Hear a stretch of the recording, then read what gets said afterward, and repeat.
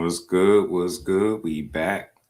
We here. We early. We extra early today, man, because we got a lot to talk about, man. It's a lot to get to. I like it when boxing is filled with a lot to talk about, man. We had some good fights, man. We had some upsets going on. Get me boxing on a Sunday, some BTA was going on. You know what I'm saying? My guy, Danny Dubois went out there, made it happen. He almost, how BBO be saying, he almost beat Fabio Wardley half to death. Man, it's a lot to talk about this Zuffa, these Zuffa announcements that ain't been announcements that, they half stepping on. We're going to talk about all this, man. Bill Haney went to $1 million worth of game. Terence Crawford. Terence Crawford had enough of y'all using his name, man. Terence Crawford out here snapping. We about that. Hey, Fabio G's, you already know. Early on the cookout. It's a lot of stuff to talk about, but we're gonna get to every last bit of. Boots did do a ring champs interview too. That we probably gonna be here for a while. We're gonna get to everything, man. It's a lot to talk about. Oh man. Man, oh man. It never fails, man. What's good with the good folks, man? I hope everybody, all the mothers, enjoy their Mother's Day, man. Shout out to all the ladies, man, all the queens, you know. And now we back to this boxing. We got to cook on this stuff, man. Shout out to Ashley's Corner. What's good, cousin? How you feeling? Said, tell me you gonna cook over Dana White said at the Shane. Put Bohachuk to bed last night. Whatever. If you see something that I ain't see, send it to me. I'll go over it. I'll make sure I cover it. Marcus, what's good, brother? How you feeling? Fabio Jesus in the building. You know it. It's an early cookout, man. We here, we early, but it's just so much stuff to get to, man. Zuffa been making a lot of noise, for better or for worse. My reservations remain the same until I see something that changes, how I feel about what I'm saying so far. So far, I'm not tripping on Zuffa. I mean, I said this from the very start. They were going to be able to exist in this sport because you got so many people in place that don't take care of these fighters and they fall through the cracks. These guys be inactive. They don't be able to get opportunities, right? Guys ain't getting no money. All these different things. You seen it with the TCL, right? The TCL came along and they started giving people a bunch of different opportunities. Now you seeing Zuffa. And look, I get it. With Dana White involved, you feel like he just trying to turn boxing into the UFC. I get all of that, but I just don't think any one person is ever going to have that much power in boxing. I don't care how much money that people talk about, right? It sound good when they throwing out all these figures, 100 million here, 60 million here, 15 million here. But these people got to actually be paid. And I'm willing to bet you ain't none of these guys got the money yet that they're talking about. So we still got to, these guys still got to earn this money. They still got to fight fights. If these early reports that's coming out is true, you know what I'm saying? They gotta make sure these guys get the right fights. They gotta make sure this business line up and that they could possibly make a return on their investment. I can't see them being in the business of boxing to lose money continuously, right? So if they're gonna hurry up and try to pour a lot of money into certain fighters to get their promotion off the ground, it seems very plausible. It seems like something that we've seen in the past with different promotional companies, man. They in the same boat. I said this, that Matchroom and DAZN was in once upon a time when they first started. Matchroom snatched up, Devin Haney. According to them, they overpaid him because they needed a big name. They needed a splash. I think the same thing is going on with Zuffa, right? They did it with Conor Ben. That's not a crazy big name, but they was looking like they paying him crazy big money. Right? And you see Richardson Hitchens, you see Edgar Berlanga go over there, right? See Teofimo mentioning Zuffa, right? You see some things shaking up, right? You see guys going over there. Then one of the more recent drops that we got is this news about Shakur Stevenson being signing over there to Zuffa is supposed to be finalizing the deal. Everybody losing their mind. I see the videos already. It's nasty work. This is why boxing sucks. If he went over to Zuffa, who gives a damn? Who cares? Like, seriously, bro, who really gives a damn? Like, who cares? I don't. I don't care. Like, and the reason I say that, I'm gonna still have the same questions though for him that I got for anybody else, just to be fair though. You know what I'm saying? But who cares? And I say that wholeheartedly because I'm not in these rooms. I'm not in the negotiations with him. I don't know what's on the table. I don't know what offers is available for him. I just don't know. You get what I'm saying? Ultimately, we don't know what these guys' plans are. But I think I can say, as I've always said, from the outside looking in, I think every last one of these fighters, especially these top guys that we talk about, are trying to do everything in their power to get the best deals possible. They trying to make the best moves possible for their careers, man. Again, if you're going to Zuffa, right? My question would be just for anybody, with Shakur Stevenson campaigning at 35 and 40, either or. I would ask, what weight class are you trying to campaign at? Because according to them, they don't have a 40-pound division, but they've signed fighters that fight at 40, and them guys have fought at 40. So it's a little bit confusing there. So I would ask that, what weight class are you fighting at? Are you being allowed to keep your Ring magazine and your WBO title, right? and who are you going to fight? The same questions I got for anybody else. I'm not tripping. I don't got time to argue about where guys sign up at. You get what I'm saying? I just could watch the fight. As long as you make a fight that's worth my time, then I'm cool with that. But I'm not the kind of fan that feel like I can control where you go to make your money at, what opportunity you accept versus the other. Can't help none of that. You get what I'm saying? We could only just support the fights and watch them, bro. And that's all I'm here to do. So if guys are going to go to Zuffa, I just hope it makes sense, not only for their pocket, but for the boxing world, right? I don't care about none of these dudes' money. It's cool to report this stuff, but we ain't seen none of it etched in stone yet. You get me? We don't know if these dudes really going over there making this kind of money or being offered this kind of deal. That shit is early, it's premature. We rushing the judgment. I just don't care about, where guys sign up at as long as you fighting. If you trying to make the best fights possible, let's do it. Let's see it. You get me? If Devin Haney goes to Zuffa and Hitchens is there, they've been flirting with the ideal of them fighting for a while. Why we crying about where the fight's happening? I don't care. They want to fight on Zuffa, line that shit up. I want to see two of the best pure boxers fight. I thought this shit was about fights. We worried about where guys home. I don't give a damn who promoting it. You get me? I don't give a damn. You get me? We done seen fights on Netflix. You get me? We had boxing on Sunday. I ain't here to complain. I'm just here to watch the fight. So Devin Haney, go over there, get your 100 million. I don't know. I don't care where you get it from, but if it's over there on Zuffa, go fight a guy like Hitchens. You get me? If Shakur go over there, you've been talking about.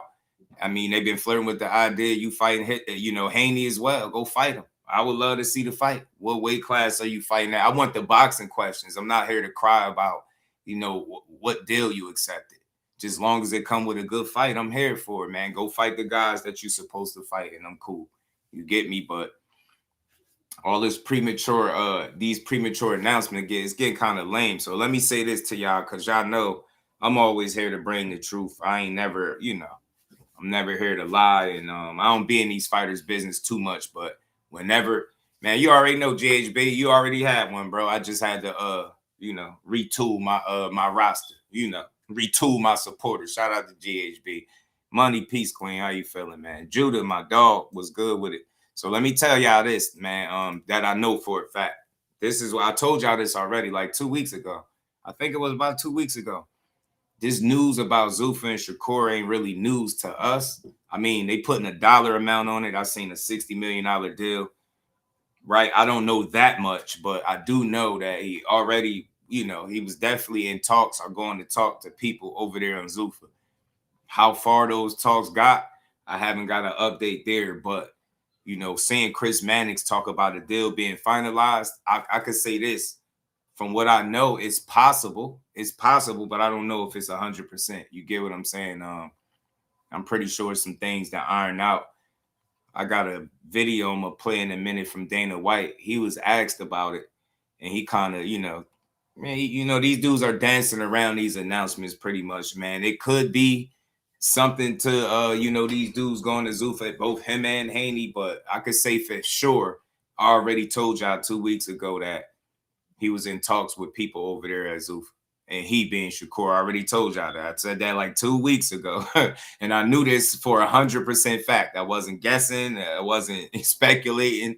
I ain't getting no third hand information. It's right from the source. So I already knew this. So I try to tell y'all that. And I see everybody reacting to it now. It's not a big deal to me, man. I just want to know what weight class you fighting at. Do you keep your belts? What fighter do you go after first? I see people saying that he's signing his deal to fight Conor Benn and Devin Haney. But then you see, or you hear Jay Prince talk to Bill Haney the other day, and you could tell that by the way that conversation went, that that's not what's happening. So what you seeing right now in boxing, bro, people are, you know, people are desperate for information. A lot of these people just want to be first. They don't care if they right. They just want to put something out there. They want to get you to believe that they know what's going on when they really don't. And that's what you see right now with this situation. So I think we just got to sit and wait till these dudes make these announcements on their own time.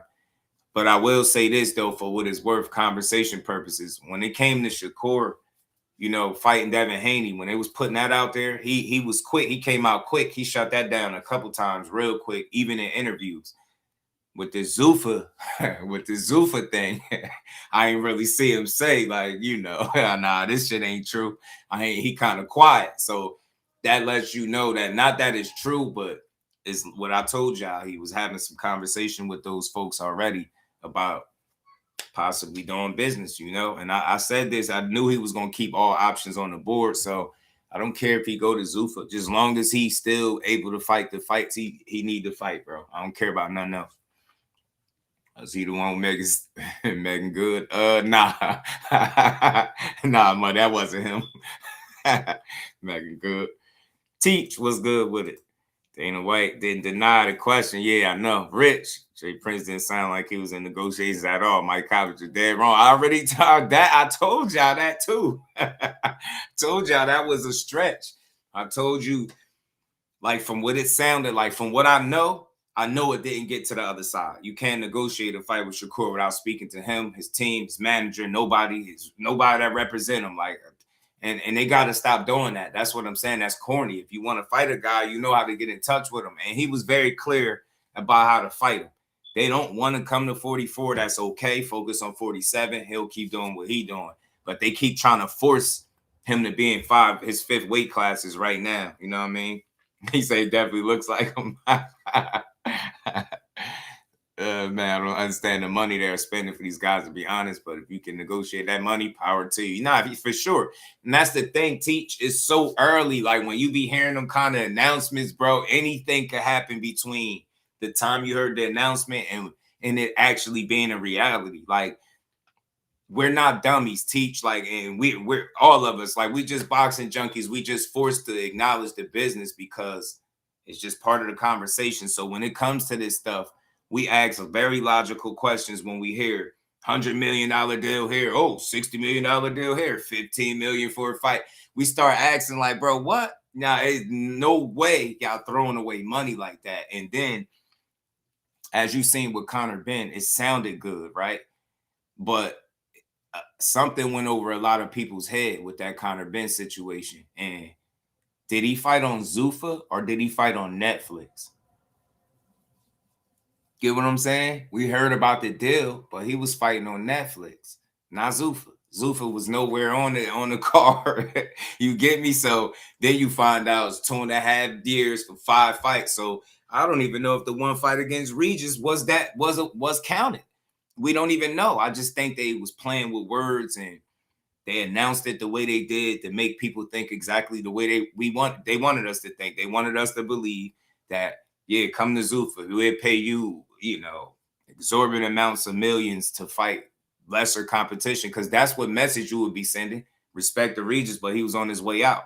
You know what I'm saying? So he didn't make that money with Zuffa, right? There's that. So you got to question all of these announcements, from that one to the 100 mil. Like, We know it's not PBC. We know it's not Golden Boy. It's not Top Rank. It's none of them. It's not Matchroom. It's Queensberry. None of those people are offering Devin Haney that kind of money. The only people that, in my opinion, that it makes sense to remotely even put out a statement or even be in conversations like that is Zuffa, because they knew.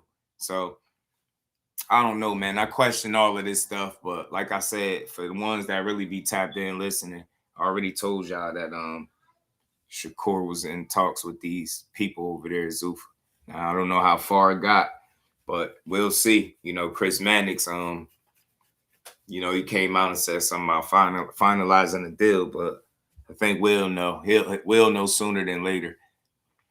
Bill called out Tank too. Yeah, I'm always like Bill, man. He a funny dude, and I think he means well. I rock with him. I just hate the Tank call out. I think the Tank call out is whack. I think the Tank call out is whack. Like, where y'all gonna fight it? I don't know, man. It seems stupid. But maybe I'm wrong. Maybe Tank comes back, off a hiatus and surprise a lot of people, right? We never know. There's always a possibility. It ain't like he old and washed up or something. But the Tank stuff at this point just gotta be taken with a grain of salt. Like, it's hard for me to believe that that's a fight. Like, how do you even get to fighting him? Like, you never try, but you just say you want to fight him. Like, this shit is just getting dumb. You know what I mean? They got Boots and Crawford going at it. Shout out to Boots. Boots starting to speak a little bit more, and I love it. Man, we got a lot to talk about, y'all. We got a lot to get to, man. But let's get to this stuff, man. Let's pull up Dana White, man. Let's pull up Dana White after this. I think this was after Shane Mosley stopped Bohachuk last night. Max 7 was good with it. Nah, I don't know. I question that stuff, man. It's too early. Like, my question would be like, the same questions I had for Devin Haney, because I'm a fair person. If you're gonna pay Shakur $60 million, let's just say hypothetically, because that's what they report. You see it, people reporting it. Who do you pay them that money to fight? I seen somebody say he's signing over there to fight Conor Ben and Haney. People love to add their own little extra to it, they extra little spin. Nowhere in the world did it say that. You just heard Eddie Hearn say Conor Ben went over to Zuffa to get away from people with belts and shit, to get away from title fights. Say he ain't want to fight Roley, Lewis Crocker, Haney, none of them. So it's like telling me now he want to fight Shakur. I really don't think he'll win that fight. I don't give a damn how strong he think he is. That dude look ordinary at 47. He don't look like nothing crazy. The way he looked against Regis, man, Shakur cook him. That wouldn't even be a smart fight. So, and then that would mean what? Shakur vacating titles and going to 47? That's what that'd be, right? Like, it's a lot of questions that ask and answer before you even get them over there. Let's get to it, man. We're gonna build on it. All right, gang. Shane Mosley. Hold the fuck on. Nah, we gotta hold on. We gotta run that back. Did he just say gang? He ain't speaking like a YN. He ain't doing it. All right, gang. Shane Mosley. All right, gang. Ivan Ortiz. Performance of the night, and then the fight of the night was Rodriguez and Katz. They won the bonuses. Congrats to them.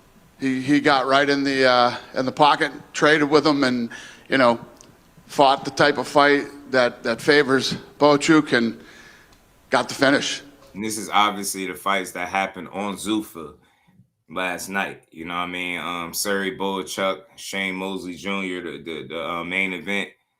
I hope y'all seen the Shane Mosley stop Bohachuk. I told my bro I wasn't too much impressed with Bohachuk no more. It looked like he got a little bit taken out of him in the last couple of fights. People with those styles tend to crash and burn, man. He won them. He got stopped last night. And then, Katz had a hell of a win over an undefeated 16-0 Rodriguez last night. So good. Incredible performance by him. He then made the most of his time on the microphone afterwards. He called out Callum Walsh, another Zuffa boxing prospect. I think Callum's got a fight coming up, but is that something you'd like to match up, these sort of fights already? Well, the fortunate thing for Callum is everybody wants to fight him, and there's lots of great matchups for him. So we'll get it figured out. Is this where we're starting to see the Zuffa boxing plan take shape, right? You've got guys that you're bringing in, they're having performances, and then they will start matching up with each other based on the names they've already produced. Yeah, I mean, when the best fight the best, that's what everybody wants to see. A great card, top to bottom, with lots of up-and-coming prospects, lots of undefeated guys fighting undefeated guys. Nobody has to worry about being cut or their money being changed with a loss. And, you know, that's how it works. He's saying that now. Look, I'm just gonna stop. Y'all know how we cook. He's saying that as far as like your money don't gotta be changed if you take a loss. He's saying that, but I also heard otherwise. I heard they can control your money and what you get paid if you do go out there and take a loss. So we'll see. All this stuff is early. We already know it's been some double talk. 1 minute they was a league, it was like a get down and lay down. Next minute they was like, oh, you know, we're not a league and, we're not bigger than nobody else. It's like, whatever, bro. Like, all right, what y'all trying to do? But again, that's for them to figure out, right? Just give us the fights, bro, without the bullshit. That's all. That's all we ask. Give us the fights without the nonsense. That's all. Get what I'm saying? All right, y'all argue about what y'all gonna pay these dudes and let them figure that out and negotiate that, right? Are y'all out to give us great fights? Are y'all gonna be the reason that fighters can't fight for titles? Like, seriously, like, make this shit make sense. Stop smiling, stop dancing around questions, stop playing. We just want real answers, right? You want our real hard-earned money, you want our attention, right? You getting a 2-for-1. Because everybody know you getting our time and money. And everybody know time is money. They getting a 2-for-1, our time and hard-earned money, right? That's all we want to know. I don't want to care about all this other shit about people money. That's the problem. They start throwing that out there so much and it becomes a part of a necessary conversation. We don't need to be discussing these fighters' money so much, right? Let them worry about that in the negotiation rooms. What we need to keep them honest is making sure they do exactly what they said. They said they in here to deliver the best fights. That's what they want to do. If some of the fighters that's fighting on their platform is saying they want to fight for titles, are they going to be allowed to do that, right? Y'all talking about y'all ain't got a 140-pound division. Y'all ain't got this or that division. What the hell is up with that? And why don't you? Why are you signing fighters at 140 if you don't have 140 divisions? You can't force guys to move up. Like what are y'all doing? Those are the questions I got. You know what I'm saying? But let's keep going, y'all. Was that Oscar De La Hoya said that was it, right? It was contractually what did Oscar De La Hoya say? I think I'm right. Nothing smart. I think he said that you could alter their pay if they lose a fight here in Zuffa boxing. Why would you even quote Oscar De La Hoya? I mean, we have the same name. I get excited sometimes. You know what I mean? You were about to take this show on the road to England, to Bournemouth, with a travelling show for the first time. What is the thought process behind that? Why did you pick Bournemouth, and talk to us about going on the road for the first time? What's the question? You're taking Zuffa boxing to the UK. Talk to us about that process. Yeah, I mean, we have an incredible Sky deal, so we're going to do a lot of fights over in the UK. Do you feel like that's going to be one of your major markets? Realistically, over the last, 15, 20 years, boxing has become a European sport. I mean, it definitely. It's not a European sport, man. What it is boxing hasn't become a European sport. Shut the hell up, man. See? Just focus on the fights, bro. They always want to push this other shit. Nah, European fighters have done their thing. They've gotten more recognition. But in no way, shape, or form is boxing become a European sport. Just check the stats. Check who the fucking champions are, man. Shut up. Just definitely doesn't have the same power it had in the United States in the 90s and early 2000s. I'm going to be a bit cheeky with this one. Being that you are promoting Tyson Fury, Anthony Joshua, can you tell us where that fight will be taking place? Biggest fights ain't where will be taking European place? in it. Where will the Joshua Fury fight take place? I'm going to leave this one alone. Apparently, I'm not the promoter for that fight, according to some guys. I saw Frank Warren also was asked about it yesterday, and he said that in Tyson Fury's contract, it specifically says Zuffa Boxing are not allowed to be the promoter of that fight. Then he must be right. See these games, just answer the questions. If you're going to answer them. If not, just say next question, bro.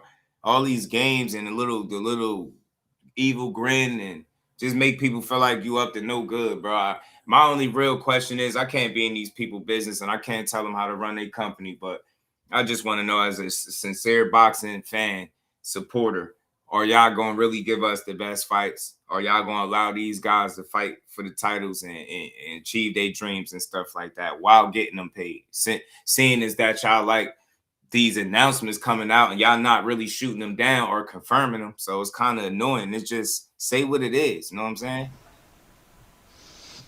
That it? Yeah. Chris Mannix put out there that Shakur Stevenson is coming over to Zuffa. There you go. Is that any validity to that one?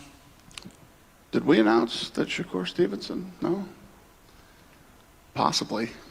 Listen, at the end of the day, I think that everybody's going to be here at Zuffa Boxing. Including Devin Haney after his dad put out that cryptic $100 million contract message? I think that everybody's going to be at Zuffa Boxing eventually. Is that a Shakur Devin one day? Well, what I said was last night, too, I said, at the end of 2026, right? I mean, you guys, most of you guys were here for the first press conference that we had. I said, judge us by our body of work as we head into 27. So, yeah. I don't know why I would say things that weren't true or, I mean, look at what we've done in just 4 months. Look at tonight. And look at you know, how these guys are fighting right now. I mean, tonight was a great card, and they're only going to get better. And what starts to happen is when you start from the bottom up and you start to build your way up, you then have all these built-in storylines. And now you already have guys calling out other guys inside the, you know, inside our universe here, and this is how it all works and how it all starts. And so it's an interesting choice of words inside our own little universe here. Look, man, I think it, like I said, I try my best to not focus on these folk business, man, and all that extra stuff. Like, I think we need to stop stressing ourselves out about how they gonna pay him. I know we got the questions because I just want to know what fights, being that they throwing out large numbers and millions, what fights are going to be had, right? I just think that's the most important question, man. Make it make sense, right? I get it, y'all want to announce things on your own terms. I understand that, but maybe it's some truth to these signings, man, because he didn't just flat out shoot it down, right? You know what I'm saying? He didn't come out and just say, well, you know what? Nah, that ain't happening. So I don't know. What that tells me is, man, that things ain't done right now and it's still early. That's what I would think. And maybe they in conversations with not one, but maybe both of these fighters. So we'll see. But he said he think everybody gonna end up on Zuffa. I don't see that. I definitely don't see that. And especially, I think one of the biggest contributing factors that's gonna stop people, that's gonna be a red flag, is if people can't fight for titles. That's been a big conversation. There's been a lot of confusion there, whether guys gonna be allowed to keep titles, fight for titles, unify, become undisputed while fighting for Zuffa, right? Because be honest, man, most of these fighters, man, been wanting to be champions since they was kids, right? So imagine you having to sign on to a promotional company and they tell you you can achieve your ultimate goal, not because you ain't one of the best in your sport, but because you're fighting with them. Get what I'm saying? One thing that you ain't good enough and you don't make it to win a world title, but it's another thing where you're good enough, you're winning the right fights, and they over there like, nah, you got to fight for the Zuffa title, right? It's a lot of confusion about that. That's a question I got. I think that's boxing related, right? You know what I'm saying? Because I think that'll impact who wants to go there and what fights actually happen. You heard it already with Benavidez. First thing he said was, hey, man, I'm not fighting for no Zuffa titles, no disrespect. And that's real. You got some of the best fighters in the world that want to be great and they want to do it, snatching up these belts that they've been watching people fight for years. And we want everybody. We want everybody to fight here. So, hey, real quick, you want everybody to fight here. That shit sound good. It sound good, but is it gonna make sense for people to fight there? Because of course he's supposed to get up here and say all the right stuff, but we seen things play out right now. It got us scratching our head on some of the details when it comes to Zuffa, man. 12 was good with it. They big enough, they get sent to a ring card for ring strap, all connected. shit, hell with just the ring strap is they gonna be able to fight for these straps, right? Like my thing, and the reason I posed that question is because why was it Opatai allowed to just keep his IBF title? You know what I'm saying? But what's funny is, we talk about, expanding on the Ali Act. I appreciate all the guys that are fucking bitching about it are English guys who don't fall under the Ali Act. Find that very fascinating. Other than De La Hoya, and him showing up at that thing was the greatest fucking thing that could ever happen. I hope he shows up at everything, and I hope he brings the fucking WBC guy with him next time. That would have been fucking double good. So, yeah, I like Oscar showing up to this kind of shit. The best.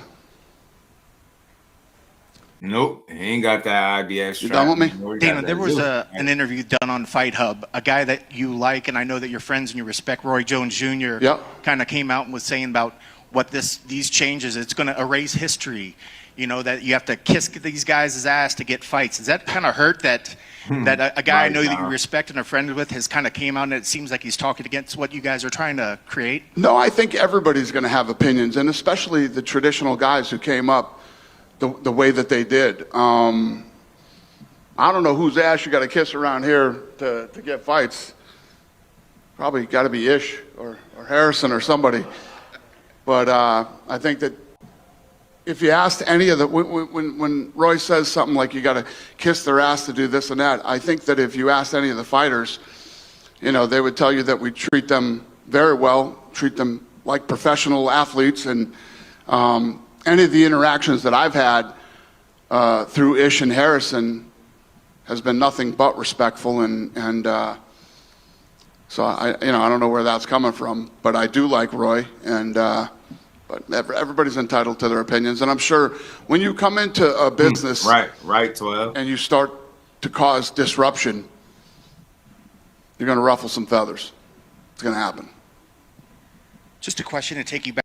As ultimately, I think people will flock to money too. I think wherever money is at, that's what people will naturally flock to. So I think if it's truth to it being lucrative to be over there on Zuffa, I think that will attract more fighters. How many it remains to be seen, because like I said, there's still some other contributing factors that I think will make guys hesitant on pulling the trigger and going over there. I'm gonna get to the Roy Jones joint that he was talking about when we done with this. You back to the event last night. It was a great event that you had out there in Newark.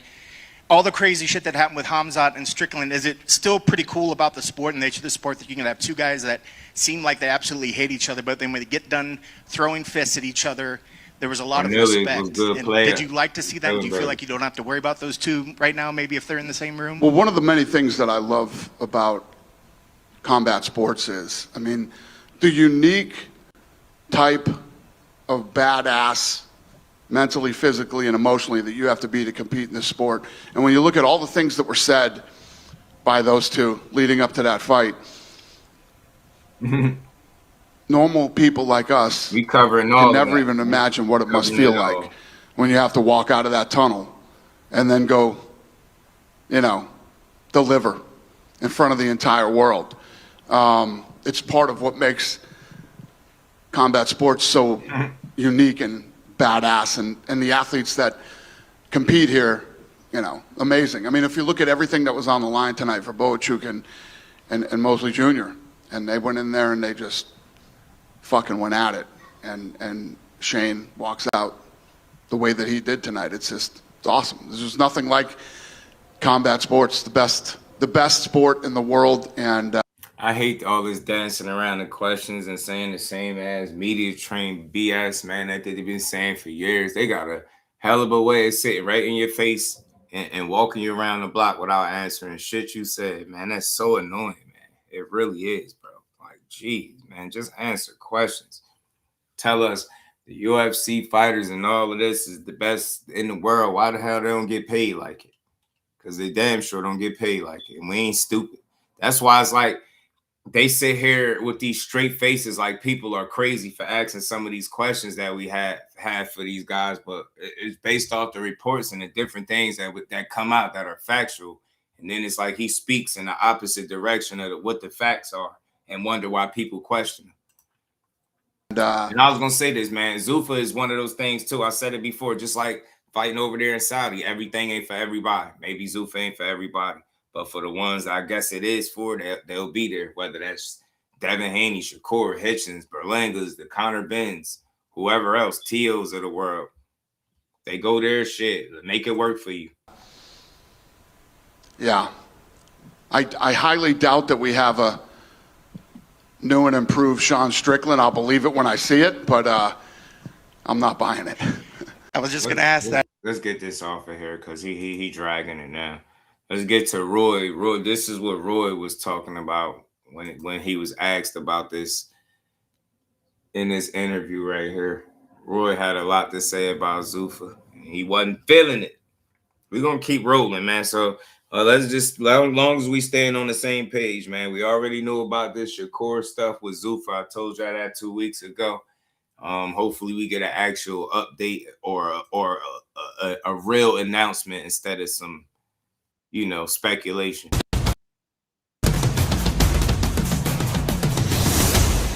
Just want to know what your thoughts are on David Benavidez moving up in weight and attempting, at greatness by trying to be the cruiserweight champion tonight. David's always been destined to be great.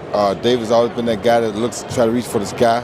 It's like people like David Benavidez make you appreciate what you did because I challenged myself at different places.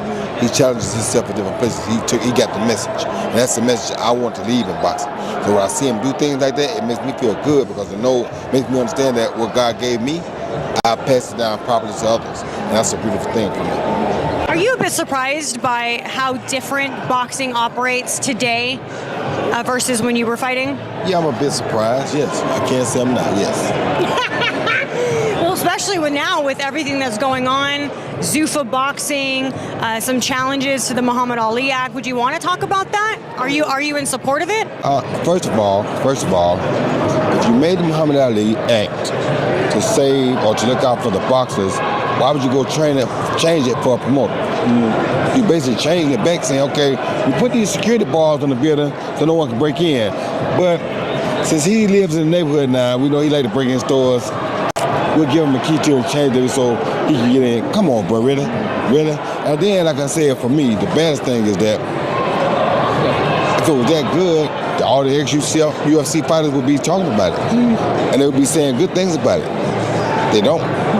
So if you real quick, the answer is in what the fighters speak. It's not what Dana White say. He's supposed to come out and speak positive about any changes or any differences they trying to make over there.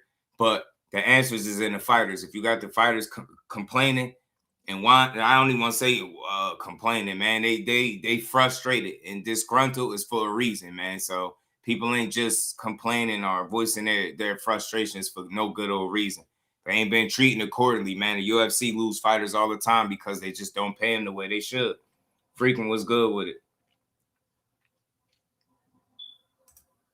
You didn't do good by your own people. What made me think you'll do good by mine? Now, yeah, you come in and giving a few of them a bigger bag than they used to getting, spoiling a few of them because you try to win your way in. But we already know what the final outcome is. Look at most of the fighters that retired from UFC.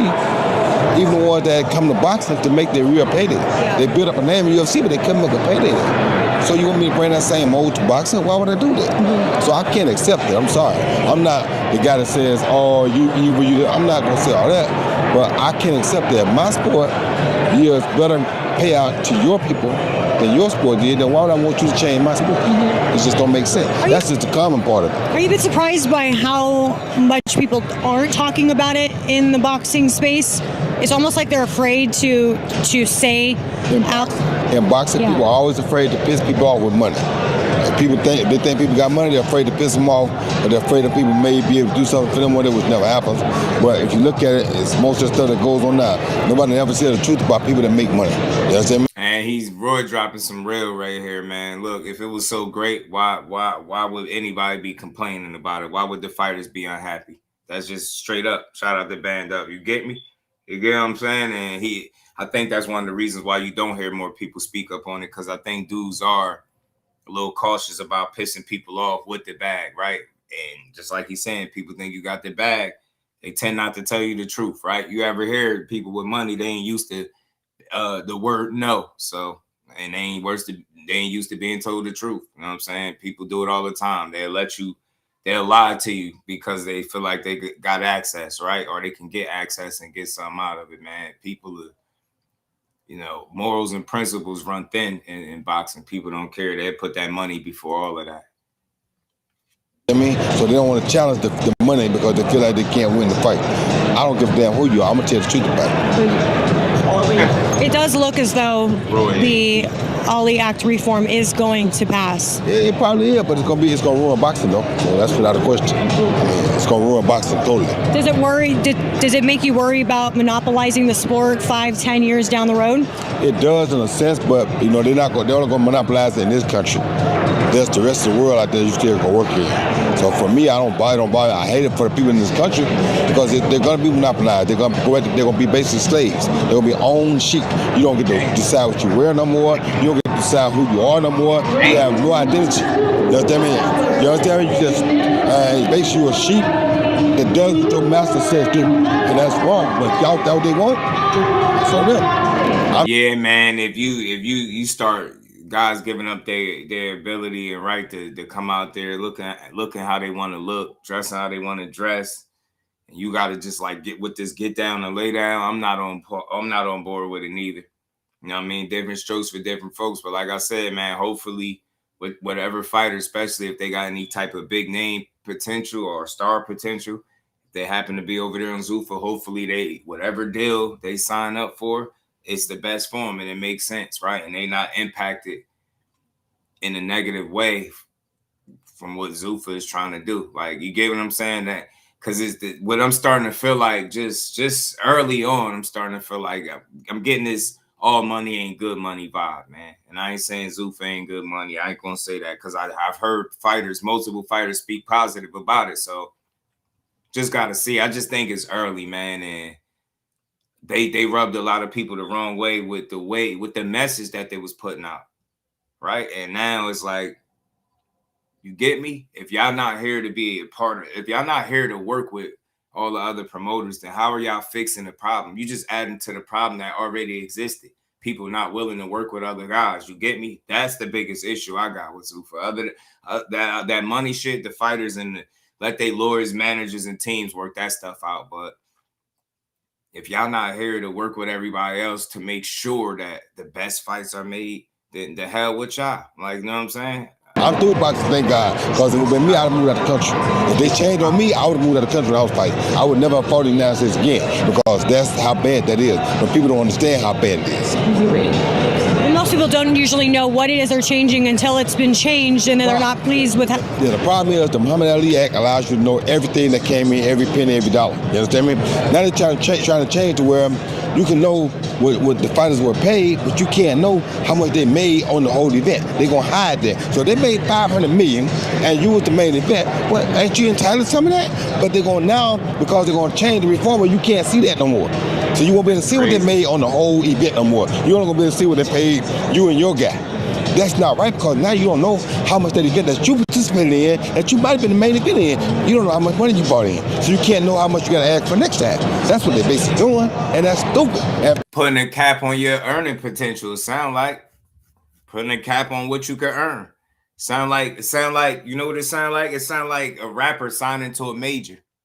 You know what I'm saying? Yeah, you get some money, but they get it all, right? That's what it sound like. It sound like a label. You know what I'm saying? And that's crazy. They came in here to be a label and not help people get to the bag and achieve their dreams and put on the best fights. Crazy work, man. Crazy work. Shout out to Victor Vaughn. Said people act like these Zuffa contracts are long term.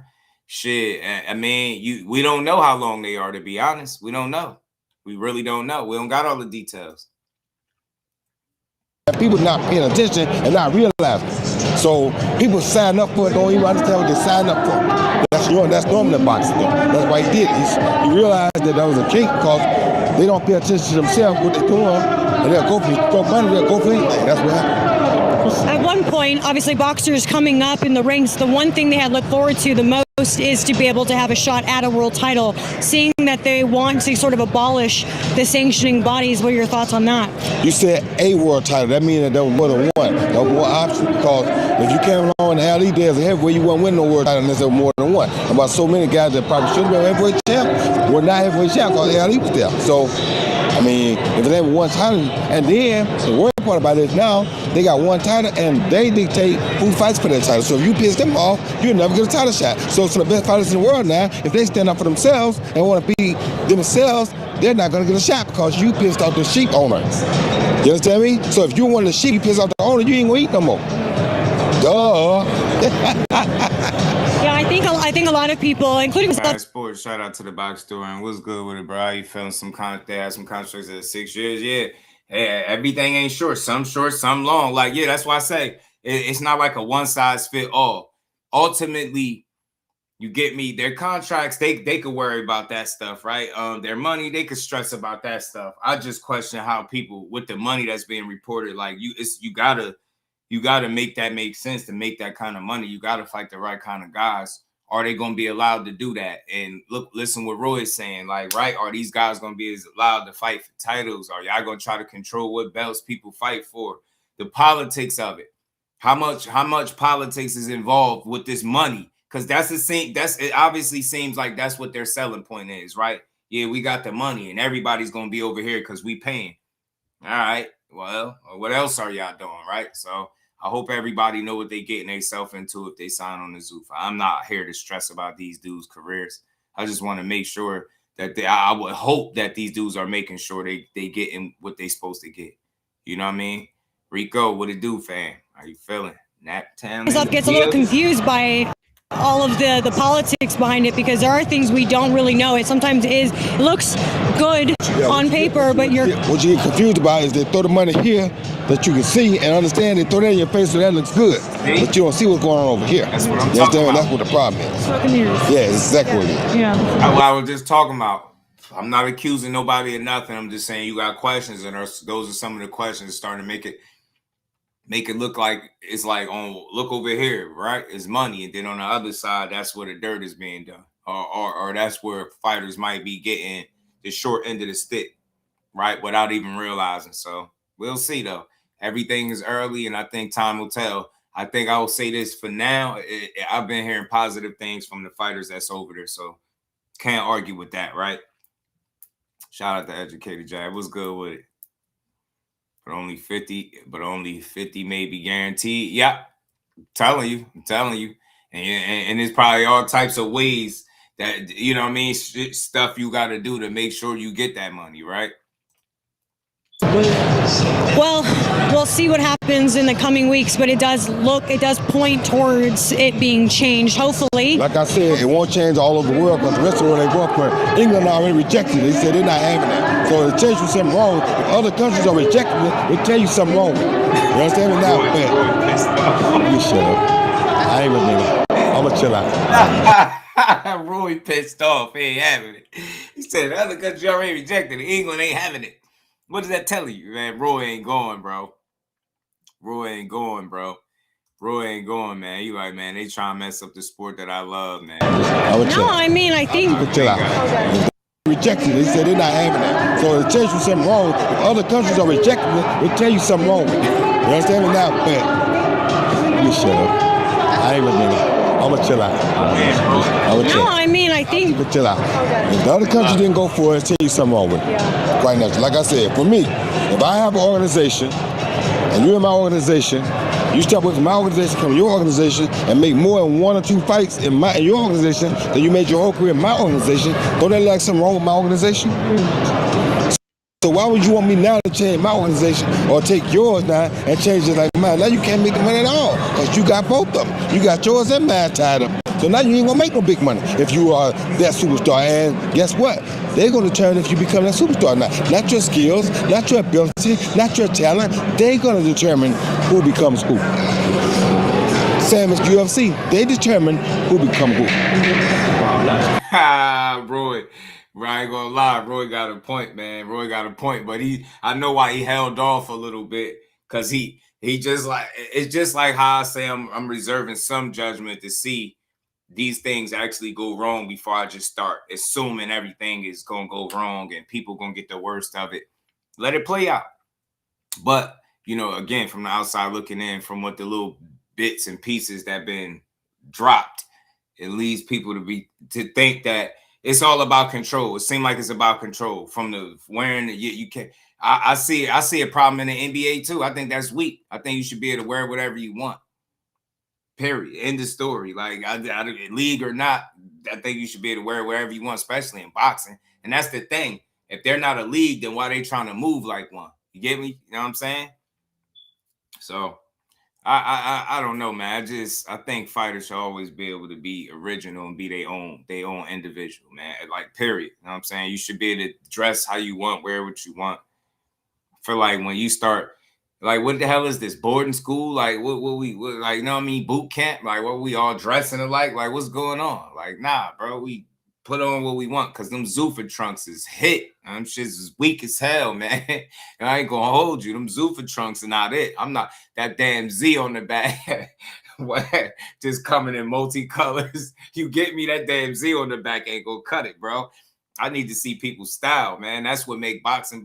You get what I'm saying? From the shoes to the gloves, to the robes and the jackets and the trunks, man. We need to see it all. Even they mouthpieces be custom, man. Zuffa out here, they're going to have you with a Zuffa mouthpiece, the Zuffa socks, the Zuffa brand sneaker. Nah, they acting crazy. Hell nah, man. They bucking. He said, give me $100 million. I'm in a uniform. Ugly ass Zuffa trunks, man. Shout out to Sunchild. What's good, homie? Yeah, nah, I feel you, but shit, this ain't your typical job though, Victor. You get me? This is the top of the top. Like what 1% or less of the people in the world that box. Like these are the best athletes in the world. Originality, I think, is what make the sport what it is, man. From a walkout song to everything, like just being you. Everybody, it kind of takes from. Like, you got to think, and this is supposed to be entertainment. Like, you're taking away from that. Like, you see people come out with their little costume, all this stuff. Like, once you take that away from boxing, it's like, are y'all even having fun no more? Like, bro, nah, don't do that. That's when it's weak, yo. I agree with Roy. I'm with Roy. It's not about talent and winning no more. It's about who they want there. And that's what we're trying to do to boxing. I'm sorry. That's not right. I don't care who you are. Talent, skill, hard work, all those things should determine who's the best. And you should have an opportunity to get a shot at the best if you want the best. Facts, that's all I'm saying. That's the real problem. Make sure everybody is getting the opportunity to fight for the best. Individuality is what make you a star. That is an absolute fact. And that's why I think what Roy is saying makes sense. Once you start controlling the things, Don, that make you a star, you get what I'm saying? That make you an individual, that make you stand out. Now y'all all being controlled. Now it's like, well, we'll tell you who the stars are. You give it, man. Nah, that's what we not gonna do. We gonna figure that out on our own. They trying to control who the stars are, just like what Roy was saying. Telling you, I believe it. It's early, but I believe it. Zuffa says, shut up and box. No more personality for you hoes. I mean, fighters. Hey, cuzzo, they like, man, get down and lay down. Welcome to Death Row. Know what I'm saying? You know what I'm saying? Shout out to Pooh. What's good with it, man? What's good? So, yeah, man, I'm with Roy, bro. Originality is what makes stars, Donna. That's an excellent point, bro. You gotta allow these people to be them. You get what I'm saying? Once you start trying to control little, you ever ask yourself why? Like, if you're not a league, why move like one? Point blank, because they said they first they was talking like they was one, then they said we're not a league. If you're not, why move like one? Yeah, everybody's gonna be fighting over here. Everybody's gonna be fighting over here. Not if you got everybody fighting with them damn them fat ass letter Z's on the back of them trunks, man. Them shits ain't it. That ain't it, G. That ain't it. It's certain fights that I watch that I will never forget the outfits. Like I'm one of them. Like them Zuffa outfits, man. Them shits is them ain't it. Them ain't it, bro. Look, them them Zuffa fits not it, bro. They look like that's the fit you get when you first start boxing. Like, you know, when you just like you go in your local Target or Walmart and buy boxing trunks. You know what I'm saying? You go to the sports section to get you a pair of boxing trunks. That's what Zuffa look like. And they come with the robe too. Nah, I don't need to see that, bro. Next fights will be scripted. They do that. Yeah, I will say this, to be fair. I will say this. I did see some cards and I seen some good matchups. We seen some good fights last night. I will say that I got to be real about that. I got my questions and my reservations, but I also could give some credit where it's due. They've been putting on some competitive matchups and some solid fights, but that fat ass Z is not it, bro. That Z is not it. That's pissing me off. Shit covered all colors, white, black, green, red. Like, bro, yeah, out here looking like they in boarding school, bro. You get what I'm saying?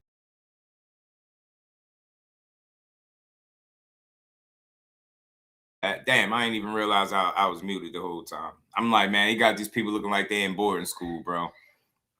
Them fat ass Z's ain't it, bro. That's not going to do it, bro. We need to see originality, man. We need to see outfits, trunks, all that type of shit. We need to see fighters be themselves, personality, because, again, like bro said, that's what's going to determine who the stars are. Not trying to make everybody fit in the same box. Like, you know what I'm saying? It's like how school is now. You got people wearing uniforms and shit for no bullet. Like, listen, this is grown man business. Y'all out here paying millions of dollars. Y'all paying millions of dollars and I can't get jiggy? Nah, you bugging. You out your mind, bro. Hold on. And I can't fight for no straps? Nah, y'all really bugging. Hold on. And if I lose, y'all get to control how much money I'm making. Like, y'all get to play. It's just some questions, man. Shout out to Poodle Kid. What's good, homie? P. Hunter said, damn, they getting that Zuffa trunks from the counterfeit Louis and the Gucci bag spots. Shout out to my dog, man. Been there for 17 months, man. 2 years on the way. I know he gonna make it to 2 years. I already know. Shout out to my dog. Let's keep going, though, y'all. We got a lot to.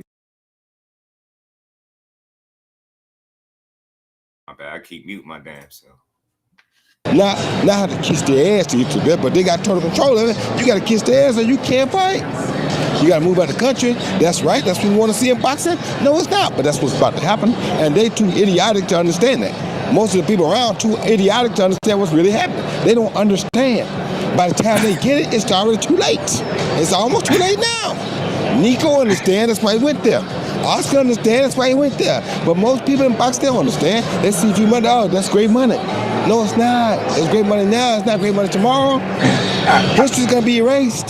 There's going to be no such thing as WBC, WBA, IBF, and WBO champ no more. Terence Crawford was known for being the four belt era champ more in 3-weight division. Right. That's going to be gone now. No such chance to do that anymore. Right. And that's what we want in boxing. So we're going to kill the history to make it look like UFC? Not make it out of there with that. I'm sorry, I can't do it. You heard it. Yo, Roy got himself worked up. this Zuffa shit pisses people off. Damn. Shout out to the Hall of Famer, man.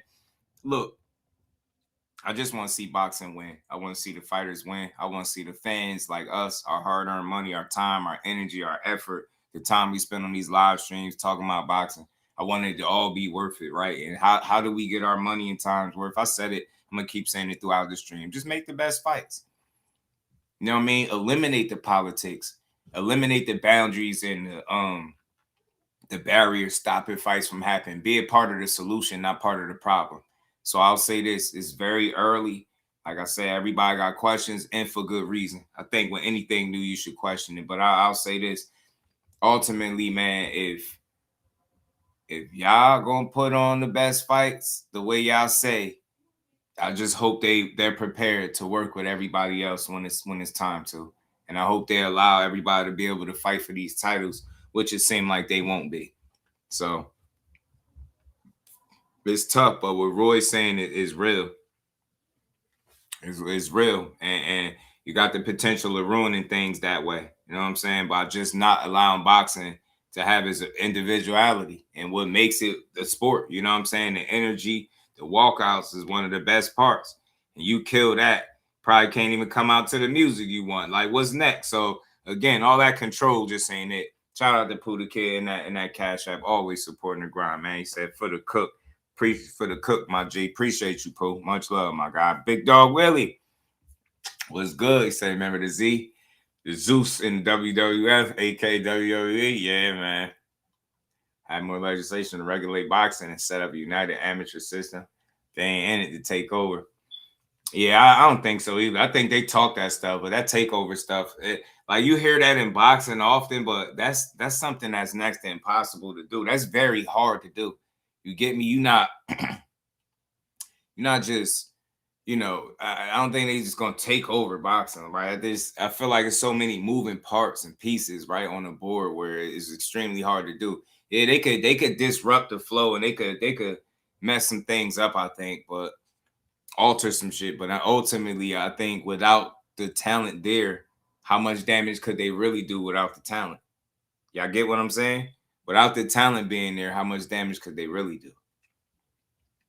Son, blue old baby boy, butter and paper, dumb. I'm telling you. Because he was pissed, man. Roy wasn't having it, man. He had enough of this. He like, bro, he ain't with this. It's safe to say Roy ain't on board with the Zuffa takeover. Along these contracts. I think they all I think they're different. Shout out to Kurt. What's good with it, bro? I think they different. You know what I'm saying? I think it varies. Some guy, like Conor Ben got what, 2.5 years, but for 5 fights. And the first question I asked, and people probably thought I was playing, but when the last time Conor Ben fought five times in a 2.5 year time span? So he about to fight 5 times for 2.5 years. Like, that shit sound like you can't miss a beat. That means you can't be getting cut up, bruised up like he be getting in fights and none of that. Just think about that. That shit sound crazy. That's a 360, bro.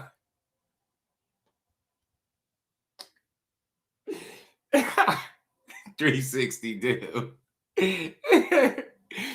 Ain't no way. I don't care. I want to see this shit. I want to see 5 fights in 2.5 years. I'm serious. I want to see him pull this shit off. It's gonna be like pulling a rabbit out of a hat. He thought it was hard trying to clear his name after the eggs, the tainted eggs. Wait till he actually try to fight 5 times in 2.5 years, man. That shit not gonna be easy. He ain't no spring. I ain't gonna say he ain't old, but he ain't no prospect. You get what I'm saying? I know he ain't fought for no title, but he ain't no prospect. Like that mean like everything is on beat, on point, no damage after the fight.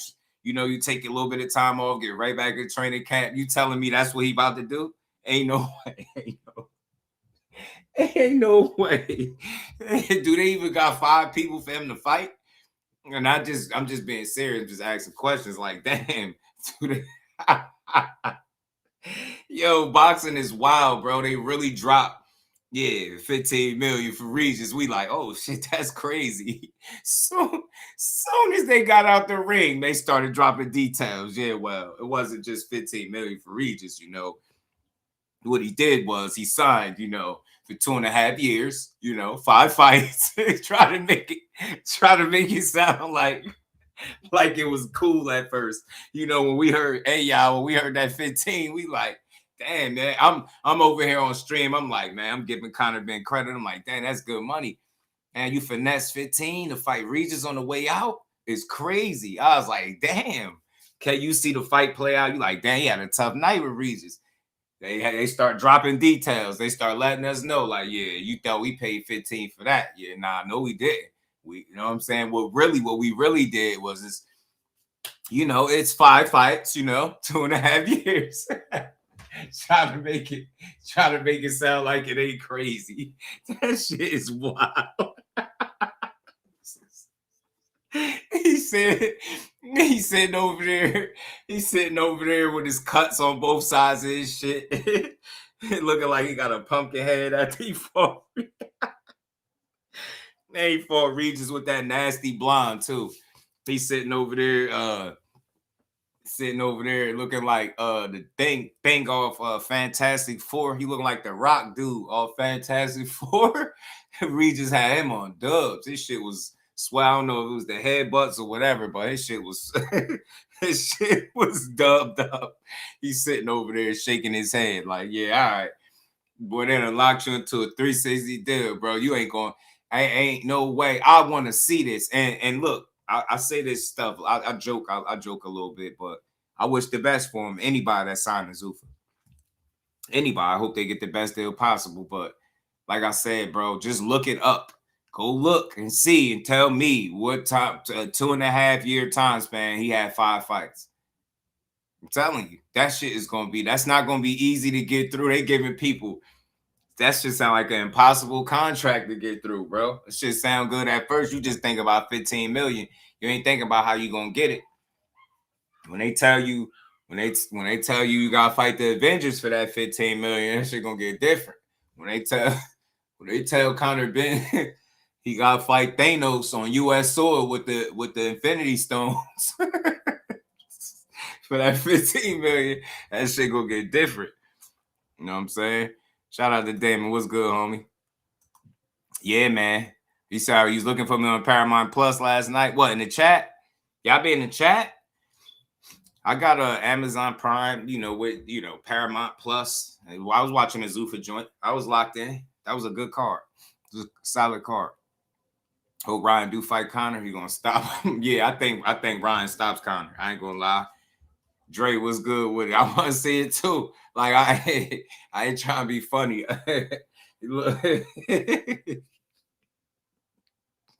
5 fights in 2.5 years. That's prospect shit, bro. Yeah, he gonna be, bro. Every other month, Conor gonna be in training camp, bro. Every couple months, back in training camp. I'm telling you.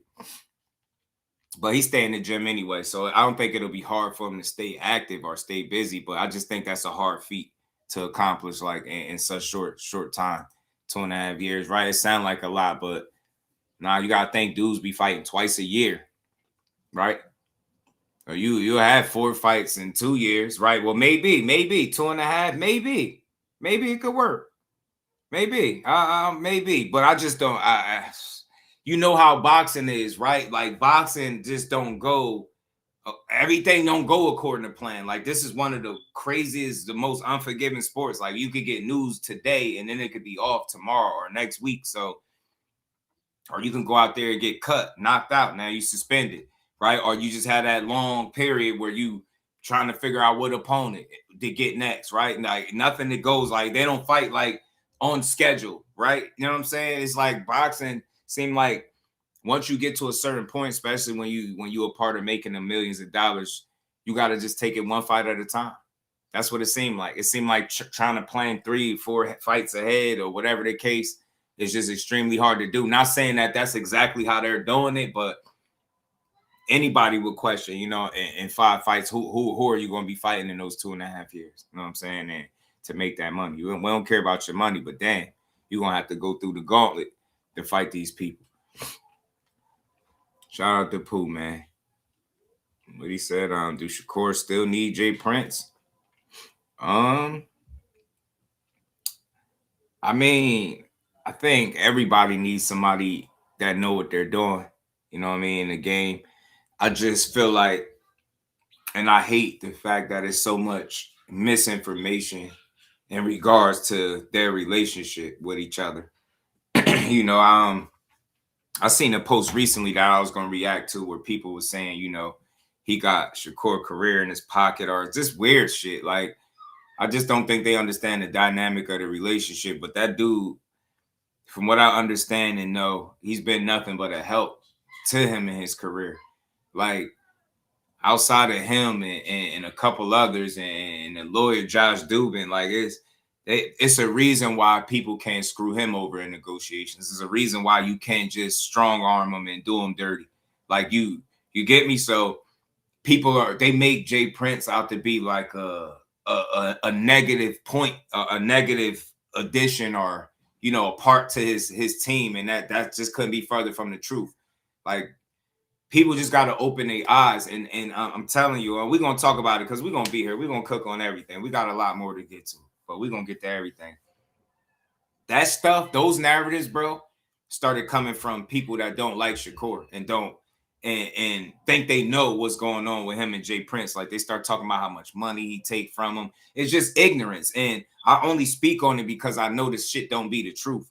Like it's funny, right? You ever ask yourself why the boxing world, like not the boxing world. I can't say that. That's too broad. It's not the boxing world, but it's a certain group of Shakur haters got the most to say about Jay Prince. They do all this complaining. Do you know that you never seen Shakur Stevenson ever come out and complain about any of his business dealings with him or anything like that other sort? He never said nothing about a bad relationship or he did him dirty.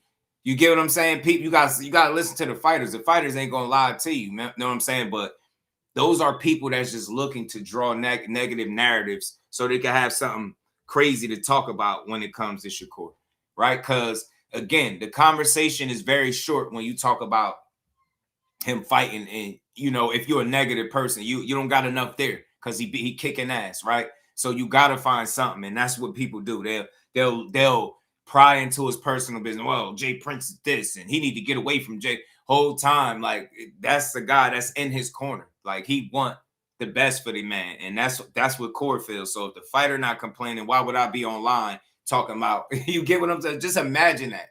Like people think they know this man business more than him, and it's the wildest shit I've ever seen or heard of in my life, man.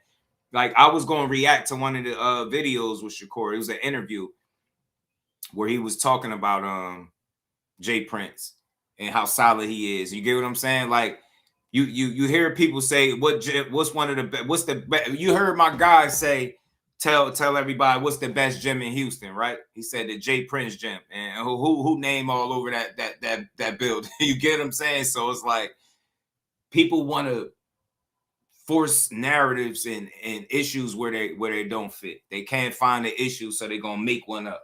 Yeah, man, Jay Prince is this, man. Nah, Jay and Cord doing just fine, man. You get what I'm saying? Hey, y'all, you notice, and I'll point out the double standard. You notice how Jay Prince is bad for Shakur, but he's great for Abdullah Mason, who signed on to Jay Prince after Shakur Stevenson. So if Jay Prince was such the bad guy and doing so wrong, then he got to be doing double wrong to Abdullah Mason, and he would be really stupid for signing on. But you know why you would never hear that conversation? Because people loved Abdullah Mason, right? He quiet, they like his style. I do too. I rock with him just like the rest of them, but you would never hear that narrative because of that reason. You'll never hear them tell you, well, yeah, man, Abdullah Mason, he's taking all of Abdullah Mason. You'll never hear that stupid foolishness, but you'll hear it when it comes to Shakur. It's just ignorance, man. Shout out to Cut, man. It's just ignorance for real. Yeah, good business, man. You ain't hear from all the way from Andre Ward to Floyd Mayweather. Like people gotta do their history, man. Stop listening to the narratives and really like talk about shit that you could prove, right? You never heard Shakur come out and complain about his money not getting paid, somebody doing him dirty, mistreating him. You never hear him complain about his team. They locked in. I think he got a great team behind him, which makes things easier for him to focus on, you know, the fight, the boxing, staying in shape, being on point, and being ready. You know what I'm saying? Because he got a great team. He don't got to worry about if they, you know, like he said, negotiating behind his back and making deals without him. You don't see that. He don't have that kind of problem. So I just hate that. I hate that for him. I hate that for boxing, period, when fighters do that. You know what I'm saying? Between that, the Tank and the Coach Calvin thing, like when people go there, it's like I always think it's whack. I always do. You know what I'm saying? They'll complain about things that you've never heard the fighter themselves complain about. It's the weirdest shit ever. Shout out to Big Dog Willie. Said Tanking Maniacs, Knob God, PBC Haney, Colt, Knob God Bill. You stupid. Shout out to the homie Big Dog Willie. Appreciate the support, man. Look, y'all hit that like button, man. Sub to the channel, support the grind. We got a lot to cover. We here early. Today. We're gonna cover everything, man. We're gonna talk about it. As y'all roll in here, I just want to reiterate real quick so we all on the same page. The Zuffa stuff was I already told y'all about that 2 weeks ago. Now, I don't know if it's 60 million or if they inked the deal officially, but I'll say it was truth to them having, meetings or conversations for sure. Whether or not he ends up over there remains to be seen. But if he do, my questions are the same. Who are you fighting? What weight class? Not so much your money. But being that they throw the money out there, the 60 million thing, who are you fighting to get over there? You know what I mean? Are you relinquishing titles and things like that? Those are the boxing questions I have. Your money is your money. I'm pretty sure if you signed a deal over there, you're going to make sure you're paid. Your team is going to make sure you're taken care of. So it's not for me to worry about that. That's never been a problem for Shakur getting his money, getting paid, right? The problem for Shakur has always been getting fights because people will use his name for years and not really try to make a fight with him. We just seen it just now. You know, lifetime Zuffa deal to fight Devin Haney. He signed $60 million to fight Devin Haney and Conor Benn. When the whole time he keep telling y'all that's not true. So his biggest problem has not been him making money, but him you know, getting the fights that he wants.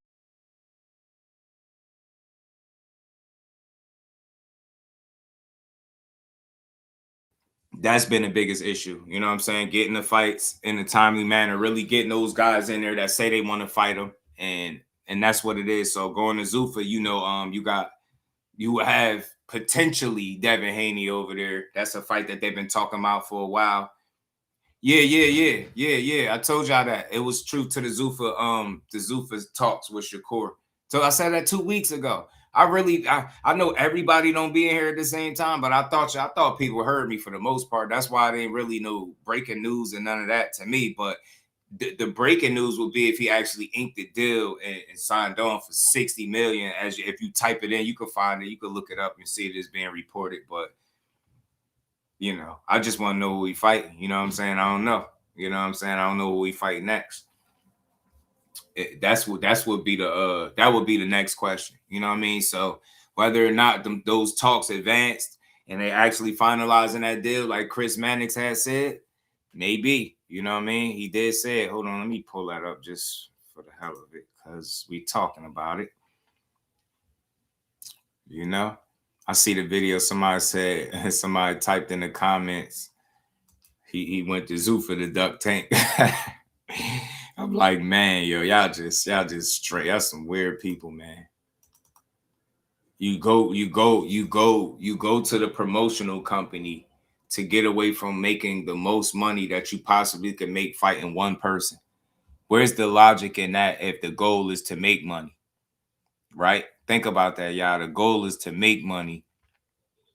But you know, imagine a goal being to make money, but instead you're gonna go somewhere that wouldn't allow you to make the same money that you say you want, right?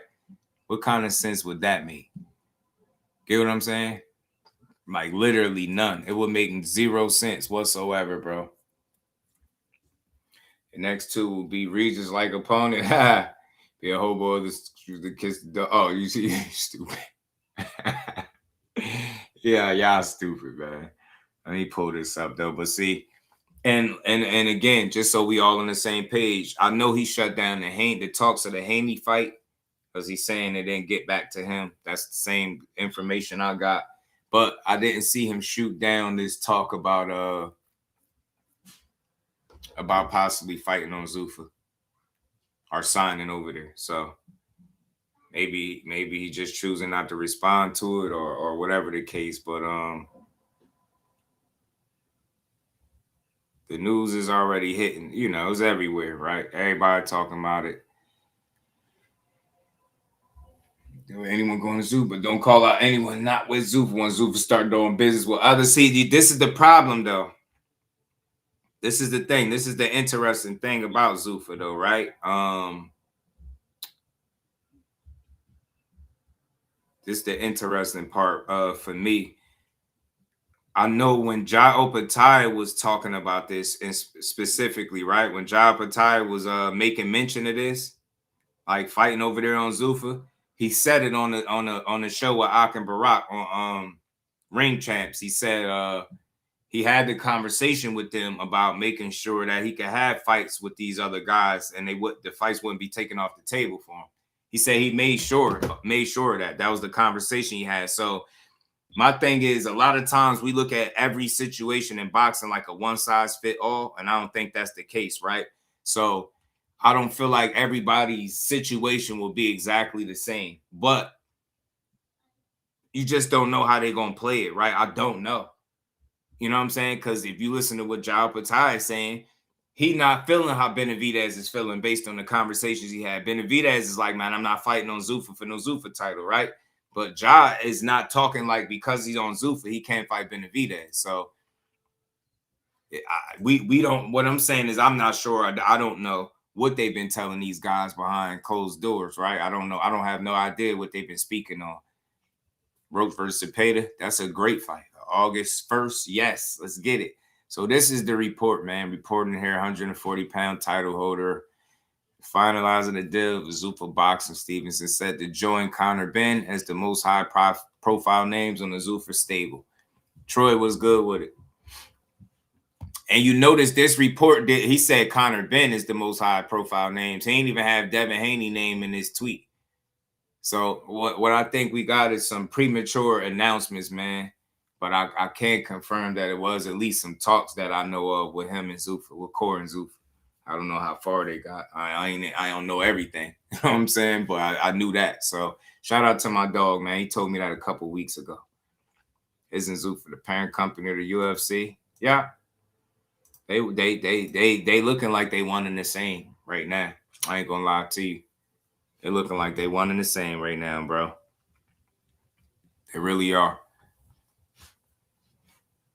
So again, another premature announcement that would be considered, I guess, a splash for them, but I don't see it just happening like that. But we'll see. I think it will. Like I said, just like with anything else, man, we'll know in a couple weeks or less. We'll find out.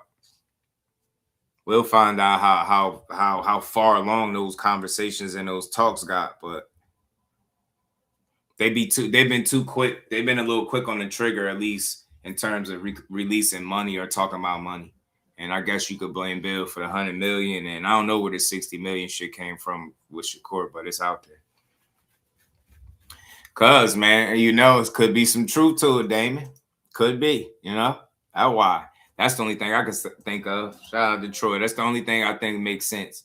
You don't respond to it because maybe it could be some truth to it. Not so much that you sign it now, but you could be thinking of it, could be planning it. It could be on the way, right? It could be. You just don't know. I don't know, but now we got to keep building, man. We ain't going to stay stuck on this. But like I said, you got Hitchens already over there, Conor Benn, Berlanga. If Devin go there, I mean, some of his biggest supporters say he was already going over there. So Devin ends up over there, Shakur, and maybe we can get some fights out of them three. Simple. You know what I'm saying? He says Jay Prince reported that it won't be a Shakur versus Haney anytime soon. Is that a duck? Nah, we're going to get to that. You talking about the $1 million worth of game joint, right? So look, man, I got y'all here early. We got to talk about it. Man. We got to get to the $1 million worth of game joint. But I'll say this, Cornelius. It ain't a duck. You can't duck somebody that you're not in the same weight class with. And unless Shakur put like a date as to when he was going to go up to 47, I don't think people could force him up there. I think I like the fact that he's been very clear about what he wants to do and what he's not doing. He said it ain't time yet. They asked him recently in one of his recent interviews that he did. I forget which one. Might have been the one with Fred VanVleet. But he said 47 is going to be his last weight class in his mind. That's 47. Somebody said 54. He was like, nah, I ain't going no 54. 47, he was saying to be his last weight class. So with him just getting to his fourth, I think it's unrealistic to demand him to do something based off what a fighter is saying do, or what a fighter's fan base is saying do, right?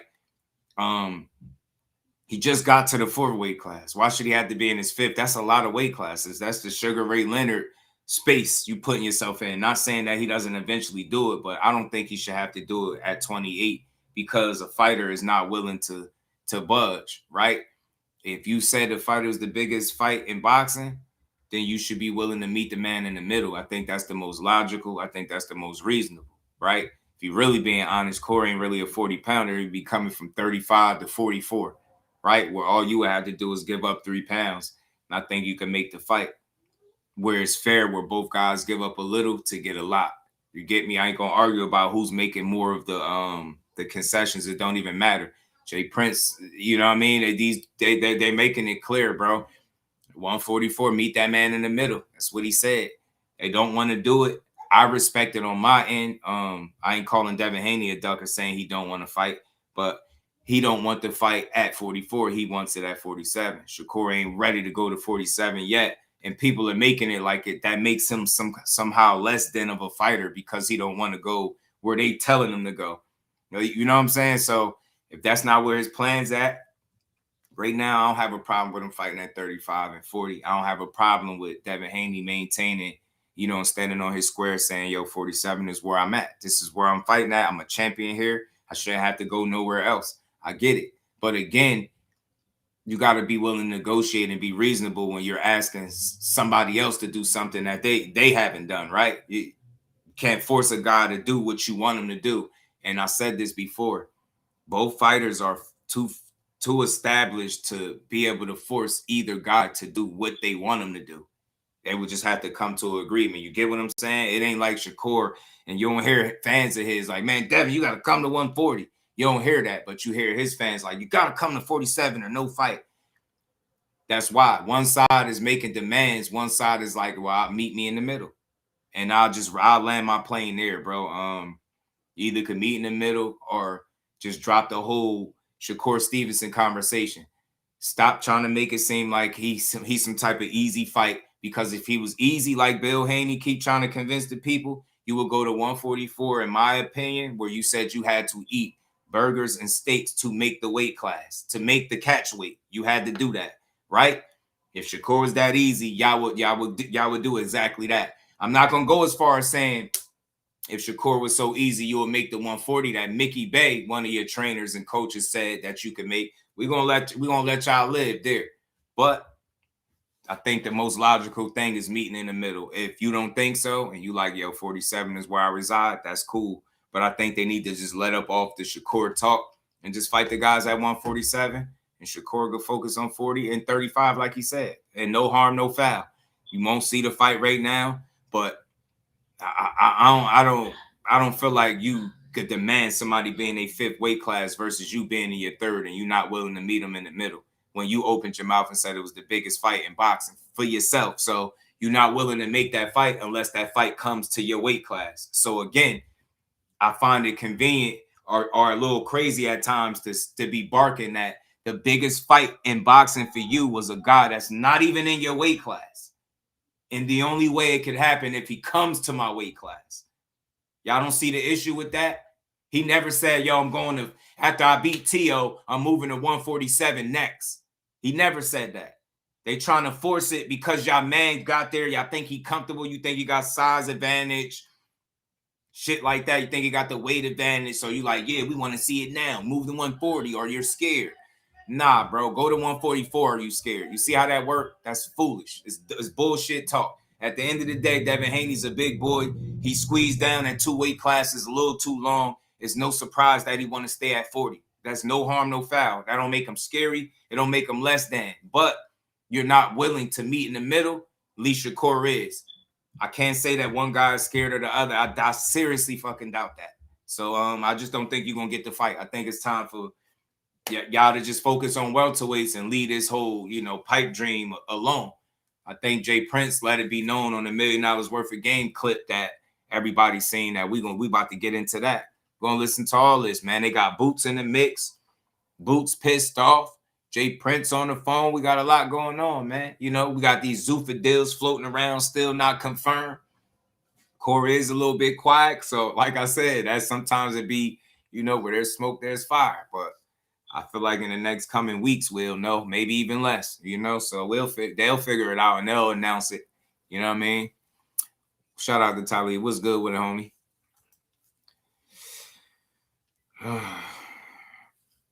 It's not about him missing. It's not about him making a weight. It's not about him making a weight. He can make 2 weight classes that Devin Haney currently cannot, Damon. Can Devin Haney make 140 or 135? Hell no, right? Shakur can. So that tell you that it's a considerable difference in size. He shouldn't have to go to his 5th weight class at 28 years old. Y'all not thinking about life after one fight. He fight him, and then who else? Campaign at 47 when he just said he not doing it. Like, that's the problem. They want fights under certain conditions. He willing to still give something up. They're not willing to give up shit So they don't deserve to even be talk about this fight no more. Respectfully, they got to stop talking about it. They're not willing to do anything to make it. The only way I fight Shakur Stevenson, yeah, he got to come where I'm at. Yeah, because I'm big. You know, I can't make 44 no more. The burgers and steaks, you know, I can't do that no more. You know what I'm saying? I eat donuts now and burgers and steaks. So I'm at 47. I get it. But just leave the Shakur conversation alone for right now. They're trying to force it where it don't fit. Right? It don't. Just fight welterweights. Fight guys your own size. Y'all, I thought y'all was trying to get away from the narrative that y'all don't fight guys that's not y'all size. You literally doing it right now. We know he can make 35 again if he wanted to. We know he can make 140. Devin Haney can't.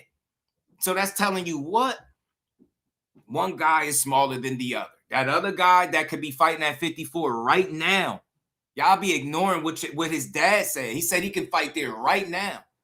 So that's the reason why they need to stop talking about it. So you telling me it's unreasonable for Shakur, who would be in his 5th weight class, and a guy being in his 3rd, to ask him to meet him in the middle to make the biggest fight in boxing? It's unfair for him to ask a guy that could be fighting at junior middleweight right now to meet him in the middle. If it's unrealistic, then they need to focus on 147. That's all. Fight Ryan. That's a bigger fight, right? It's the rematch. You know, Ryan sells. He got the name. He got 10 million followers, all that shit. Fight him. That's all. It's like problem solved. The problem with the Haneys, they will keep beating a dead horse. The fact that he's still talking about fighting Tank and his son is a welterweight who he said can be fighting at junior middle right now. He's still talking about fighting Tank. You can't make this shit up. That's the problem I be having. Like, focus on the dudes in your weight class instead of trying to make the guy that people know has been proven to be more skillful than you look like a duck. That's the lame part. You notice Shakur, his team don't do that. He don't got people that represent him that's going on a mixtape tour trying to make Devin Haney look like a lesser than, make Devin Haney look scary, but they do that shit with him. It's smoke and mirrors. That's why they got to move on. Like, just move on and fight guys that's your size, bro. Simple. How long are you going to try to make the world believe that Shakur's scared of you when y'all got in the ring together? Y'all exited stage left without no face off or nothing.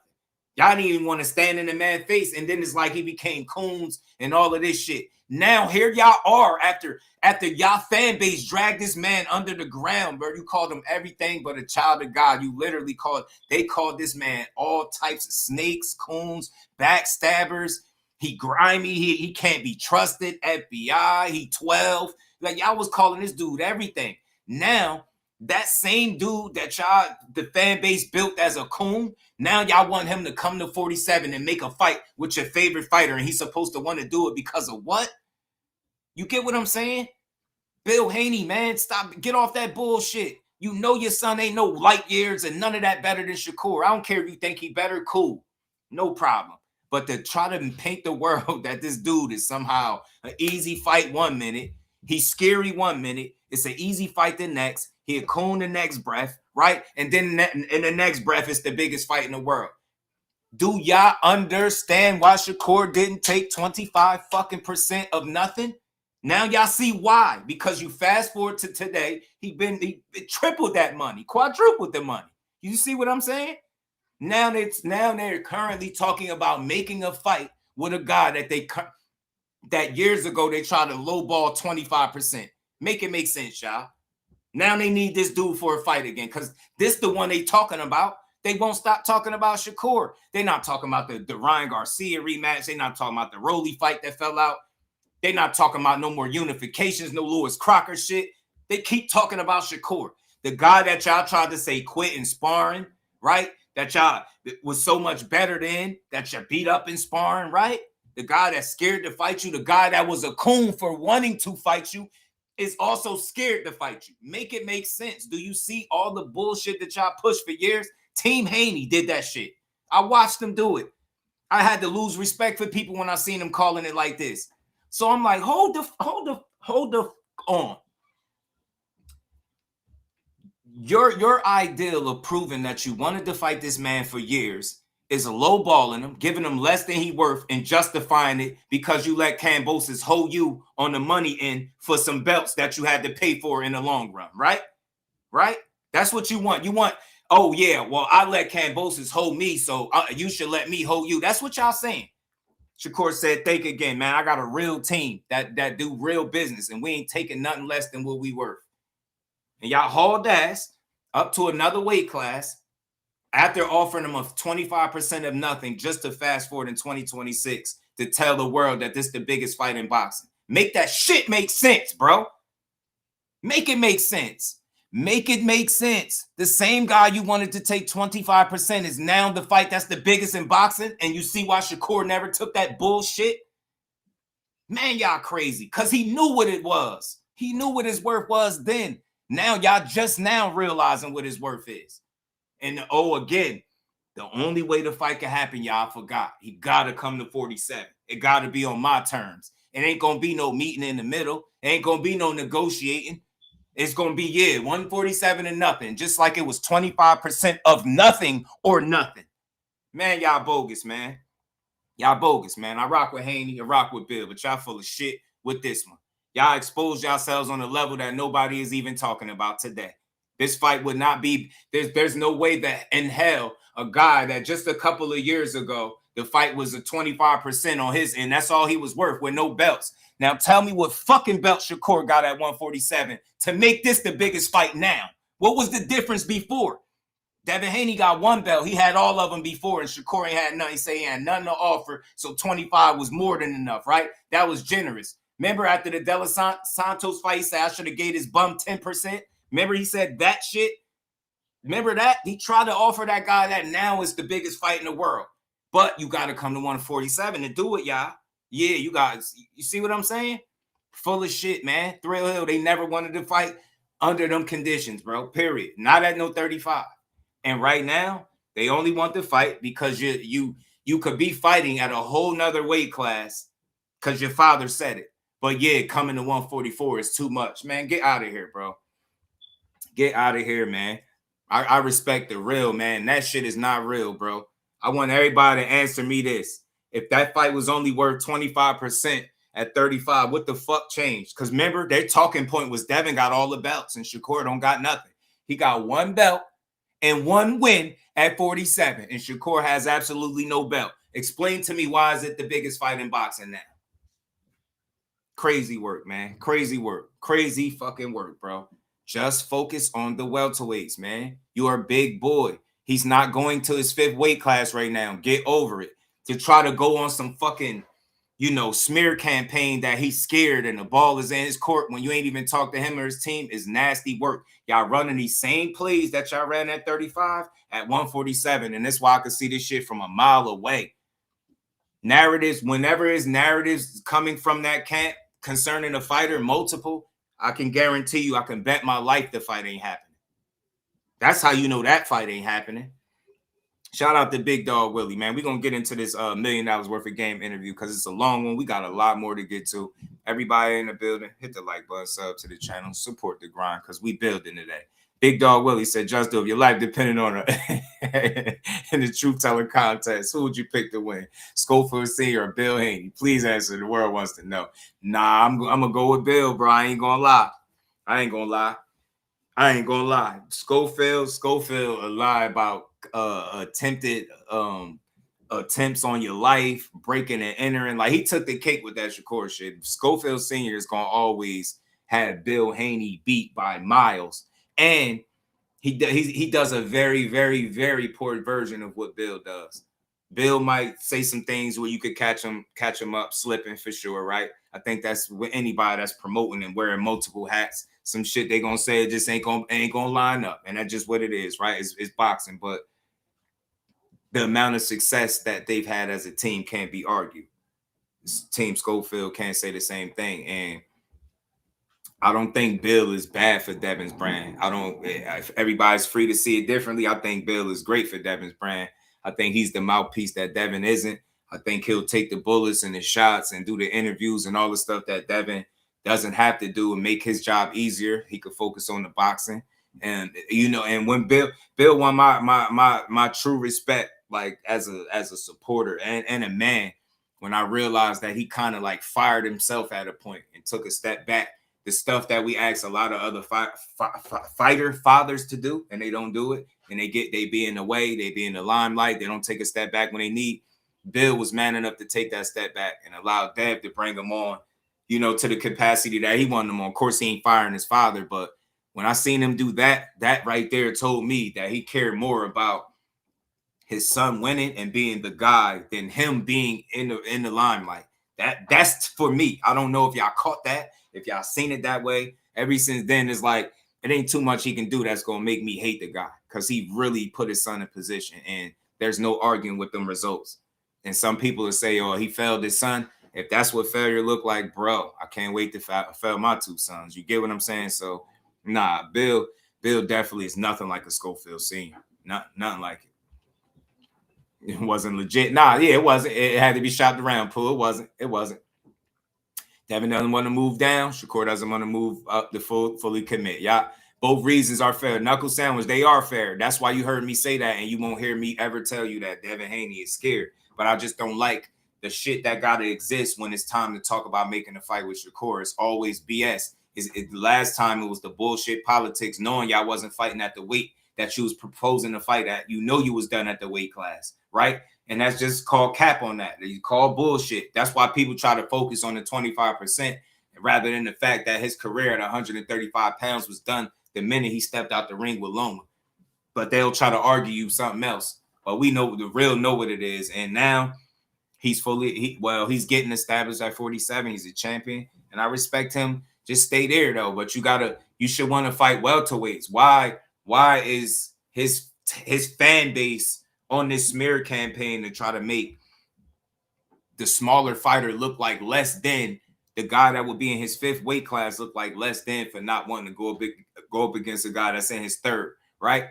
Are y'all Devin Haney fans? Y'all ones that's saying Shakur Stevenson should just go up right now because you want to see the fight? Or y'all then going after that fight? Or y'all going to then tell Devin Haney to move up to 154 pounds next to compete in his fourth weight class, not his fifth, but his fourth weight class, and fight Boots Ennis and Xander Zayas winner? Would y'all ask him to do that? You fucking absolutely wouldn't ask him to do that. You wouldn't. Better yet, you damn sure ain't going to ask him to go to 160 and fight no champion and be competing in 5 weight classes. It sounds different when you hold your favorite fighter to the same standard that you're trying to hold a guy that is every bit as proven, if not more than he is.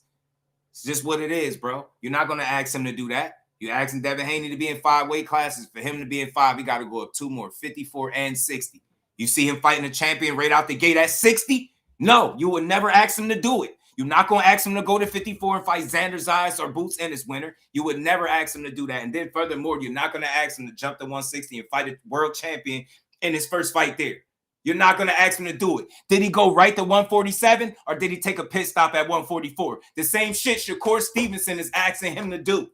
He made a pit. It was cool for Devin to make a pit stop before he got to 47. But Shakur say, yeah, hey, look, I want to make the same pit stop that you made to fight Ramirez when you said you had to eat all that shit, burgers and steaks and shit to be there, right? I'm asking you to make the same pit stop. You don't want to do it with me though, right? You see how the standard and the bar is set different for that the standard and the way the bar is set lets you know who their fans know is better. Fuck about who they think. They know who is better by what they asking each fighter to do versus the other. Nobody's asking Devin Haney to go to 54 right now. Oh, and not his fans. Let me be clear. Not his fans. Not the diehards. Not the people that go in the smear campaigns. And ain't none of them asking him to go to no 160 pounds and fight nobody up there. You're not asking them to do it. But you're asking or damn near trying to force Shakur, or if he doesn't do it, he's scared to do it. But you see, nobody on Shakur's side is telling y'all Devin Haney is scared to do it. They just like, all right, cool. Just fight at 47 then. You see the difference? Y'all insecure. Y'all can't just move on. Okay, cool. He ain't trying to do that. Let's just move on. Let's focus on 47, right? That's what you do. Nah, man, we gonna keep beating the dead horse. Nah, I told you he's scared. Nah, I told you it's an easy fight. Nah, I told you it's an easy fight for Dev. It's an easy fight for Dev. It's an easy fight for Dev, but he got to come to 47 so we could prove how easy it is. Whatever, bro. He is going to beat Boots, or at least a 50-50 fight. Yeah, P. But they know they ain't calling for that. They know they ain't calling for that. Look, I'm gonna say this for the last time, Damon. I'm gonna say this, and I want to say this to everybody because I want y'all to hear me. And we're gonna pull up this $1 million worth of game joint. Nobody is saying Shakur is small per se, but is he a big guy? No, I've seen him multiple times in person. I've seen him. I never looked at him one time and was like, damn, that dude big, man. That's me. The question is not if he's small, because of course he's not too small to go to welterweight. I don't think he's too small. I don't think he's saying that. Tio, it's funny. Tio said it though. Tio said it. The guy y'all say he was bigger than on fight night said he's not a welterweight. He said he said that. But I'm gonna let you have yours versus what the guy that was in the ring with him said, that the guy that's going to welterweight next said. He said he's not a welterweight, right? But let's get to this. The question is not if he's too small. It's not about being small. Is if he's giving up too much, and why should he have to give up everything to make a fight with a guy who opened their mouth and said this was the biggest fight? Shakur didn't say that. Shakur didn't call Devin out. Devin opened his mouth after Shakur's win. Shakur was in the ring with Conor Ben and going back and forth with Ryan Garcia. He entered his name into the chat, right? So the question is not if he's too small, but it's this simple, bro, and I'm done with it. Shakur can make 135 and 140 pounds. We know this. We know this. Devin Haney can't make neither because he claims he can't even make 144. He claims. I don't believe that, but he claims. So I'm gonna give him that. I'm not in the gym with him. I don't know what he could do. But we know a guy that he's asking to fight can make 2 weight classes that's smaller than where he fight at. That's how you know that there's a size discrepancy. There's no real other math you need to figure out, bro. Other than that, we know this stuff to be factual. Don't tell me after only one fight at 140, he can no longer make 135. You know that's not true. He made 135 comfortably. We know this, right? So that's the issue. One guy you're asking to be in his 5th weight class versus a dude in his 3rd. One guy you're asking to make all the concessions and you're not trying to meet him in the middle. Do you see the problem?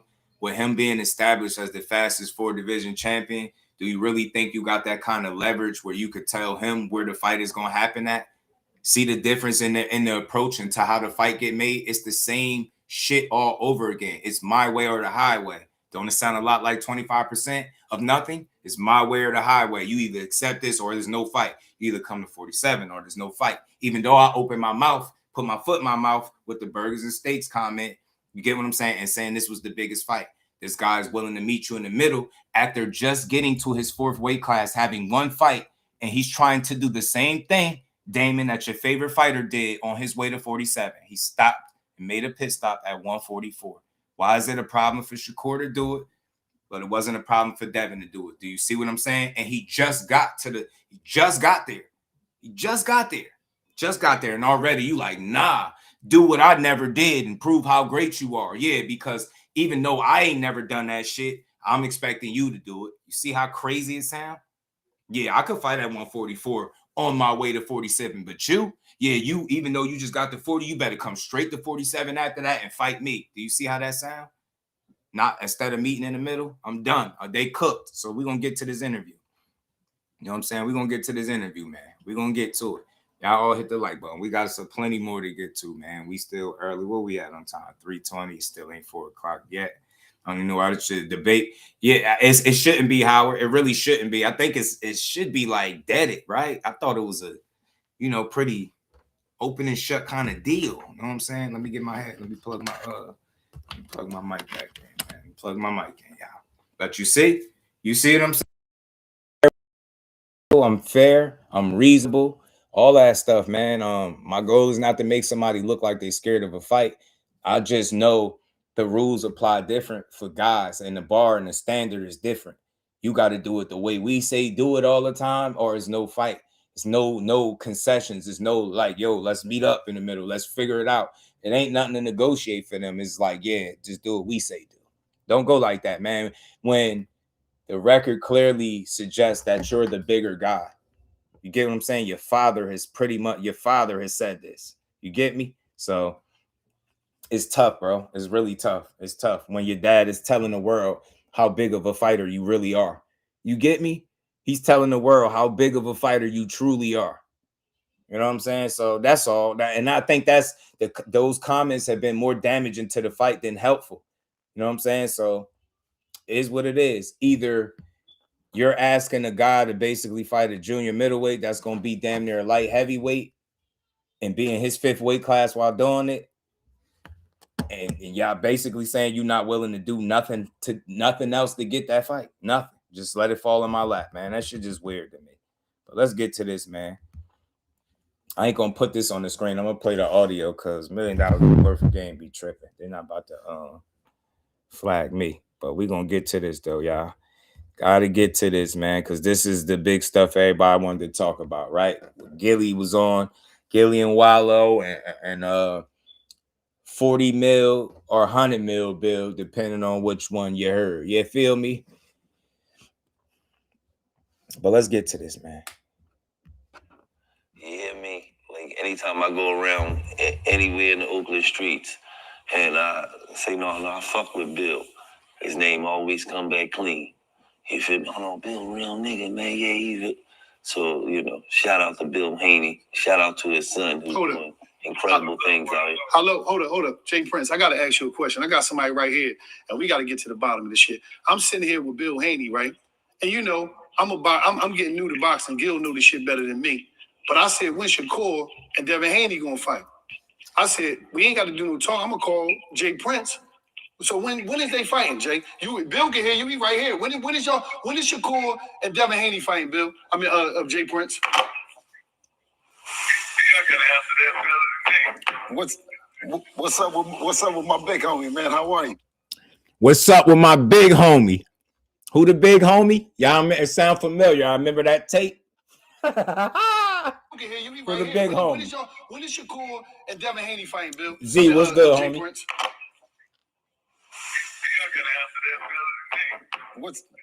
What's up with my big homie, man? How are you? What's up, bro? How you doing? Man, I'm good, bro. Hey, man, listen. Yeah, Wallow is... Hear what he say? He got Wallow in the mix, right? Because you got him over there, that BS, huh? Wallow is always excited, and I'm glad he's excited about something that's as big as what we talking about. You know what I mean? And it's always a pleasure to both talk to Wallow and talk to you even more so. You know what I mean? On camera and off the camera. You hear me? Hey, you know what? I got a story that I want to share with them when we first got in the boxing game. And notice they're asking about Shakur and Devin, and he about to get into a story about how they got into the boxing game. Not no reports about Zuffa making career or life-changing offers for them two to fight. No mention of Shakur signing on to Zuffa to fight him or even Conor Ben. Just pay attention. And I went to Jay and I said, Jay, well, you see what I got? You know what I mean? He said, Bill, something what else. You want to do?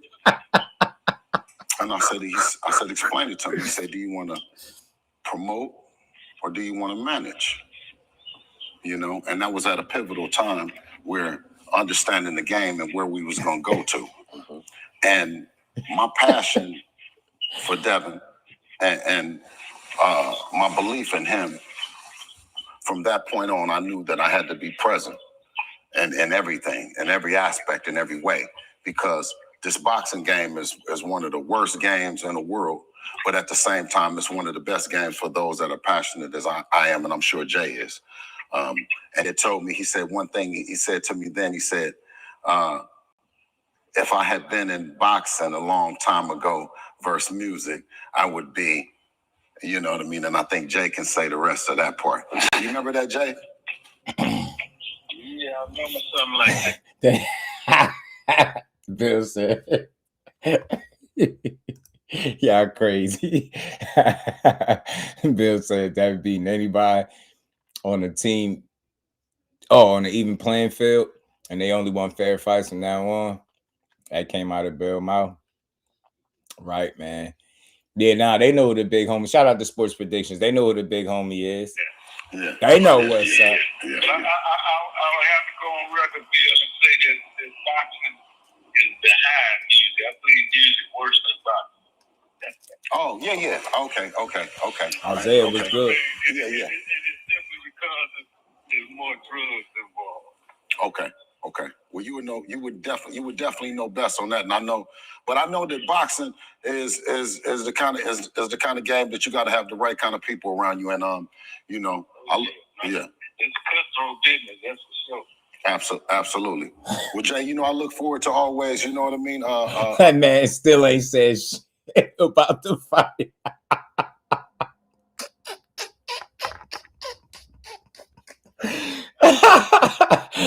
Yo, this shit be funny as hell. And it's crazy because they'll ignore that you were asked a very specific question from the gate, but you decided to get into a story that had absolutely nothing to do with the question. Cool little story. They gonna ignore all of this and they gonna wait till Jay say, well, Shakur, and that's what their focal point will be. Well, see, y'all, this is the reason the fight ain't happening. Like, stop, yo. Just stop. Didn't I tell y'all they ain't reach out to shit? I told y'all that. I said that. I wasn't guessing. I knew it for a fact. This backs that up. This is why I'm pausing and playing. Remember all that? Oh, man, they was negotiating the fight. Oh, man, maybe it didn't get to Shakur and them side yet. This tells you it wasn't negotiating nothing. I don't know what Mike Coppinger talking about. I don't know. But I can tell you, I know what Chris Mannix is talking about. I know where that could have came from, but the other shit, I don't know. Get what I'm saying? One of them could be backed by the source. The other one cannot. See what I'm saying? I ain't saying this on Bill because I ain't see him come out and say it. But it was Coppinger. You know what I'm saying? So speaking with you, you know what I mean? And I think Wallow done called on. I'm trying to figure out when is this shit gonna happen. I want to see this fight. That's me. And Jay, I'm not no top flight specialist like Gil and them a boxing. I just know who popular and who the fuck the people want to see, and I know who I want to see. Well, this is at the top of the game. I don't believe nobody should turn down no fade, the kind of money that's on the table if they're ready. And we're ready. You know what I mean? Willing and able to defend our 147-pound welterweight title against anybody at any given time. Mm-hmm. So they willing to defend a 147-pound title against any given body at any given time at 147 pounds. So it ain't nothing to negotiate. This is proving what I already told y'all is just catching up. People got to hear it from the horse's mouth sometimes. So you hear him? It wasn't no negotiation. What negotiations is it if you dead set on a weight that a guy say he ain't going to yet? The only way I think he changes his mind on that if you make him an offer that he can't refuse. And remember, they even put that narrative out there. They put every narrative out there in an effort to try to make one guy look scary. Now, I love Wallow. Wallow a fool. Wallow a fool, man. You heard that, Jay? Yeah, see, but that's the thing, though. That's the thing, See, Shakur is 135 pounds. Oh, shit. You know what I mean? Tell him again. The way that fight could be made, you got 147, you got 135. Now, what we're willing to do, what is that, 11 pound difference? 12. That's 12? Mm-hmm. So what Shakur do is he'll take 8 of them pounds and go up to 44. We wouldn't even ask him to meet us halfway. Mm-hmm. Yeah. Take 8. Look, that shit get quiet, don't it? It get quiet when you say something that makes sense, and they try to find a way. Yeah, 47. Well, don't you think you should erase a lightweight's name off your hit list because it's starting to look like clout chasing? He didn't put your name on the list; you put his on there, right? And he a weight class under you, and now you're not willing to do nothing. So ain't it safe to say you need to focus on them guys in your weight class? See, this is why I was saying it's different when you get somebody on the phone when you can when people are being sensible. You see that? Yeah, I'm gonna try to. Oh man, he's saying Shakur ain't really 147 pounds. He's not a 47 pounder right now. Shit, Devin wasn't either a fight ago. So what we really talking about? Are you really a true welterweight after only one fight there? Is Shakur really a true 40-pounder after only one fight there? No, and no. Neither one of them. Yeah, you can meet in the middle. You don't want to do it because there's risk involved. You're not willing to give up anything. You want all the advantages. You want to be comfortable. That's the only way that fight happens. That's what y'all need to say. Yeah, we want that fight with him only if we're comfortable when it happens. That's it. You take 8 of them pounds and go up to 44. We wouldn't even ask them to meet us halfway. Mm-hmm. Yeah. Take 8. Yeah. I would never negotiate against, you know what I mean, myself, nor would I negotiate against Devin without him present. But one thing that I can say is that Devin is the baddest motor scooter at 147 motherfucking pounds. Yeah. And he's the welterweight champion of the world, the king of the welterweight division, the money division, the glamour division, something that, not only has my this shit, the welterweight division, all that bragging and boasting about the welterweight division, but his biggest fight is currently a guy that's not in the welterweight division. Make it make sense, Billiam. You said it's the glory division, but his biggest fights is not in the glory division. It's over down at 140. God, I just had one fight at 140. Make it make sense. If 147 is such the glory division, then he should have no problem getting an opponent not named Shakur Stevenson at 147 to defend his title, right? Or unification, right? If it's such a glory division, you shouldn't be looking for lightweights, the Keyshawn Davises, the Shakur Stevensons, the Tank Davises of the world, right? All three of them had one fight at 140, right? So they all lightweights to me. They had far more fights at lightweight than they did at 140. So you got 3 lightweights on your list, and ain't none of them coming up to 47 right now. See what I'm saying? Safe to say, man, your list needs you need to redo your list, man. You need to X a couple names up off of there, erase them and start over. My big homie taught me that it's time to get the money. And whoever wants to mix it up at 147 pounds for that, you know what I mean, then that's what we're gonna go with. And so if it's at a catch weight, if it's at a catch weight 144, then it wouldn't be for the belt. No, nor to me would it represent what a truly a potential 5-division champ and Shakur Devin. Yeah, speaking into existence, Bill. As you know, he go up to 47, he gonna be a champ there too. I don't give a damn what you talking about. The youngest undisputed champion, 3-division title holder. You know what I mean, and somebody that's you know what I mean, hard to deal with. So I think that it's a great fight at 147 pounds when they're ready to go. At 147 pounds if that's what they want to do. But we're not going down more pounds. So there y'all have it. They're not going down. We're not going up. Hey, yo. I'm laughing, bro, because I be seeing the videos. You could tell what side people are on, and I'm here reporting on both sides. One side not going down, the other side not going up. You got a stalemate. So it hasn't been Shakur's side constantly talking about fighting Devin. It's them keep talking about it and people asking because Mike Coppinger put out that it was being negotiated and the ball is in Shakur's court. Do you see how they do him? They do him dirty. That not one time did Bill speak about this shit that Mike Coppinger was talking about. Do you see what my issue be with these half-ass announcements? You can't negotiate a fight without the other fighter and his team involved. How?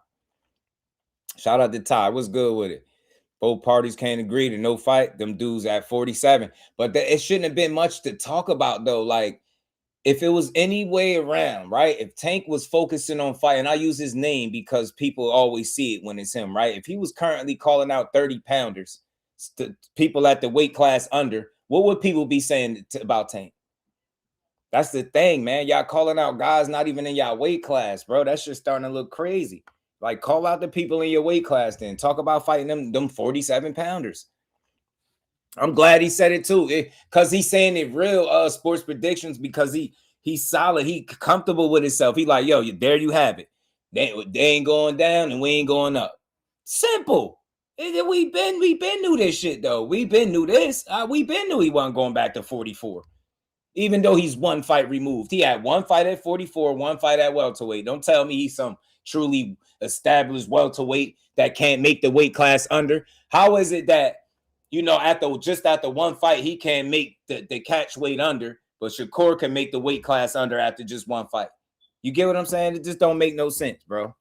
It's the biggest guy in the world, bro.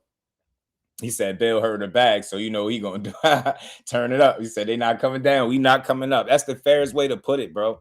It really is. At 100. But he's saying it without pushing the narratives, bro. When they do it, go look right now and type it in right now, and you'll find the videos.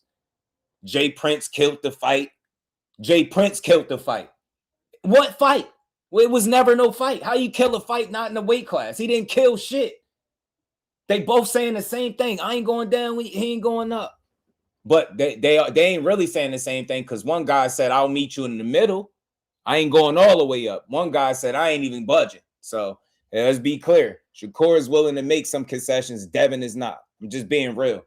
Going to 44 is making concessions. Not being willing to go somewhere where you just said you had to eat a lot to be at is crazy. 47 Let's pounds, keep rolling. that's what they want to do.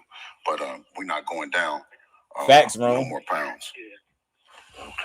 So there y'all have it. They're not going down. We're not going up. Yes, sir. But so, yeah. But see, here's the thing. Like I always. This girl is standing in the rain.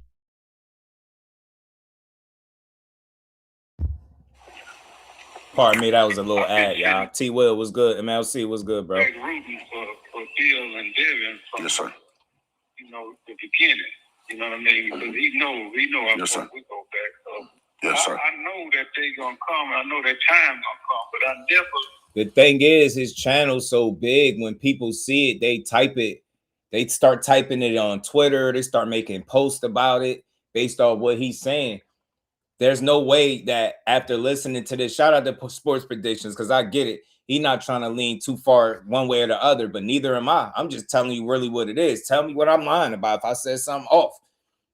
One guy is willing to make some concessions and go up a little bit more. The other guy is not willing to come down a little bit.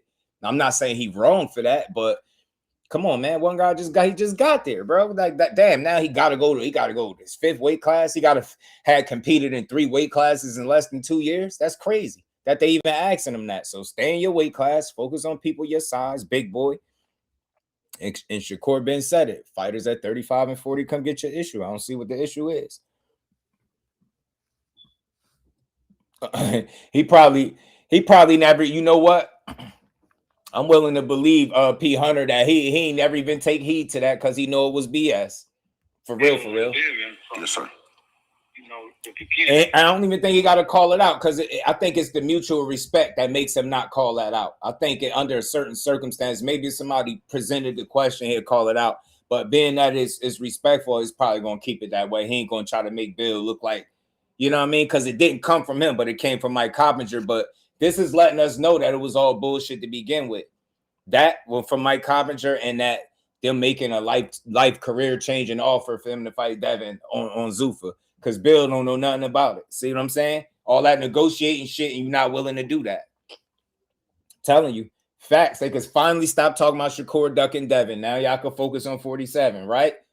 Nobody is ducking anybody. It's business. Devin is a bigger guy. Shakur is smaller. Stop arguing about if he's too small. No, he ain't too small for 47, but he ain't going up there right now. The same way Devin ain't coming down or going to 154, where his dad said he can fight right now. So that would be the thing to do. You can't get the Ryan rematch. You can't get the Rolly fight, the Lewis Crocker fight, the Shakur fight. You said Keyshawn scared of you, Shakur ducking you, right? But you said Ja fight Boots. Well, won't you go up there and fight the winner out of Zayas and Boots?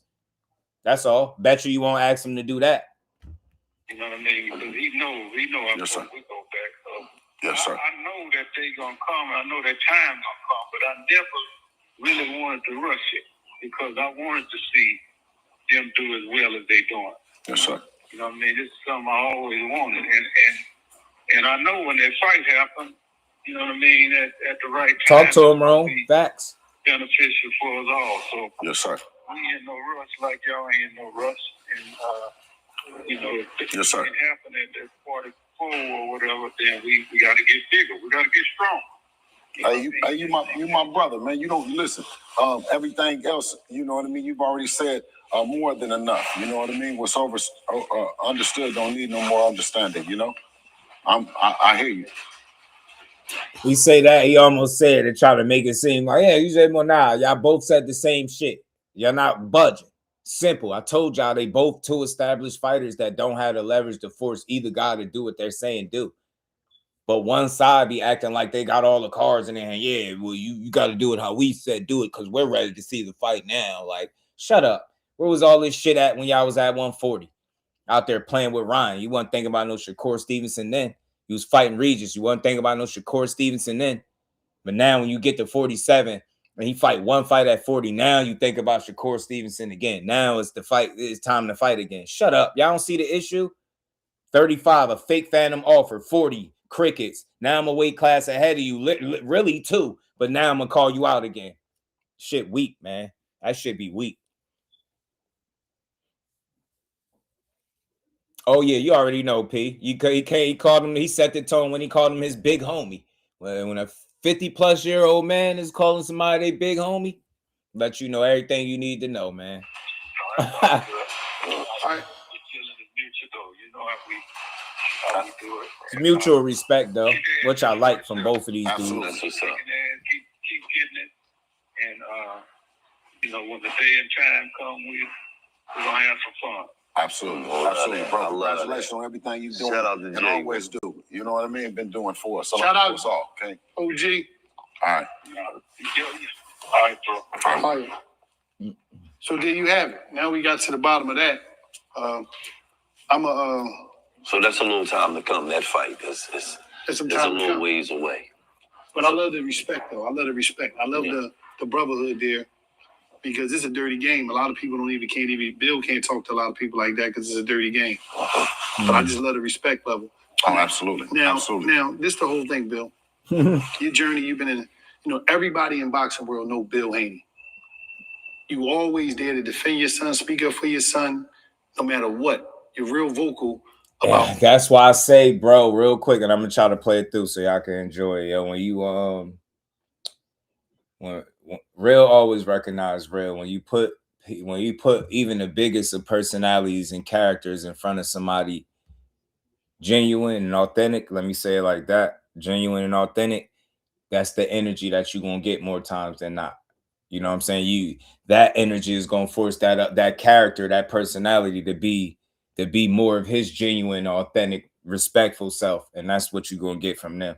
Right, that's what I do like that. While I was pointing out, I do like that from both of them, but it always been respect between the two, right? But it's simple. Like you got two of the best pure boxers in the game. How they make the fight or how they get there might be different, man. One guy just grew considerably more than the other. That's all. So for that reason, maybe it'll take a bit longer for the fight to happen, but it don't mean it can't happen because I don't think Devin in a rush to go to 154 pounds. To be honest with you, so. We'll see. I think we could still possibly see the fight, just not right now. So shout out to Team Haney. But a lot of those narratives was shot down, whether it was intentionally or unintentionally. With this conversation alone, shot down so many narratives that easy, bro. I think I get it, P. Hunter. We're tougher critics, bro, because we junkies, right, P. Hunter? A lot of the stuff we see from Bill, he don't see. I'm willing to bet you money he don't be paying attention to. All the interview, he not watching all that shit. Like he got too much going on. He not watching all these interviews like we do. So his respect from Bill comes from him just being a man that got a fighter, a son in the sport that's a fighter, that's at the top of his game. And he guiding him the right way, right? Like what I'm saying is the overall of what Bill has done has been good, way more than bad. But it's some shucking and jiving, but that's for us to call out. It's not for him to do, right? He's not gonna get in the interview and start saying, man, you said this and that. He ain't gonna do that to him because Bill ain't gave him a reason to go there with him, right? So he's just gonna keep it respectful. And you see how respectful Bill kept it. But I get what you're saying. But we're that's for us, P. Hunter. We gonna call that shit out. You hear me? We gonna call that shit out because we talk about boxing every single day. So we hear it. See it, we call it out. You know what I'm saying? But I don't think he's in a rush to go to 154. So the fight can still happen, in my opinion, just not now. But let's keep going, y'all. His skills, you real vocal about the journey y'all took. And I'm going to ask you a real question, Bill. Did you think you'll be here today? And I ain't talking about boxing. I'm just saying be here, just existing as Bill Haney today. Did you ever think that when back in the day when you was in the town and? Oh, absolutely. I think that every man is walking in his vision and hopefully his purpose. You know what I mean? I've been faithful to my vision of being the kind of guy that can. I love those windows. You know, in a world where a lot can go wrong, trust your home to Anderson. We really needed that power slide. Check this out.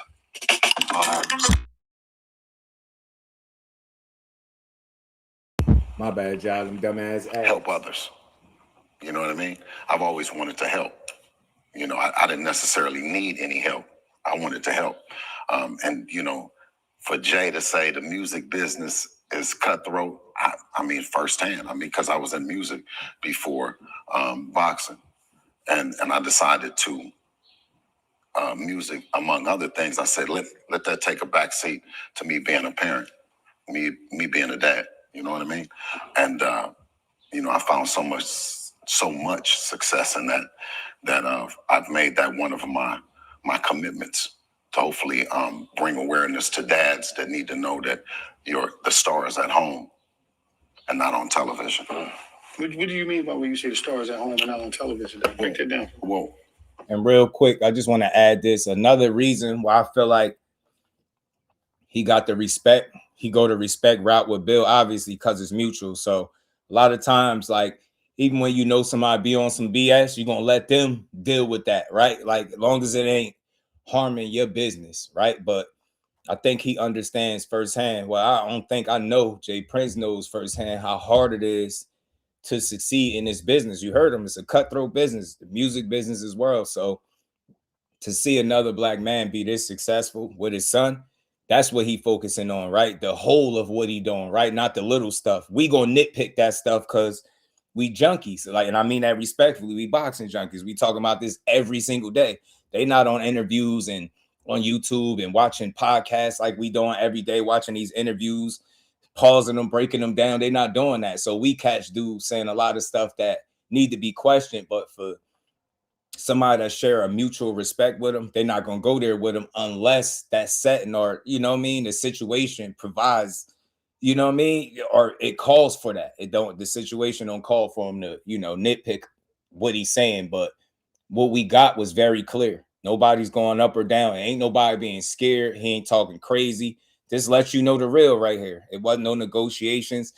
It just it's a lot. It's like what he said was understood and got to be explained. It ain't had to be explained, but what they gave us here was more than enough for us to say that we know ain't no negotiations going on. Neither fighter is scared. There's no ducking going on. All those narratives that they tried to drag for the last couple weeks just died with this interview. Let's get back to it. That's what I mean is if you're blessed to have any children, you know, the world is made up, as you know and I know, as we've traveled, of all kind of different people, of all kind of different amazing professions. But when you come from an environment that we grew up in, you think that if I can't make it as this, ain't nothing else. Real talk. Maybe if you thought basketball, right. You see what I mean? Right. Yeah, you know, was and good in basketball. Huh? He was a better nigga. I'm sorry. Like, all right, so like if he was like if his basketball game and the boxing joint, he'd be the dude that when the dude is coming up in the city and he getting hot and he like 7-0, they'd call Gil, go get him a fight with Gil. Just to get another notch on his joint. He'd be that classified boxer. You know what I mean? Connected. You know what I mean? He'd be that dude. Because listen, one thing that's and we know damn well, shout out to Kurt, you're right. They got a ways to go. Both extremely talented, man. Yeah, and we already know Cornelius from what we just broke down that how he didn't even confirm or deny. So I guess if you want to take the chance of reading between the lines saying he said it's done, I didn't hear that shit.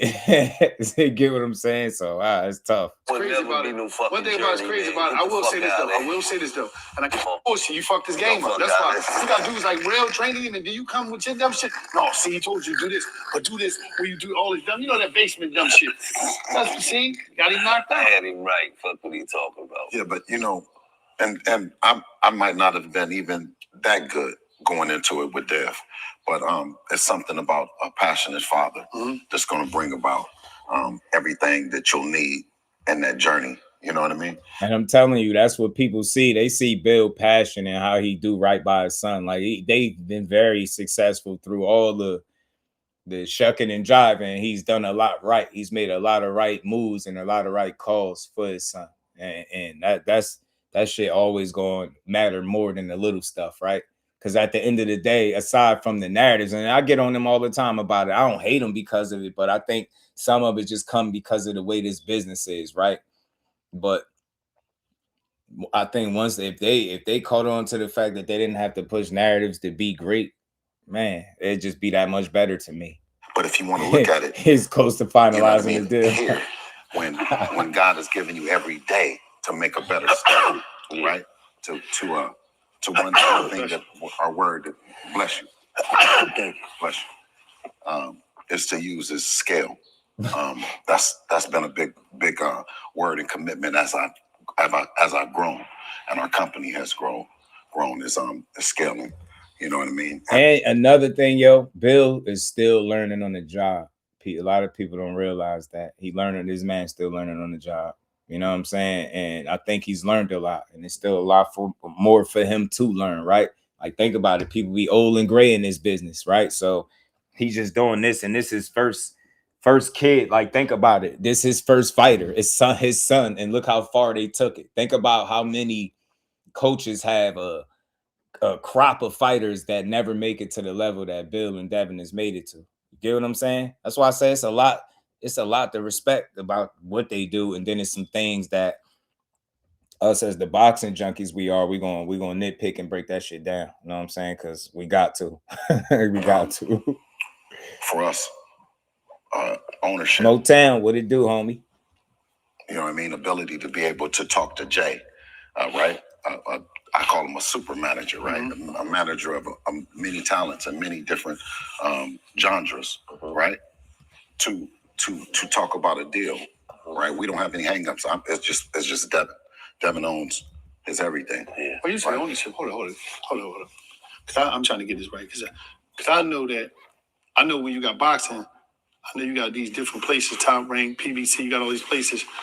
But what do you mean ownership? When he not under them, you mean?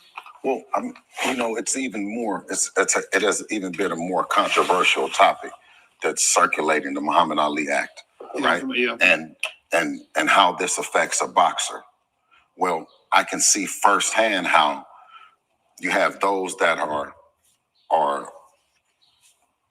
somehow championing the Muhammad Ali Act, violating it every day.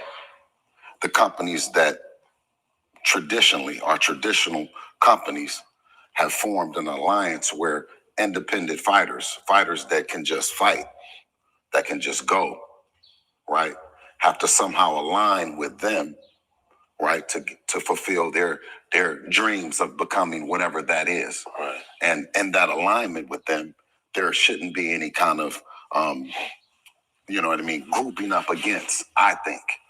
I think that it should be a fair playing field, right? And talent should win. But unfortunately, like I just spoke to him in boxing, that doesn't necessarily always happen. And being a present partner or present dad, in my case, meant everything in the world. And our ability to legacy defining fights like a Shakur Stevenson, we'd be able to negotiate it. You know what I mean? You can't. That's the thing, though. Ain't no damn negotiations, man, right now until y'all get in the same weight class. It ain't gonna be none. Say, okay, because Shakur doesn't work with this person or Jay doesn't work with this person, that will affect Devin's overall career trajectory. Right. Right. We just and it's not that it's not super comfortable to be with maybe one of those guys, one of the top ranked PBC or one of those situations. But sometimes that alignment and that security prevents you to make legacy defining moves. Like when we went over to Australia, a promoter would have said, don't do it. You're going to get robbed. Everyone said we were going to get robbed. Australia, George Camboso had just battered up Teofimo Lopez, right? Devin made a choice. He's the one that has worked all this time to get in this position. He made a choice to go to Australia. We came back. Before the plane landed, he wanted to defend Undisputed against Lomachenko. You tell me when any guys have defended Undisputed.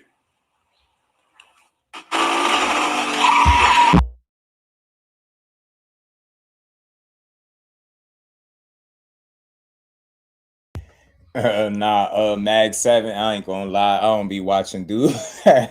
Look, let me tell you. A while ago, man, I had to make a decision, a conscious decision not to listen to certain people. And it's nothing personal. Why I don't listen to them is I'm on something different, right? I'm not toxic every day with my boxing conversations. I haven't had one conversation in the 4 years that I've been here that tries to tear a fighter down. And a lot of these dudes that make content, that's what they be on. You see who my guy is, but tell me if I've ever got up here to like try to make him look good by tearing down his contemporary or somebody that he could possibly fight. So like I just can't listen to people talk crazy about successful as multimillionaires tearing them down over like small shit, like a decision they made, something they said in an interview. It just don't be that deep to me. And they make it a personal thing. And that's why Shakur called one of those guys that you talking about what he called him. He called him a D sucker. That's why. Because these dudes, when you could like who you want to like, and I'm living proof. I'm a prime example every day I get up here that you could like who you want to like without tearing down nobody else in boxing. And that's why I proudly support the people that I rock with, the Jersey fighters, the way I do. Because you ain't gonna make me feel bad about it, but you never gonna see me do what these other guys do. Get up here and try to tell you how Devin is so bad, but Shakur is so good. Tank is the worst. Shakur is so great. And you get me? Like, I try to give everybody their equal just do. You know what I mean? When you go out there, you do something that deserves it. That's what I'm on. You get me? I just can't listen to these grown men attack the younger generation of boxing the way they do on their channels because they like a guy that they could potentially fight. You get it? It's weird to me. It's like they make boxing really weird, and I can't listen to these dudes. Did he came in for 9, said it was a 3-fight deal. Today, when he do that, I'll check it out. Shout out to the OG. Shout out to Fanon. But we're gonna get back to this. But yeah, I try not to listen to guys, nothing personal. But if I know that's what you want, like just tearing fighters down, or if you got like if you gotten to the point where you've made it personal, your content has made it personal with you and the fighter, I'm good. I'm good. I don't want to hear that shit. Get what I'm saying? It'd be some whole shit. I don't be wanting to listen to that. Oh, I don't want to sound crazy. Notice my show is much different than everybody else. Everybody else, much different. I ain't saying I'm the best. I'm just different. A chance to win all the belts. Oh, shit, I ain't doing that. Right. I wouldn't do no shit like that. I'm not putting up my 13 black belts for one fight because it might not be my day. But I got 13. That's why I'm like, hold up, what the fuck? Undisputed me because we don't talk like that in martial arts. So. Wallow is a fool, yo. Yo, I swear, bro. I guess this is just after years of being this way, bro. Because he do not be breaking character, bro. This man be doing this shit with a straight face, talking about we don't talk like that in martial arts. Like, what is you talking about? Wallow is a fool, bro. Right. I wouldn't do no shit like that. I'm not putting up my 13 black belts for one fight. It might not be my day. But I got 13. That's why I'm like, hold up, what the fuck? Undisputed me because we don't talk like that in martial arts. So my whole thing is like, you think that I'm going to fight this one dude and put my 13 black belts up for this one little in the dojo? I don't think that's worth it.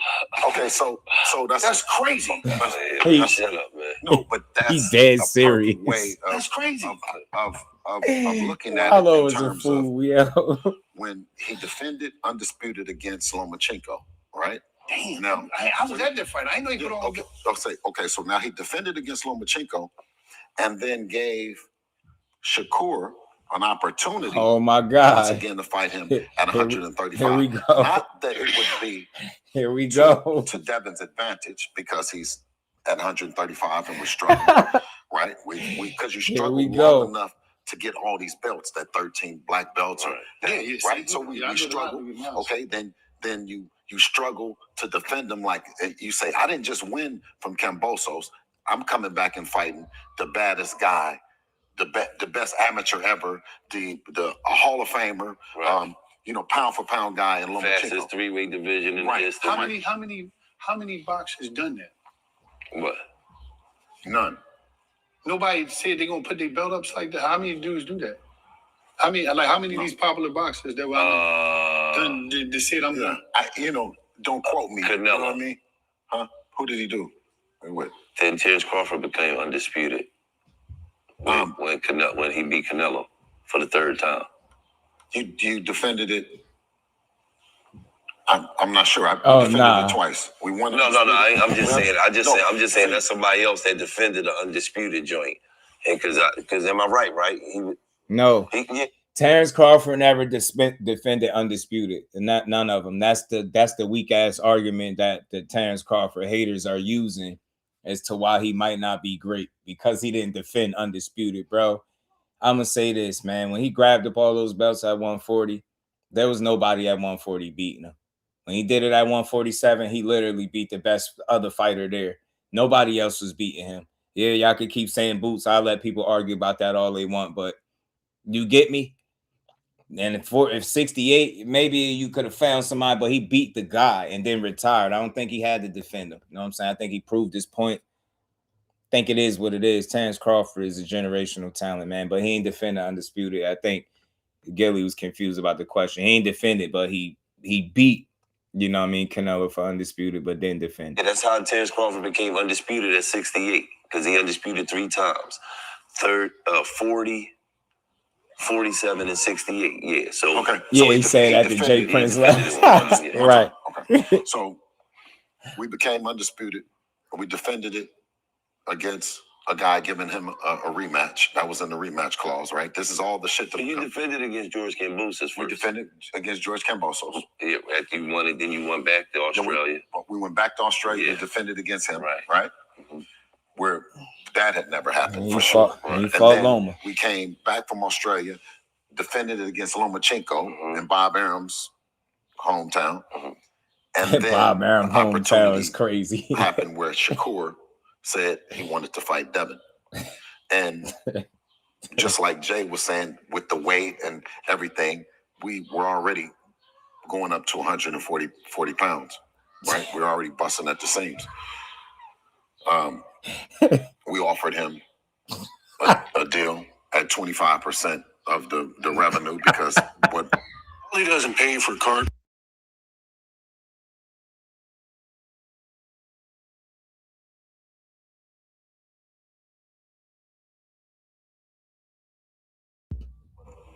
Bro, here we go again, that y'all. he should have gotten a flat fee. Like, we got a flat Here fee Here we go to again. Australia, right? Then I hate boxing for the fact that people try to apply like the business that took place between Devin and Kambosos to Shakur and Devin. Boxing don't work like that. Yeah, take the same down. That shit don't work like that. Totally different fighter, totally different set of negotiations, totally different type of negotiations, bro. Right? You're having a totally different kind of conversation, man. This shit is wild, bro. Yeah, it don't work like that. Like it applies, one deal. And that go for anybody that say that. Give me the same deal as such and such. It sound good to say it, but more times than not, it's never gonna happen like that. You getting the same exact deal, 25% of what the number.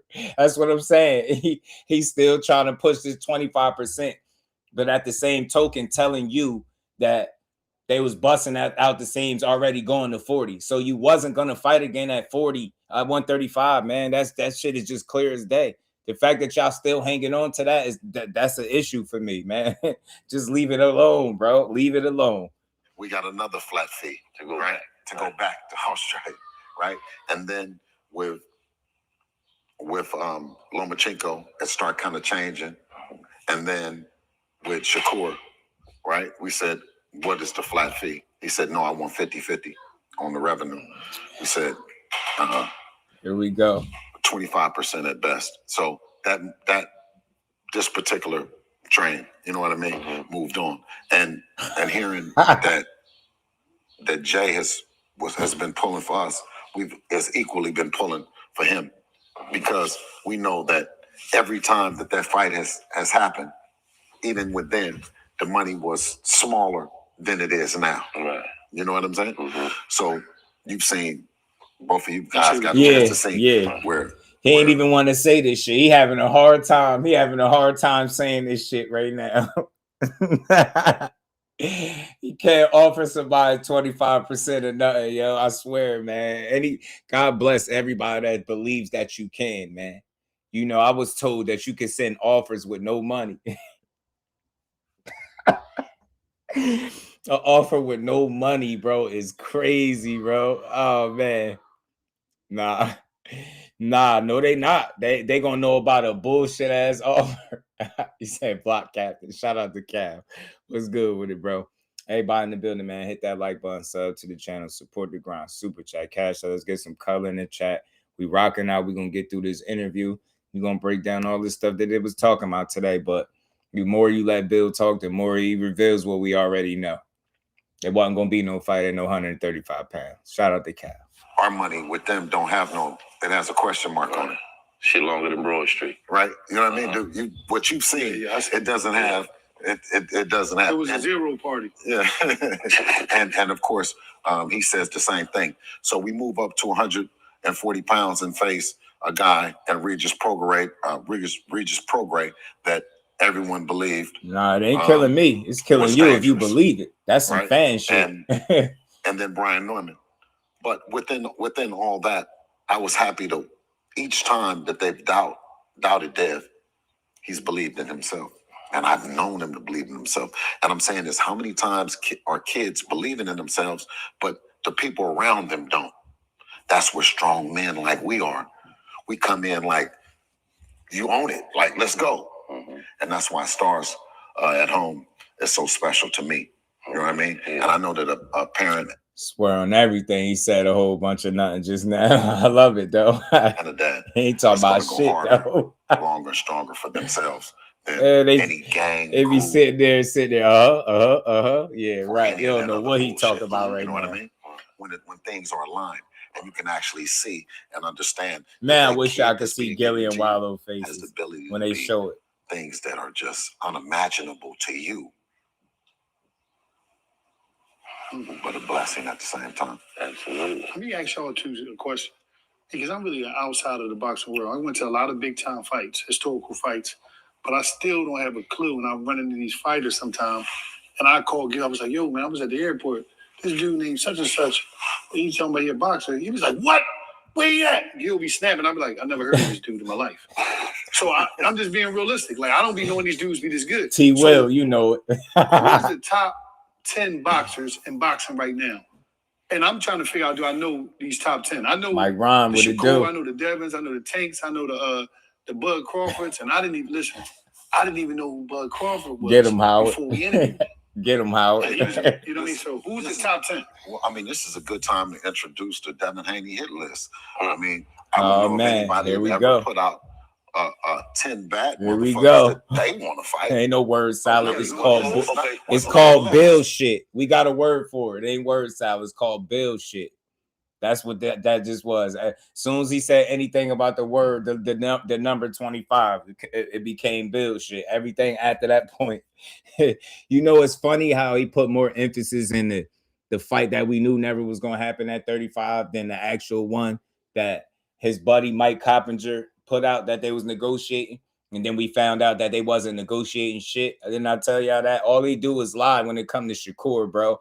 They be hoping.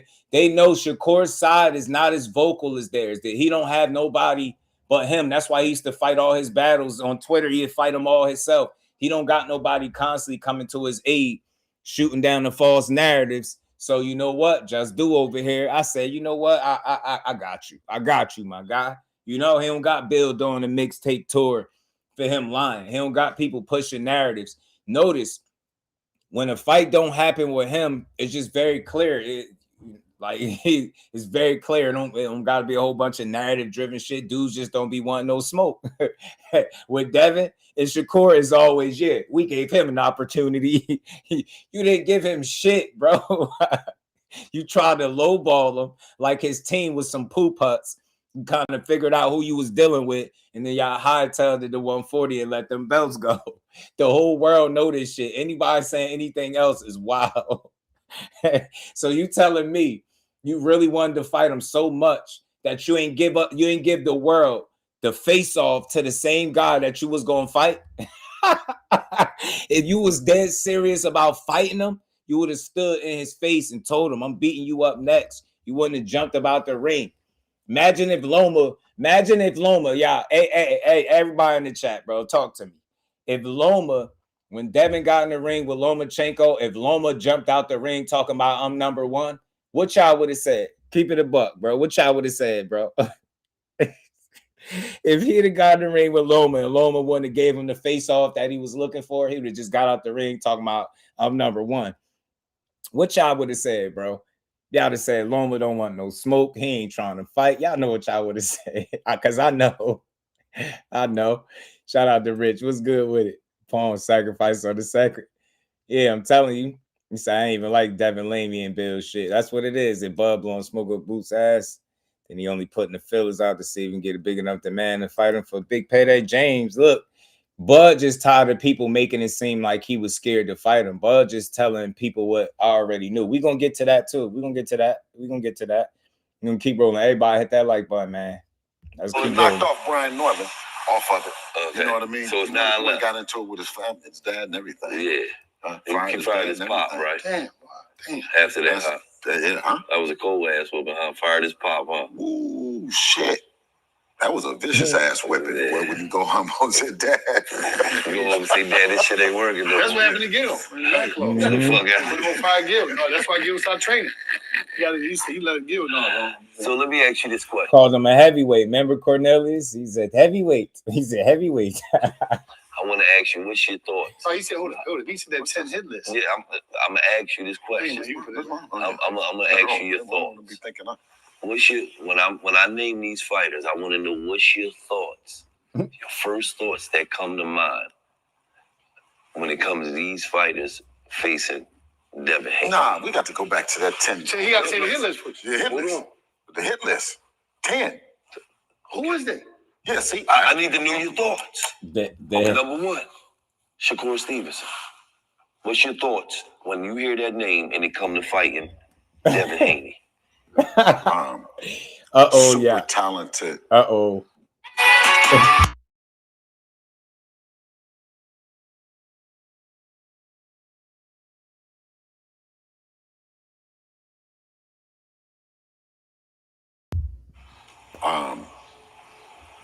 Yeah. Great opportunity for Devin to show how skilled, you know what I mean, he is. What it's levels of it. You know what I mean? And the thing about Core is both of them need each other to bring out the levels that's really there. Because even with Loma, as good as Loma is, the world got to see a different Devin. Brian Norman, you get the chance to see a different Devin. And Shakur is the kind of fighter that you'll see as well. I love it. I tell you what.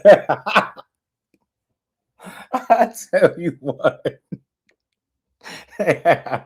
tell you what, Bill. If that different Devin that you talking about getting the ring with Shakur, he getting boxed up, bro. That different Devin that was against Loma, he had hell with that southpaw. Shakur gonna give him heart attack in there. That different Devin that you talk about that got in there with Brian Norman, that different Devin getting the ring with Shakur Stevenson, he getting boxed up. I don't think neither of those performances beat a Shakur Stevenson. You can't struggle with no southpaw and think you're just gonna get in there and beat one of the best ones because you got a little few pounds over him. Yeah, that shit might make the difference because according to Tim Bradley, he seems to favor Devin at 47. I don't favor him nowhere. This different Devin that Bill's talking about, get in the ring with Shakur and you plan on landing 70 punches and winning. Good luck with that shit. The world got to see a different Devin. Brian Norman, you get the chance to see a different Devin. Different Devin. Shakur is the kind of fighter that you'll see as well. Another level. Keyshawn Davis. Different Devin. Regular night. A regular night. You talking about the businessman? Businessman? Come on, man, don't do that. Hey, listen. A regular night, where? I mean, hey, listen, sometimes. You said a regular night. Sometimes. That ain't no regular night. That's a fucking hangover. You better listen to Wallow. Wallow try to tell you something, bro. And that same Tim Bradley that favors Devin Haney at 47 over Shakur is the same Tim Bradley that said the businessman Keyshawn Davis got more tools than Devin, and he'll beat him right now. A regular night, where? I mean, hey, listen, sometimes it is. You said a regular night. Sometimes. That ain't no regular night. That's a fucking hangover. Tell him, Wallow. As many bad business nights as I didn't have to deal with, because he's bad business. It's not good business, because every time I've tried to do business with him and talk to him, he's somehow went the other way. I think the better way to do business is to talk to Jay. You know what I mean? Richardson Hitchens. I don't know who that is. Richardson Bitchinson.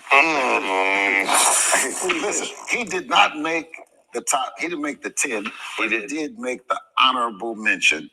You dig? Yeah. And you just mentioned him. That's when I think about him. You dig? But wait a minute. What I'm saying is, he's a very determined fighter, and as he continues, I'm gonna tell you this right now, bro. On everything I love, if what we seen against Brian Norman is the new Devin Haney, the different Devin Haney that Bill Haney is talking about, and the one that you think made Shakur change his mind, y'all sadly mistaken. If you think a guy is gonna be a different version of what he used to be, that's not the best version of what he used to be, and you just gonna get in there and beat Shakur because of some weight, good luck. Good luck, because that different Devin shit, that guy that landed 70 punches at 47, you got to think that shit that you bragging on, that's 5 punches more than Shakur's worst performance of his career. Just let that marinate. I know it's hard. I like numbers, man, and sometimes them shits make a lot of sense. And he'll be going in there with the guy with the most accurate jab in boxing, not named Devin Haney. It won't be him. His shit ain't even in the top 10 to keep it a buck. So far as jab, I think Core got him there. The numbers say that he got a more accurate jab, the most accurate jab in boxing. 70 punch Dev ain't cutting it, bro. And that Ramirez, he did it with Ramirez too. So if that's the new version of him, I just don't think that's the guy that gives Shakur the best fight. I think the dude before Ryan Garcia gives him the best fight. To do what he should do. First, he got to still think it's a good fight though. 247 pounds. And not just be talking about it, because a lot of these guys is talking and ain't even moved up to the weight class. You know that, right? Oh, so what they talking for? I know, right? Still fighting that one. Nah. A lot of the guys that you got on the list has not moved up to the weight class, and you calling them out. Call it what it is. You calling out guys that's 2 weight classes below your son. That shit nasty work, bro. Yeah, we already know him, dog. We know. Oh yeah, you know what I mean. Teofimo Lopez. Teofimo surprisingly is not speaking for himself lately, and he's doing a great job because it ain't nothing really. He's not, But going back to it, only person I crossed off the list was Brian Norman.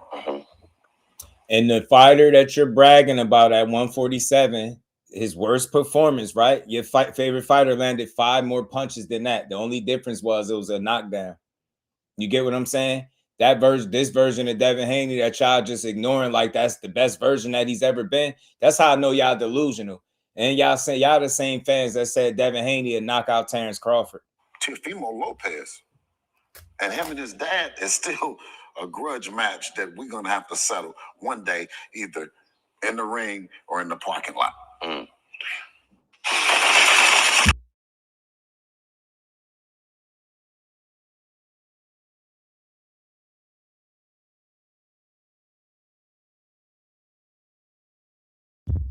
My bad, y'all. Ads.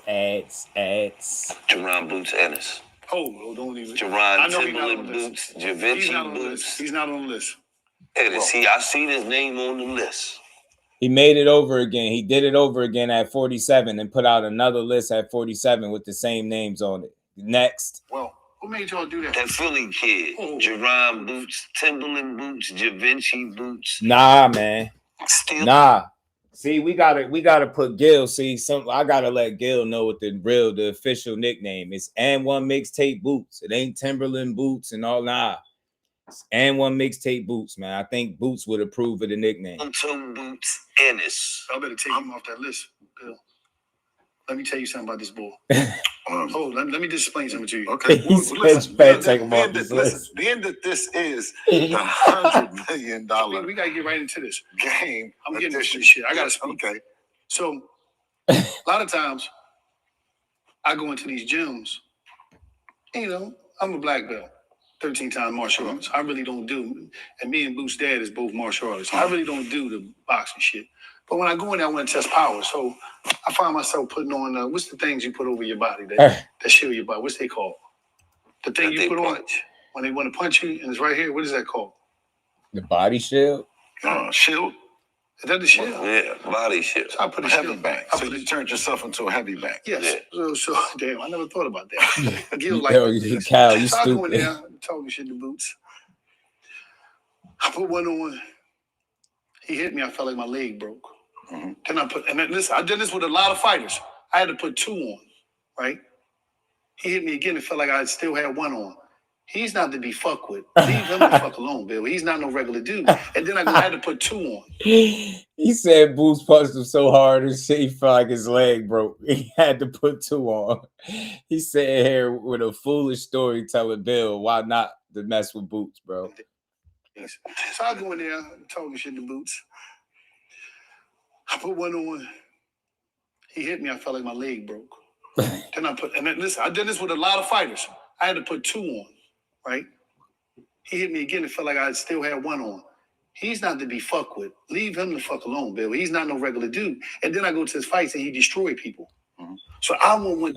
False. You fought Jose Ramirez, Damon. Pipe down, bro. Y'all push the narratives when it's convenient. Your same fighter said he don't care about belts or legacy no more. He did that already, and he wasn't fighting at weight classes, and then proceeded to fight at a catch weight.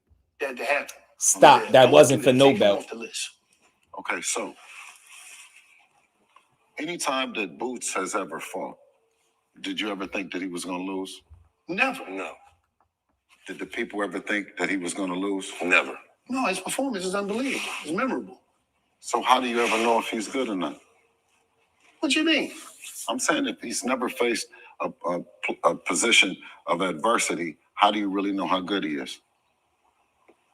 Well, maybe somebody's not good enough to, maybe some fighters out there ain't good enough to give him adversity. Because dudes been hey. Well, listen. I'm just saying. They thought Stanionis was going to be a respectfully. Put him down. Well, respectfully, that's why he's on the list. Because we don't believe that he's been challenged or he's been pushed in a way that we know. And of course, I have a lot of respect for Bozy. Bozy's my man. OG. Legend. 100%. You know what I mean? He done dropped all kind of game and all kind of jewels. Boots already cleared that up, bro. They offered him to fight at 52. Said, would you fight Devin at 52? He said at the time he never even fought at 54. He said, yeah, I'll do it. Simple, man. So stop. Y'all man still saying he on the list. Look, y'all can't get a fight at 47. Who y'all gonna fight? Y'all might as well go up there and fight the Boots Xander Zayas winner. Y'all already was talking about Xander got 2 belts. So fight the winner of that. The winner of them gonna have 2 belts. Go fight them. On me, you know what I mean? And because they've grown up together, they've come, so it'll go where Boots gonna beat them. Shakur was this weight. He was like whatever weight he was because they went all the way up. Then it would be Devin, and then it would be Boots. You know what I mean? Winning everything, right? It wasn't Richard Hitchinson or it wasn't Keyshawn. No, none of them, because Devin is younger than all of them, but he fought. You know how you fight with the weight up. You know what I'm saying? Absolutely. So Devin fought up, right? So we know that at 147 pounds, right? When we moved up, that Boots was there, Brian Norman was there, and everybody was there. But respectfully to Boots, I felt that he campaigned during the Bud era when Bud was there and the man was gone. And he campaigned for the fight against the man and he was gone at 147 pounds. When they brought the fight to us at 147 pounds, we said, yeah. To fight who? Did you know that PetSmart has...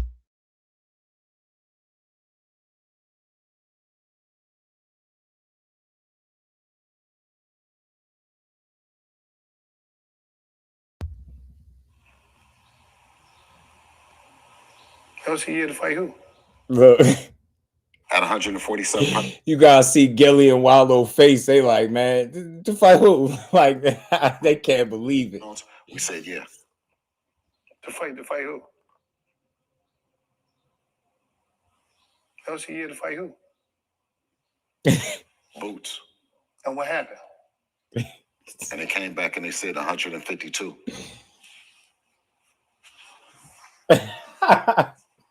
But, gentlemen, this is the fight business. It's big business. Lies This will should get you just be kicked out funny of as the hell. building. You will have no respect whatsoever. Conversations with real gentlemen will no longer exist anymore. And those zeros that I just shared with y'all, zero party. Bye-bye. So when you talk about an opportunity to put a fighter that you believe in and he believes in himself, and him not being able to have these legacy defining opportunities go bye-bye because it's the wrong person at the helm. It's the wrong person at the understanding between him and that opportunity. I always gave him to my man. I said, Deb, this is it. Here, this is how it is. What you want to do? Yeah. He's the one making the decisions. He's the one writing the checks. You know what I mean? So you should at least, if you've worked from here. I ain't gonna lie, I understand English and my comprehension skills are fine, but every interview he do this. I swear he did this is man, he ain't talking about nothing. I swear he walking people around the block. Opportunity. You know what I'm saying? And like Jay says, they'll continue to pit the best fighters against each other. Right? And it's our job to show up and show up ready. Conor Ben. Conor win. Now that long-winded ass explanation about Boots, bro. Do that sound like they fighting him? Trying to fight him, thinking about fighting him? Nothing is ever clear. I just want y'all to know that. When they about to fight somebody, I'm not saying they won't fight nobody, but when you know they're willing to fight somebody and it's on their mind, the answers are a lot more straightforward and clear. When they walk you around the block and he ended off by saying some shit and leave us all just looking at him like, what are you talking about? Then you know what it is. That's just real shit, man. I've been listening to this dude for years, bro. When he do this shit, we know ain't no fight coming for sure. And you're intent on fighting people. That when you walk people around the block, that's the fight that's not happening. Believe that. Yeah, he blowing a bunch of hot air. I ain't gonna lie, he ain't said shit right there. 702. He ain't said nothing. I mess with Conor. That was a good one, though. And he was fast with it, too. Conor win. When that fight gonna happen? Yeah. Well, listen. Conor, we're at 147 pounds, and I told you, I said the king of it. He came down to 147 pounds. He fought a guy. Yeah, 150. Yeah. You know what I mean? So, whatever that means. You know what I'm saying? See, that it gets, that's what I'm saying. It's crazy when somebody else fight at a catch weight it's like he try to act like it's foreign. Y'all act like y'all never heard of it. But when y'all fought at 144 and was the ones that suggested it was perfectly fine. Instead of just going right to 47, man. Y'all full of shit, bro. Y'all really are, man. Y'all fans. And only point this shit out like this because y'all be dragging fighters for trying to do the same shit that y'all did. You know what I'm saying? It's cool when y'all do it. Somebody else do it. It's like, nah, why fight at 44? Yeah, well, Conor Benn fought at 150. What is that? Well, what the hell was 144? That wasn't nothing. That's not a weight class neither, buddy. Conor Benn fought at 150 because his last 2 fights was at 160 with Chris Eubank. That was his way of easing back to the weight class. We know what that is. You know what I'm saying? Crazy, bro. Crazy work. Shout out to 3 Heads. What's good with it, fam? Let's keep going, man. Hit that like button, sub to the channel. It's when you're going to really do it. Support the truth, you know what I mean? When you going to stop being a contender? Yeah, because he come from good stock. He comes from a dad that was a champion. You know what I mean? His dad wasn't nothing to play with. You know what I'm saying? So I always say, when is he going to really show up and do it? You know? And if he wants to do it with Dev, I think that they've talked about it. You know what I'm saying? Did I mention he's on the list? Conor Benn. You didn't look at the 10 people. Well, you Conor Benn, right? I'm letting you mention Conor Benn is on the list. Yeah, that's why I asked you about it. Yeah, I know the list. No, yeah. See, you know what? The thing about it is, can't nothing move or shake around us. We with all that shit. When did that ever happen? Chipotle honey chicken is back.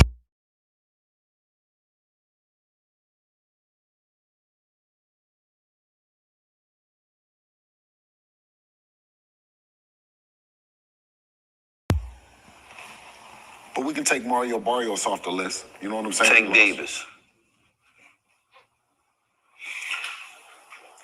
Coach Calvin and Coach Kenny, now is the time. You can come over here and join the winning side because we still working and we still winning. 33-0. Now, guess what? What? You know that Range Rover I got out there, Deb just got that for me. That shit don't got nothing to do with nothing. Bill an asshole. Big business over here. If Tank don't want to be a part of it, man, Coach Calvin and Kenny, they at least can keep working. Hello?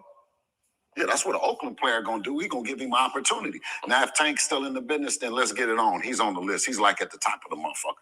But if he ain't working, and I think Coach Kenny said he was in the celebrity boxing. Now, y'all might need to bring me in on that shit though, because y'all in that celebrity. You against Coach Kenny? Coach Kenny's a heavyweight. Oh. First of all, yeah, this dude always taking shots at Coach Kenny and Calvin. He's doing celebrity coaching. Yeah, Christian Rock. All right, because I don't believe. Man, you know he doing everything, man, bro. They coach Christian Rock. Yeah, I don't know what he talking about. They asked him about Tank. Tank at the top of the list. You know, Devin just, you know, that Range Rover. Devin just bought me that Range Rover out there. It's like, what the hell? The hell are you talking about, bro? Because, you know, my guarantee is big. I think it might be bigger than the celebrity boxing budget. Might handle it. But if I come in and I bring in somebody that I think has been eyeing Christian Rock, maybe we can do something. But he say he don't even like professional boxing no more, though. Why you think that he lost his taste for? Who said that? Coach Kenny Ellis. You got his number too? No, I ain't got Coach Kenny number, but who you got? What number you got over there? I got his coach. Let me see. But you can finish with the list, though, because I don't think Tank, until he come back in the business, if he going to come back in the business, and then he'd come up to 147 pounds, because I think he fought somebody at 147 pounds before. I don't know. Man, shut up, yo. You know damn well Tank ain't never fought at no 147. I'm tired of Bill, yo.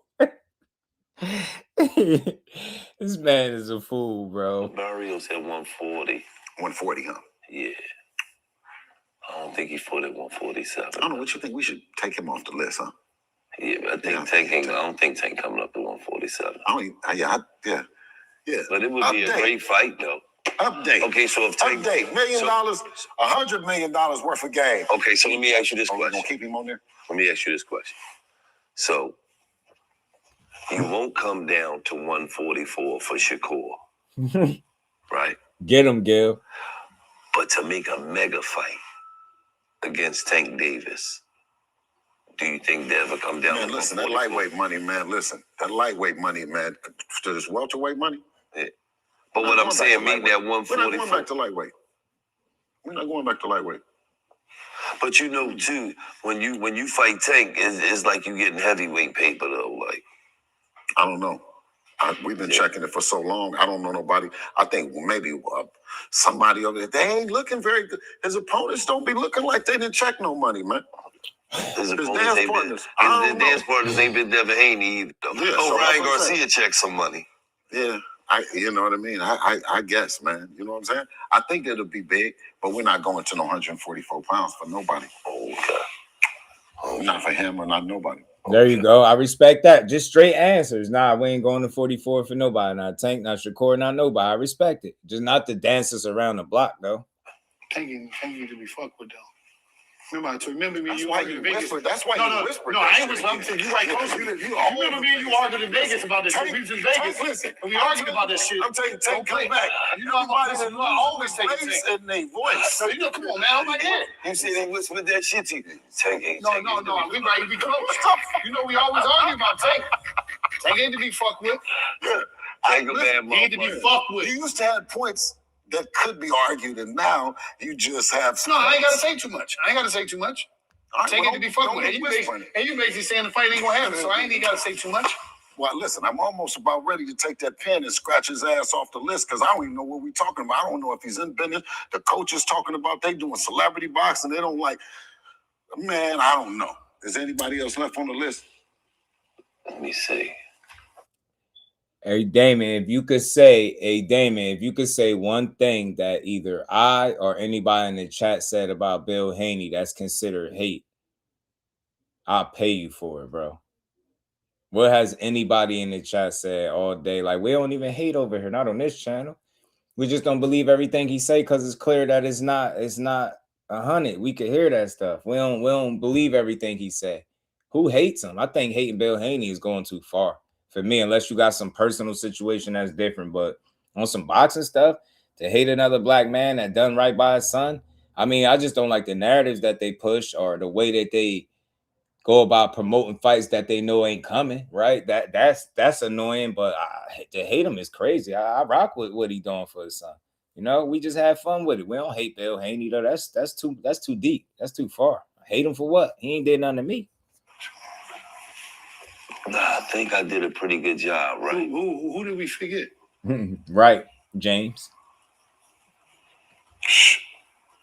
I don't know, man. You know, like I said, the honorable mention. I'll leave that alone. We got something. We gotta leave something. Hey, Don, you for real? That's dope, yo. You said your dad going into the bodybuilding Hall of Fame. Man, that's dope. Joseph, what's good, homie? That's dope. Don. For real. Nah, Bill is a real one, man. He just, I said this before, and I don't know if people might feel like I'm giving him an out. I'm not. I just feel like when you wear many hats, part of that game come with fronting and stretching the truth. Because the reason I say that, because I see them all do it. But the thing is, when we point it out, we can't be deemed as haters, man. We gotta call the hate, right? You gotta call the hate out accordingly. I don't think what we be doing with Bill is considered to be hating, though. Know what I'm saying? We just call out the bullshit that we see, right?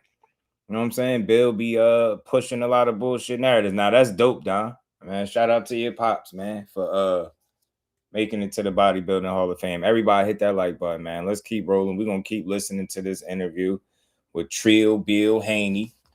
But I bet you can't name one thing that somebody said in the chat that's considered hate. I say, got him. I told you. Nah, it ain't hate. Look, Damon, look, dig this. You got people that believe everything he say, just be like, oh, word. All right, cool. And then you got people that be like, that didn't sound right. That's all. You don't hate him. They hate him. I don't dislike him either. I like Bill. Man, he winning, bro. He got the formula. He knows some shit, figured some shit out about boxing, and that's what it is. He's a bullshitter. There you go, Damien. I told him he what'd I say? What'd I call him? Slick talk or something. I don't think he liked the term slick talker, but it is what it is. Other people be just saying you lying and you full of shit. I say you're a slick talker. He like to walk you around the block a little bit.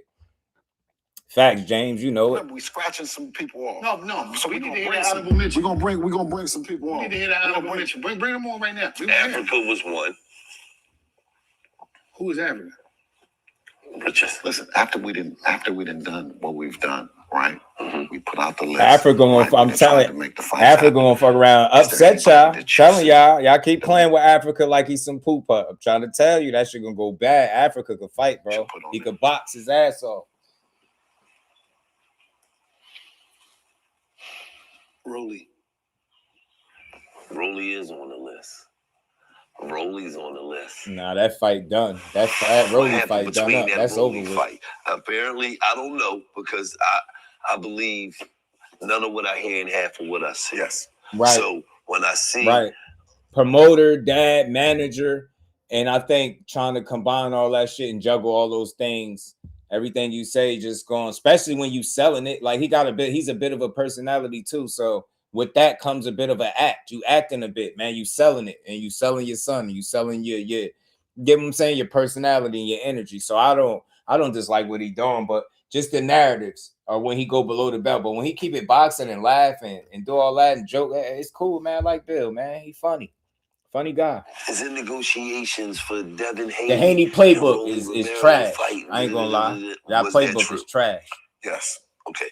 Then it said Devin backed out of the fight because the money wasn't right. Yeah. Was that true? Get him. Well,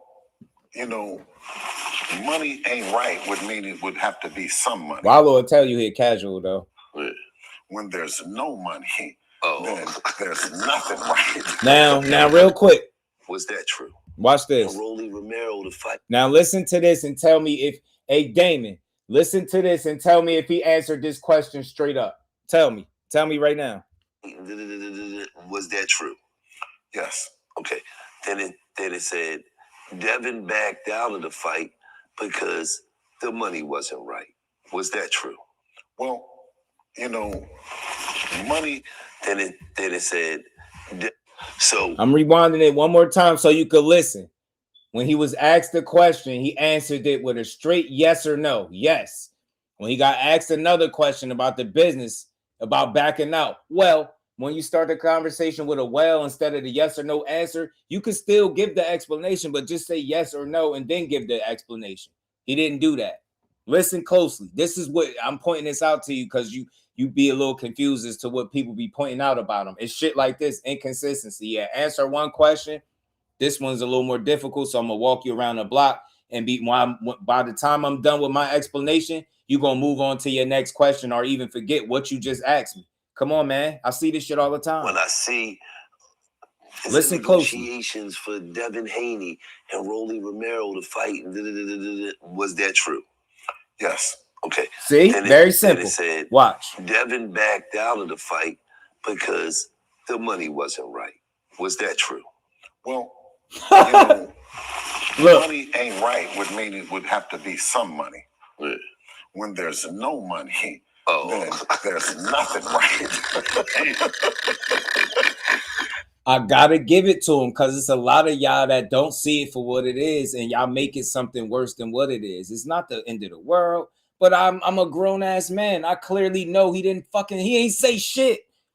He said, well, when there's some money and then there's no money, and that's the problem. Whatever he just said, then he ain't say shit. Is that answering the question? You can't honestly, wholeheartedly tell me you can walk away from this situation feeling like he answered that question. That's what he do when the questions get difficult. It's a yes or no question. Yes, he did back out of the fight when he realized he couldn't get the guarantee. But does that mean that he was scared or ducking Rolly or didn't want to fight? No, that just simply means that the business wasn't right on his end, on their end for him, right? That's what he's saying. Like what they offer now, I'm worth more than that. Hell no. You can simply say that. This is $100 million worth of game, as you said, but you're not keeping it real. And you're going to walk somebody down the block with some long-winded ass answer and then make them laugh. That's what they do. They charm you. They kill you, give you an answer, and then they make you laugh. And I guarantee you, he probably move on to his next question. Watch Watch the slick talk take up the gifted gab in real time. Right would mean it would have to be some money. Then it said Devin backed out of the fight Butcher. because the money wasn't right. Was that true? Well, you know, money ain't right would mean it would have to be some money. No, he when didn't. There's no money. No, he didn't. Then there's nothing right. Yo, I'm about to say, I'm calling Ubers. I'm not arguing with nobody. I'm gonna do this for the last time. If you telling me this is answering the question, then you're a fool. That's true. Well, you know, money ain't right would mean it would have to be some money. Tell me he answered the question again, buddy, so I can call you an Uber real quick. Nothing right. That's crazy. What yes or no answer did you get? He just gave him something to laugh at, bro. You get what I'm saying? Let me tell you. He say, I'm glad you are who you are, just on my word, damn duck. I mean, look, I could go a step farther though, Cap. See, the just doing me is, you know, I don't push the duck narrative, but I can also be real enough to say by their logic, by their Haney logic, that's a duck. By their Haney logic, that's a duck. And there was a situation with Teofimo. Remember that 145 that they was gonna fight at? Acting like they don't know what catch weights are. He's gonna fight Tio at 145. Can't make this shit up, bro. So by their logic, by their Haney logic, Cal, if that was anybody else, yes, it would be a duck. Right would mean it would have to be some money. When there's no money, then there's nothing right.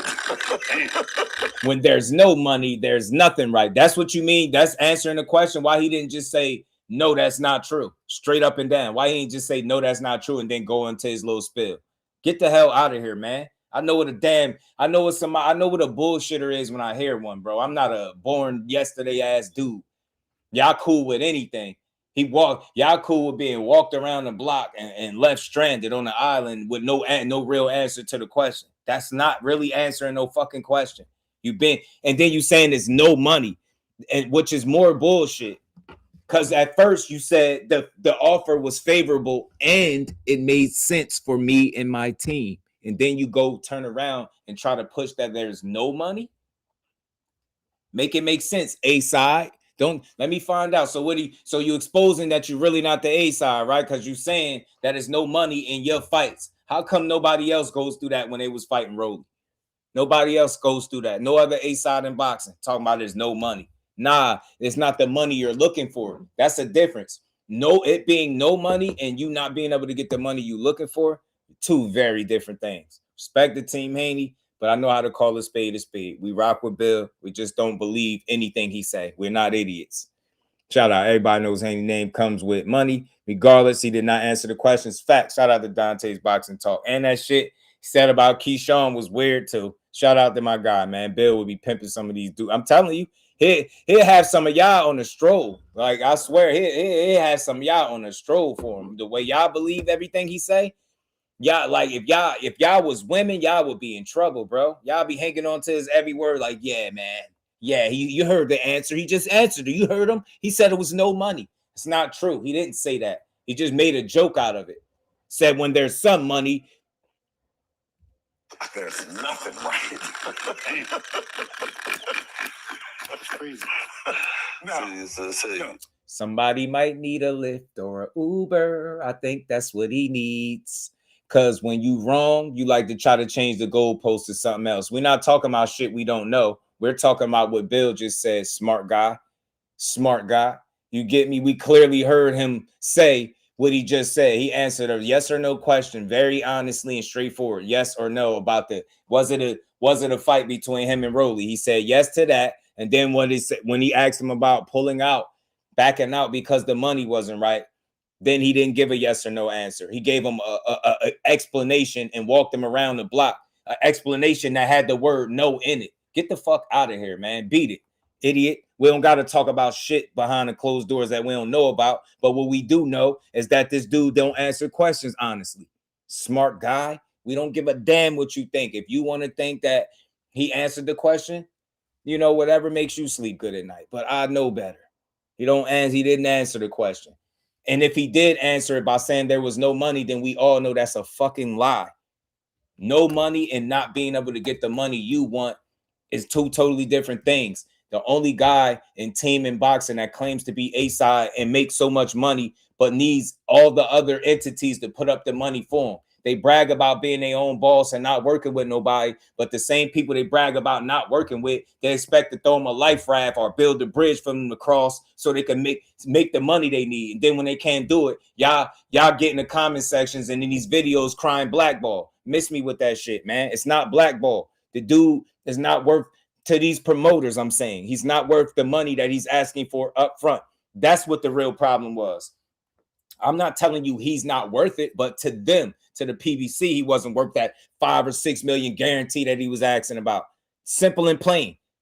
If I'm lying, then why ain't nobody else go to bat to make the fight? Why is nobody else putting up the money for him to make the fights? Why is he actively having to call out lightweights and guys that just had one fight at 140? They still talking about fighting Tank. Do that sound like somebody that's focused on 47 when most of the people that you talked about in the interview and none of them is at 47? Make it make sense, bro. So again, to justify and make the kind of money that he's asking for, that's why he keep calling the Tanks and the Shakurs, because you need those guys to make the kind of money that you're looking for, not the Rolly Romeros. The Rolly is not going to get you that kind of money. Simple and plain. Simple and plain. If it was, then they would have gave you what you was looking for, and we would have got a Rolly and Devin fight. Smart guys. Get out of here, man. Pack him up, man. And then Eddie Alvarez, or whatever your name is, Alvarez, if you're talking to me, I'm going to pack you up too. I'm not going to say that, you know what I mean? There's not a great opportunity to do business maybe with PBC and with Al and all that. I haven't experienced the right opportunity. That wasn't the right opportunity. It was on the table for us. See? That's what you say. That's a real answer. Prick. That's a real answer. Not that weird ass, you know, when there's some money and then when there's no money, that's the problem. Shut up. That's a real answer, what he's saying. That's real shit. That's how you get a real answer. Hey, man, I haven't experienced that with Al and the PBC yet. But what we experienced, that deal that was up on the table, it wasn't right for us. They got every right to say that and not take less than what they feel like they was worth. Goofy, y'all be trying to come to people aid for nothing. That's answering the question. That's being real. That's being genuine and saying, hey, man, that shit wasn't right. Instead of trying to make it seem like the PBC is broke or doing bad business. Nah, tell the full story. You get paid a lot. You've worked with a lot of different promoters. They've all paid you, overpaid you, whatever you want to call it. Now they feel like they determine whatever your market value is. And I don't think none of those guys that's already in position are willing to pay you what you're looking for unless it's with a certain fighter. That's hence, in my opinion, why you keep naming specific names, because those are the names that would generate the money that you potentially asking for. Maybe, right? But without that, you're not getting no $5 or $6 million guarantee to fight no damn Rolly Romero or whatever it is that your super team said you was asking for. You're not going to get that. So what Bill said right here is very real. That deal that was up on the table did not make sense for us. I respect that because that's a genuine response. Boxing Dad, what's good with it? Shout out to Will. What's good, fam? That's crazy. I'm not going to say that, you know what I mean? There's not a great opportunity to do business maybe with PBC and with Al and all that. I haven't experienced the right opportunity. That wasn't the right opportunity. It was on the table for us. You know what I mean? That's real. And for me, in my opinion, the way that they carried it after the fight didn't materialize doesn't necessarily make the next person want to do business with you, I would think, right? Because you try to make it seem like they was doing bad business and stuff like that. And then they go to look at it like, all right, well, you an overpaid guy anyway. You more of a headache than anything else.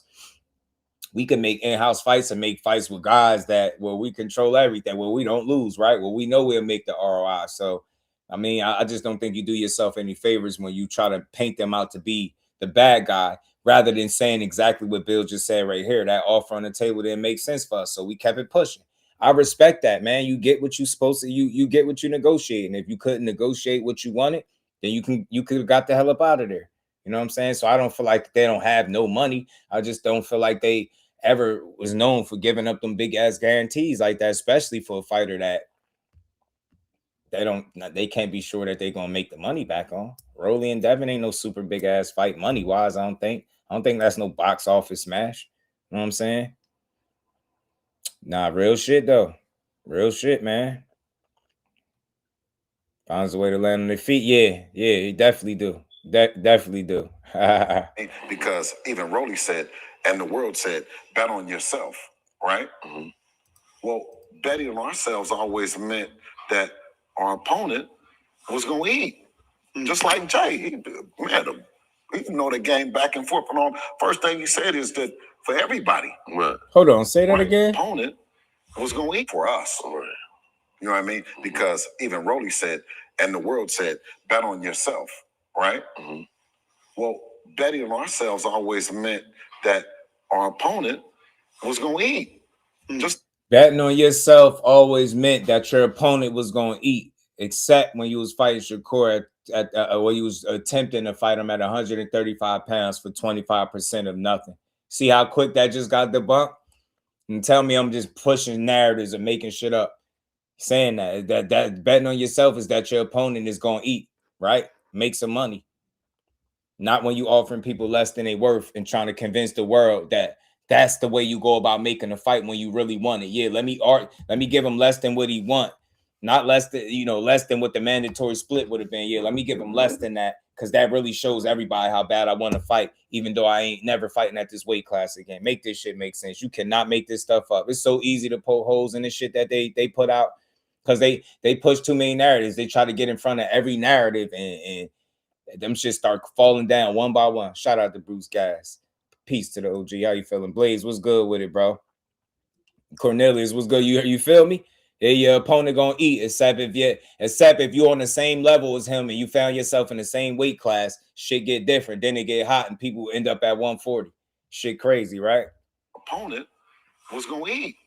Just like Jay. Just like Jay shit. Y'all offer that man 25% of nothing. Is that for everybody. Right. So clearly the record will reflect there was nothing on the table for us.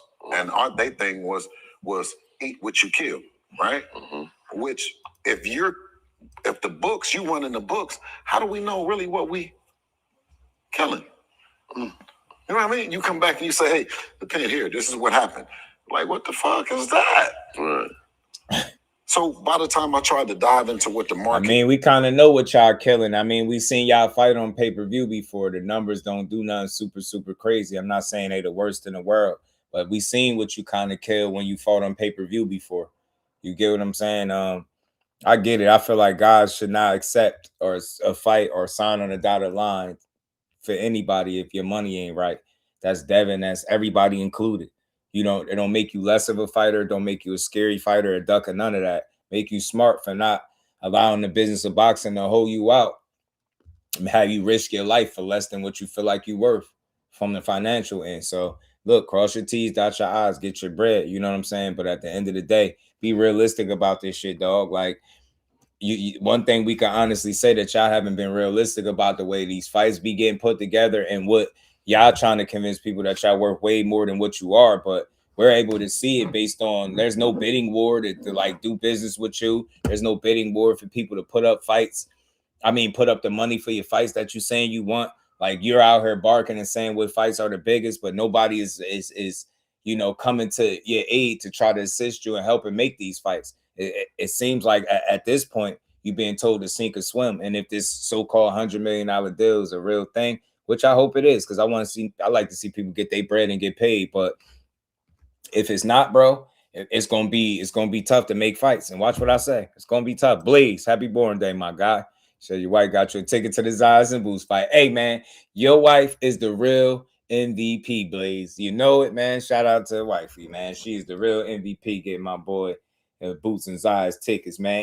Hey, Blaze, don't no gift say I love you like tickets to a fight. You get me, like tickets to a big fight, my guy. Shout out to Blaze. Enjoy it, man. And you got your real one, man. She understood the assignment. My boy she know what you like, man, without even asking, man. She know what you want to see. Shout out to Blaze. Happy born day, my guy. Look, everybody hit the like button, sub to the channel, support the truth. I ain't gonna even say the grind no more. Support the truth. That's what we doing. Shout out to Big Dog Willie. He said, how do you tell millionaires what they not worth? Again, let me say this again, because I ain't gonna block you for saying what you're saying, bro. It's all good. You ain't hear what I said clearly. So let me say it again. And maybe sometimes I slip up, I make mistakes when I speak. So let me say this clearly. It's slower for you. I said I can't tell him what he's worth, but it's clear that the business of boxing are the powers that be, the entities that put on fights, the promotional companies are clearly telling him what he's worth. So you didn't hear that part, did you? You didn't hear me say just do boxing can't tell him what he's worth, but the people behind the scenes are clearly making a stand by not being the ones that's jumping to his aid to make these fights. Think about it. If he was worth the money that he was asking for, if people felt that way, you don't think nobody, not one person would come to bid or try to help him put up the money to make the fight with him and Rolly? Or better yet, you don't feel like the PBC would have just gave him what he was looking for? You know, any other A-side in boxing that can't make the fights that they're looking for as well as get the money that they're looking for? A double negative. Don't sound like much of an A-side to me. So again, pardon me if you heard the wrong thing, but this is the only time I'm gonna be this nice and willing to explain. Listen to me closely, bro. I can't tell none of these boxers what they worth, but the business of boxing has clearly done so, right? Nobody's going to above and beyond to make his fights. There's no bidding war. There's nobody trying to sign him on until we heard this situation with Zuffa. I'm assuming Zuffa, because all these other entities been in place for so long, and I seriously doubt that they're the ones that are trying to offer this type of money because he's been here, right? The only thing that makes sense to me is Zuffa, right? Because they're the new show in town that's looking to make a splash, and maybe they need a name like a Devin Haney to do so. So again, I can't tell nobody what they worth, but the business of boxing is clearly telling them what he worth, and it's not what he thinks it is. Big Mason, what it do, family? Big Dre, big drop. What it do, man? Say if he was worth what he's asking for or believed in himself, the fight would have been made. I think he would have been able to get the money he was looking for. Or again, y'all, hey, Big Dre, I noticed another thing too. Big Dre, he said something about betting on yourself. People tell you to bet on yourself. Well, betting on yourself is the idea that the opponent gonna get paid, right? Unless you Shakur Stevenson. Nah, betting on yourself is when y'all tell people to bet on themselves. Y'all was telling Shakur to bet on himself. Take 25% of not only nothing, but take less than what you're worth. Now, if you apply that same Haney logic to the Rolly and Haney fight, then y'all should have bet on yourselves and made the fight, right? See how fucking stupid that sound when it's your favorite fighter that's being told to bet on himself, and really what that mean? That's code word and slang for saying let them screw you over or take less than what you feel like you're worth in negotiations in order to entertain us. That's what y'all tell people to do all the time. That's the difference right there. Shout out to Crush. What's good with it, Yoda? Who's actually putting up the money, can actually tell a millionaire what they work. Yeah, that's why you get what I'm saying. And that's all I was saying. If I misspoke, pardon me. For the people that know what I meant, I can't tell them what they worth. But them people putting up that bread, when they say, yo, you ain't worth 5-6 million up front guaranteed, you better believe that's what they saying. You get me? You could go argue with them and be mad if you want to, but the reality is when shit make good business sense in boxing, fights get made. People don't shy away from making the fights when they worth money. Think about it. If you worth the money that you think you are, everybody will be trying to put on your fights, not just Zuffa. Simple. Oh, so it's not a money issue. It's just about who's gonna show. We have the money. So it was never a chance for that fight to really Hold on. Makes sense that even the staff on both us and their thing was eat what you kill, right? Mm-hmm. Which if the books, you run in the books, how do we know really what we killing? You know what I mean? You come back and you say, hey, the pen here, this is what happened. Like, what the fuck is that? Right.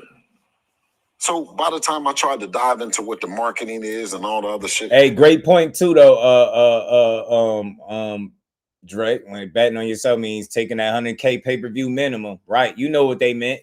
Then you can start to recoup that money. So if, again, it's all about just it's narratives that eventually catch up to you. When you push that you making so much money and you worth so much money and you demanding so much money and you get me, you the biggest show in town, and then you can't secure the fight to justify the shit that you've been pushing, people gonna ask questions, right? When people ask you to bet on yourself and really sell these tickets that you say you sell, then it's a problem. I swear this is strange, bro. It makes you crazy that these people will believe anything. I swear they will. They'll Trying to believe squeeze anything. it to where it should make sense that even the staff on both staffs need to be guaranteed. Right. There was a zero guarantee.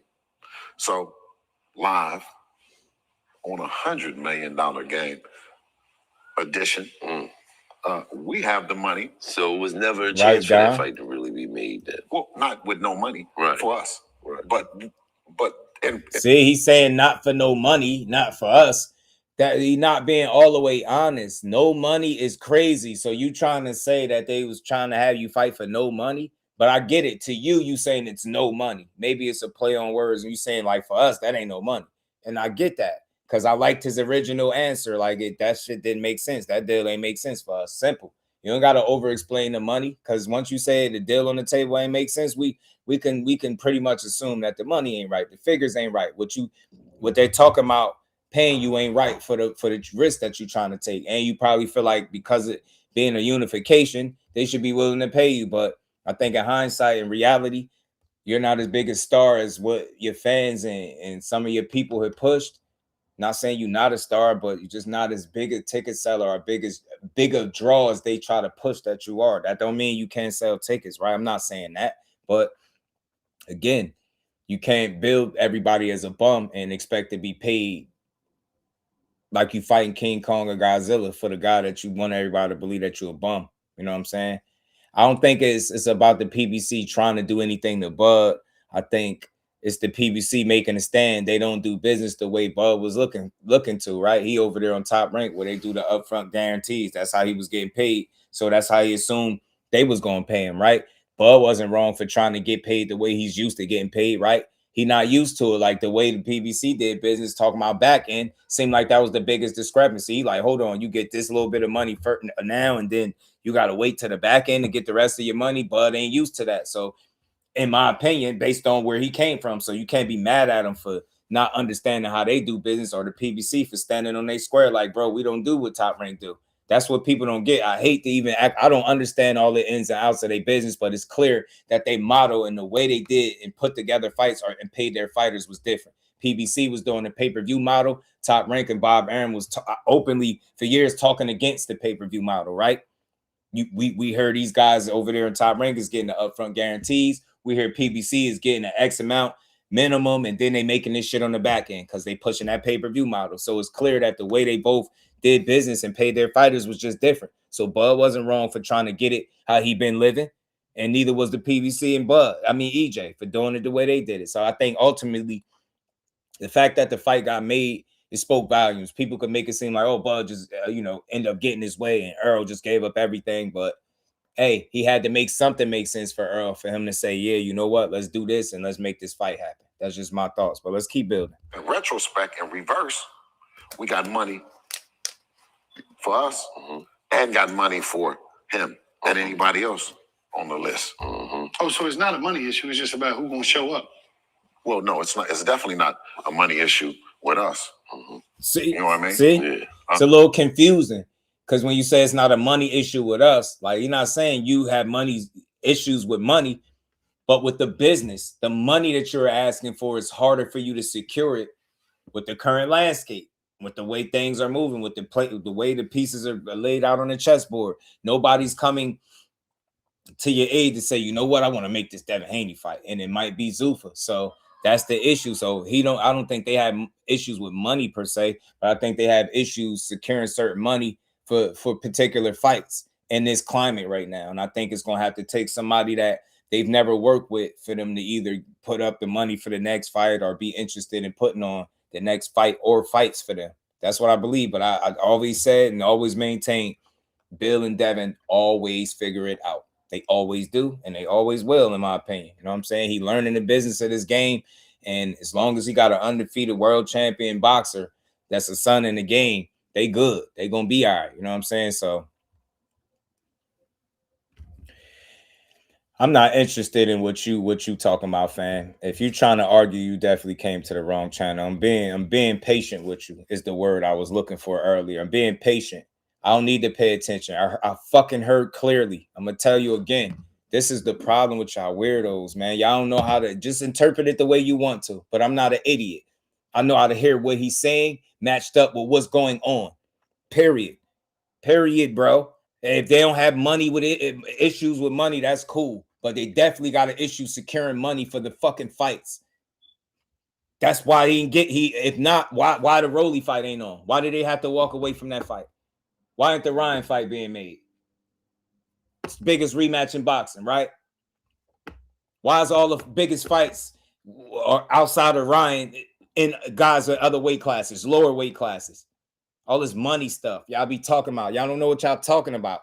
This man worked with a number of these people that got a chance to determine what they feel like his market value is. And for a bonus, they got that Ryan fight that still don't count between him and Devin, but they seen that shit and ain't nobody paying for a guy running out there landing 70 punches a fight, knowing that he used to do way more than that. Simple and plain. That's my opinion of it, based on the facts that are out there. Ain't nobody jumping. None of the pre-existing promotional companies is going to bat. And I guarantee you won't see none of them do it or come out and pay them that money they talking about. Damn, man. Damn, bro. It ain't that hard to listen and interpret. I don't even need to hear the shit he's saying because I know what's going on for real. We could watch it and see it playing out actively right now. Only people pushing how much of a star you are, how much of a draw you are, how much money you make. Nobody's willing to do that shit no more. They've done it. They've overpaid you for years. They're not doing it no more. And I'm basing that off of what they said. Get what I'm saying? They being the promoters, the Eddie Hearns in the world. Get what I'm saying? The top ranks of the world. Same deal, bro. They all say the same shit. That's why they're in the situation they're in right now. You got to play ball. And playing ball don't mean we're paying you everything up front neither. People are not willing to lose money. The consensus is they've been losing money. You'll make some, lose some. You heard Eddie, he didn't try to slight him, but at the end of the day, if you're going to sit here and ask for something that we don't know we can make back, we're not giving it. If you're worth the risk, then you'll get the money. You get what I'm saying? Then you'll get paid. Have you ever seen Tank Davis had this issue? Because y'all talk like y'all that. Have you ever seen Canelo had this issue? Anthony Joshua had this issue? Hell no. Y'all don't like to listen, man. Y'all like to force a reality that's not there. And then when that reality comes crumbling down, one narrative at a time, one false narrative at a time, falling by the wayside, y'all try to argue shit that don't need to be argued. Jay, what's good with it, homie? These people be pissing me off. I can see if I'm up here trying to have like a negative, super like toxic conversation, like, man, this dude ain't shit. Nah, man, we just breaking this down. This is my interpretation. You don't like it, you could tune me out. It's all good, fam. I might not be your cup of tea. You get me? Now, and for real, Will, that's another thing. The pre-existing promoters and the guys that are in place are not willing to overpay after you had 30-something fights in, where people can pretty much, you get what I'm saying, figure out what your market value is. They know who the big stars are in boxing. And I'm not saying he's not one of them. He's one of the most talked about and one of the most accomplished. They can't get rid of him, even with the narratives, but they don't do themselves no favors when they help perpetuate and push these false fucking narratives. This is why we get here. This is why we start having these kind of conversations. You got all these creative ways to get to the money. You out here making $100 million deal announcements with question marks, and you got everybody questioning it. But at the same time, we like, bro, where you at with it? $100 million. But then when it was time to get 5 or 6 for Rolly, it's like, they ain't got no money for me. Make it make sense. Let's keep rolling, man. I think, hungry. Your boy is hungry. It's fair that each fighter, go into this stuff that they get paid, man. Yeah. They need to get paid, and they need to. In Devin's case, they get paid the most that they didn't got paid. Every time. So you just got a bunch of checks waiting for people. You just waiting for them to show up. Oh, ain't no doubt. But what do you think about how do you think a fight between Dev and Gary Antoine Russell will turn out? The Russells, I respect the Russells and everything that they've been and boxing. You know what I mean? Ain't no joke. Yeah, he's rough, but there's a blueprint on him. He's lost, right? I believe so. I believe he took. You only see it when guys aren't being realistic, right? Yeah, and I ain't tripping on it now. Shout out to Mondros. Everybody hit that like button, sub to the channel, support the bill. Let's put some color in the chat. Let's support the channel. Let's keep rolling. We got a lot more we're going to talk about, man. Can't pay a fighter more than the total revenue, right, man? And I ain't tripping on the announcement, Jay. I would like to hear one sooner than later, though, but I ain't tripping on it. But it's gonna make people speculate. You get what I'm saying? I don't care about money, how much money he getting, as much as who the fights are. That's gonna allow him to make that kind of money, right? That makes sense to me. But shout out to Ty, what's good, homie? But I just feel like some of these announcements lately been premature. You know what I mean? As far as the Shakur thing, I think the fact that they putting out amounts is crazy, and y'all really out here just with no right, like no real logical thinking. Just think these guys just throwing away and tossing away hundreds of millions of dollars or tens of millions of dollars, should I say? I just don't see it. I don't see it being that easy. We gonna see. Yeah, they got that bag for sure. Oh, yeah. They got that bag. I remember at one time. I know a nigga that's you just fear for nothing. Yeah. You just scared. He's rough. And you don't even fucking know why. He is, He just that something about fight. He just a scary motherfucker. Yeah. One motherfucker punched me in the back of his head in prison. That nigga nerves been fucked up. No, he is. But I'll tell you, At one time, they don't do. Listen, I'm gonna tell you one thing about them though, because I know niggas and shit. They don't do a bunch of smiling and shit though, right? They don't. I know. That's what the first thing that you got. At one time, I know what you was thinking about. Didn't Dev attempt or want to send over the older brother a contract? Well, you know what? What had happened was that I seen him go back and forth. So the older brother called out Terence Crawford. Called out Terence Crawford. Yeah. You know what I mean? And of course, Dev said if you would get down with Terence, then you know what I mean. How'd you jump past me? You know what I mean? Mm-hmm. And that was something that was entertaining. You know what I mean? But I'm just as disappointed. Nah, it's a fact. That speculation. Yeah, the speculation. Yeah. I'll tell you what, the next person that make it seem like I'm even making it seem like it's about their money, I'm blocking you. I swear to God, I'm blocking you. Because I made it clear since I opened my mouth. And you know what? I ain't gonna lie. I'm starting to know y'all Haney fans starting to really like annoy me in a different kind of way. Like y'all really annoy me because y'all will keep saying the same dumbass shit over and over again, regardless of what. But it was cool to speculate how much Shakur money was with a fake ass 25% that y'all weirdos is still pushing to this day in 2026. You weird ass super duper Haney fans is still pushing 25% of nothing. I just was told on the panel a few weeks back, maybe a month or more ago, that you could send offers with no money. They really told me that. These are Haney supporters telling me shit like this. And then when somebody start talking about not so much his money, but the opponents, I keep repeating the same thing so people can hear it, but they still be like, man, we don't care about the money. It's not ours.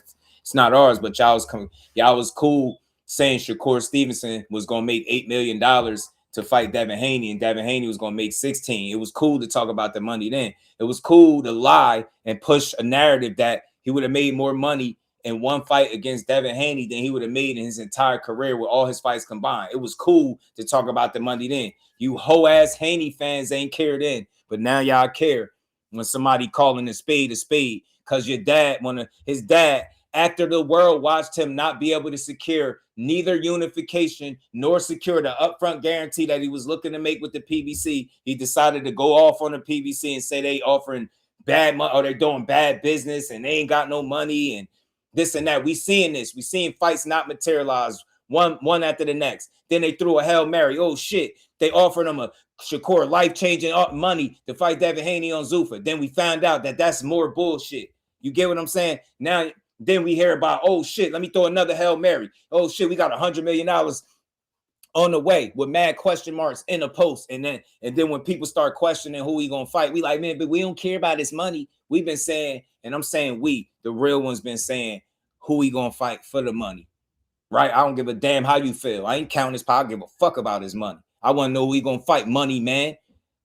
If somebody, my mind get to going. If damn somebody wasn't just willing to pay you a $5 or $6 million guarantee to fight a guy in the unification, shit, who the hell jumped out the window and said, damn, I'm gonna pay him $100? That's Floyd Mayweather. That's Canelo Alvarez type shit. Anthony Joshua type money, bro. That's what that is. Damn right, I'm gonna ask questions. You don't like it? Shut up. Go cry for your favorite fighter. Shit, it was cool to talk about money with that 25%. It was cool.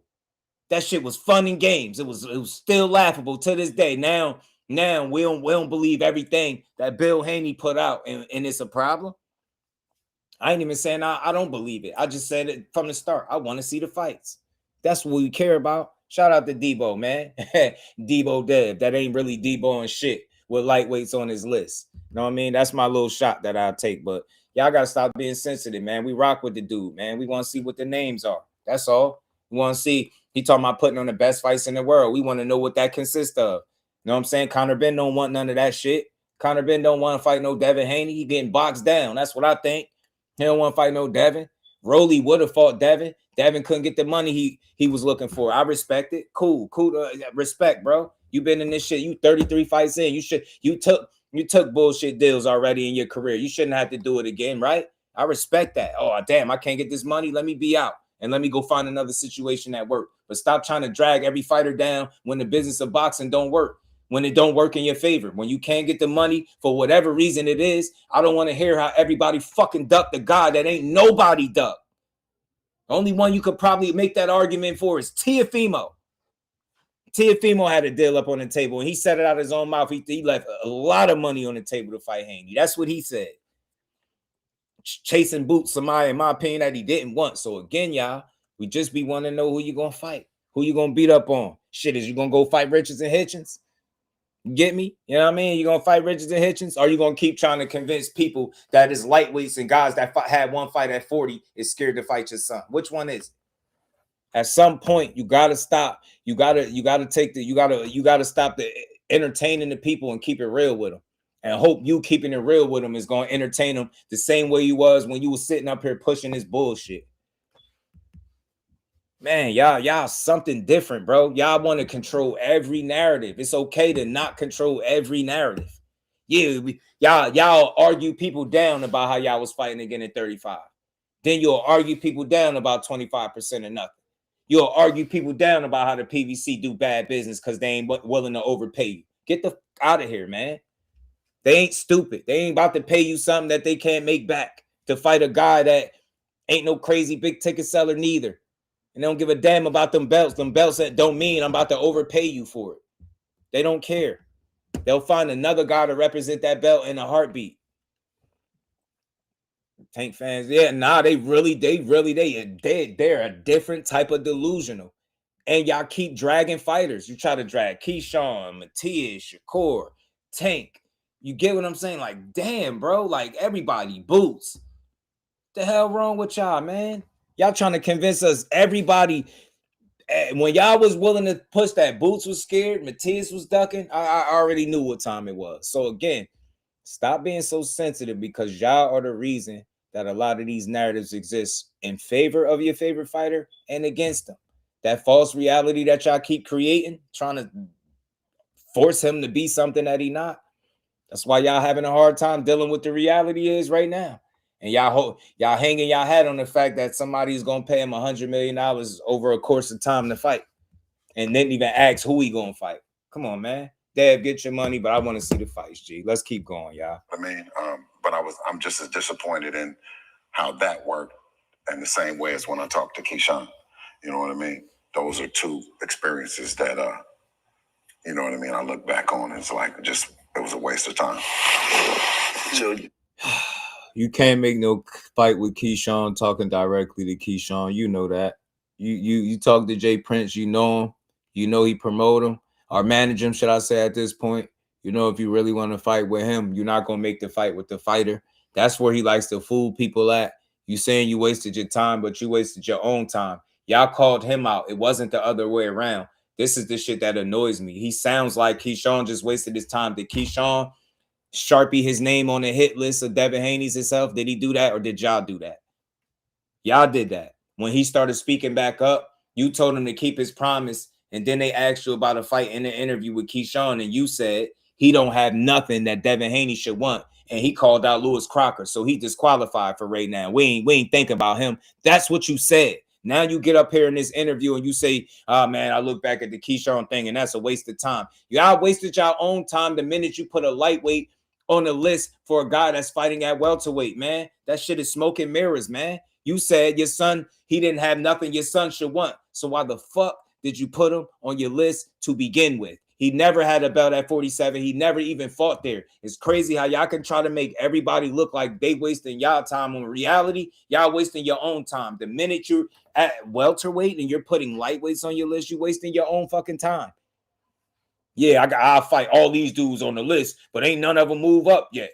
And none of them move up yet, but that been the case. That didn't stop you from putting names on the list. Tell me what person put a hit list out and he got more lightweights than welterweights in the current weight class that he campaigning in, that he wants the world to be convinced of. There's no way he can go back down to these lighter weights, not even 3 pounds, right? Even though it was a fight ago, but I can't do that shit no more. It's impossible. But what I'll do is I'll compile a list of 10 names, and 3 to 4 of them gonna be lightweights. Yeah, that's what I'll do.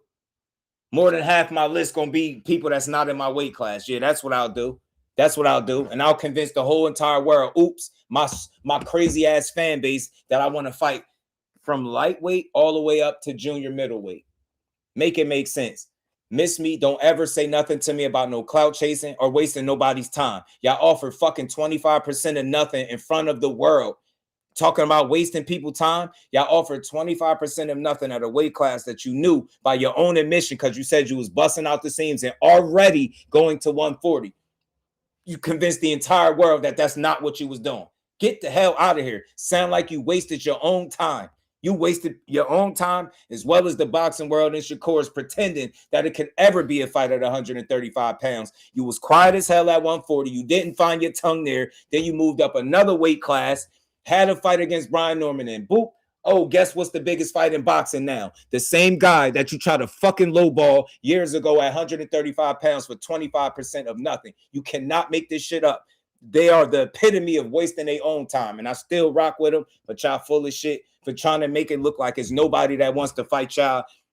Y'all want to fight everybody except the people in your weight class. Shut up about that Shakur shit. You don't want to fight him. He willing to meet you in the middle. You're not willing to do what you just did a fight ago. Shut up about using his name, and if they offered him anything, they haven't offered him anything. Y'all fake negotiated a fight with him, all because he sold out with TL. Y'all the epitome of clout chasing. I don't never want to hear that shit no more. Clout chasing is bringing up Tank name, knowing that Tank ain't fighting right now, knowing Tank ain't never fought at 147 pounds, but you're going to sit up on this damn interview and talk about how y'all still want to fight Tank Davis. I don't never want to hear about no clout chasing, bro. That's clout chasing at his finest and worse at the same time. Talking about wasting people time. It's a waste of time to talk about Tank, who ain't never fighting that welterweight. But y'all, did it stop y'all from doing it? Nope. You say all this shit about how easy Shakur is, but then you proceed to get on the phone with his manager and call him the big homie and had nothing but the utmost respect and was real enough to keep it a buck. You ain't coming down. And he ain't going all the way up. That's why the fight ain't happening. Not because somebody ducking, wasting your time, or trying to avoid you. Ain't none of that weird ass shit. Fact of the matter is, y'all think y'all hold all the cards in your hand, and you don't. You don't have the leverage to tell these so-called big fights to come to 147 or they can't be made. You don't have them. You don't have that leverage. You can't tell Shakur at 28 years old, he just got to his 4th weight class. Yeah, you got to come to your 5th weight class to fight me. He don't got to fight you. He not a welterweight. Focus on them dudes at welterweight then. Go fight a Rolly, Conor Ben, or Lewis Crocker, or whoever else you going to fight. That's what you do. But y'all been wasting your own time, and y'all been doing it for a long fucking time. Yeah, you know what? They say it ain't no friends in boxing. They say it ain't no friends in boxing, Jay Grant. But I watched the Haney hoes tear Shakur down for jumping in the ring with Devin Haney. They called him a coon, a backstabber. They said you can't trust him and all that. They said he jumped in the ring knowing that they was cool and they was friends. That's exactly what the Haney hoes was telling me. That's what they was on their YouTube channels crying about. calling Shakur coons and all types of shit. Weird ass energy. Let's keep cooking, man. These dudes be boxing themselves up. I rock with them, but it's the super fans that make me have this kind of energy, bro. Because y'all say everything, but what the truth is. Get what I'm saying? Nah, he ain't trying to back him at 135. He had one fight at 140. The same way your guy had one fight at 44, but ain't willing to do it again. You get me? Shakur, Devin Haney want Shakur to jump to 47 from 140, and Devin Haney didn't even do that. Devin Haney went from 140 after Ryan to 144 with Jose Ramirez. But when Shakur suggests doing it and meeting me back where you just did this at, it's like, oh shit, it's foreign. It's like he's speaking Chinese now. Get the hell out of here, y'all full of shit. You want Shakur to do shit that Devin Haney didn't even do his fucking self. He didn't go from 140 to 47 and fight no champion. He didn't do it. He went to 44. And then he went to fight the most inexperienced champion there. That's what he did. Shit is.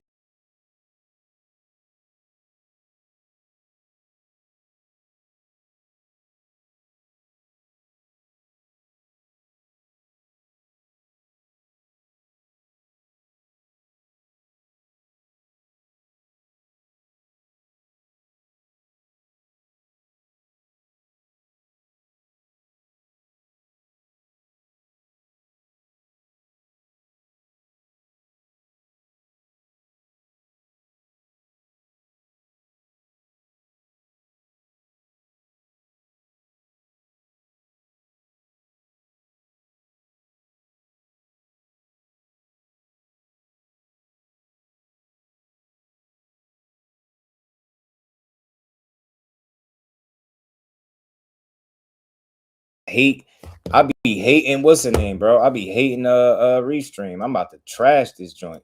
So again, y'all heard what Jay Prince said. Let's say what he really said.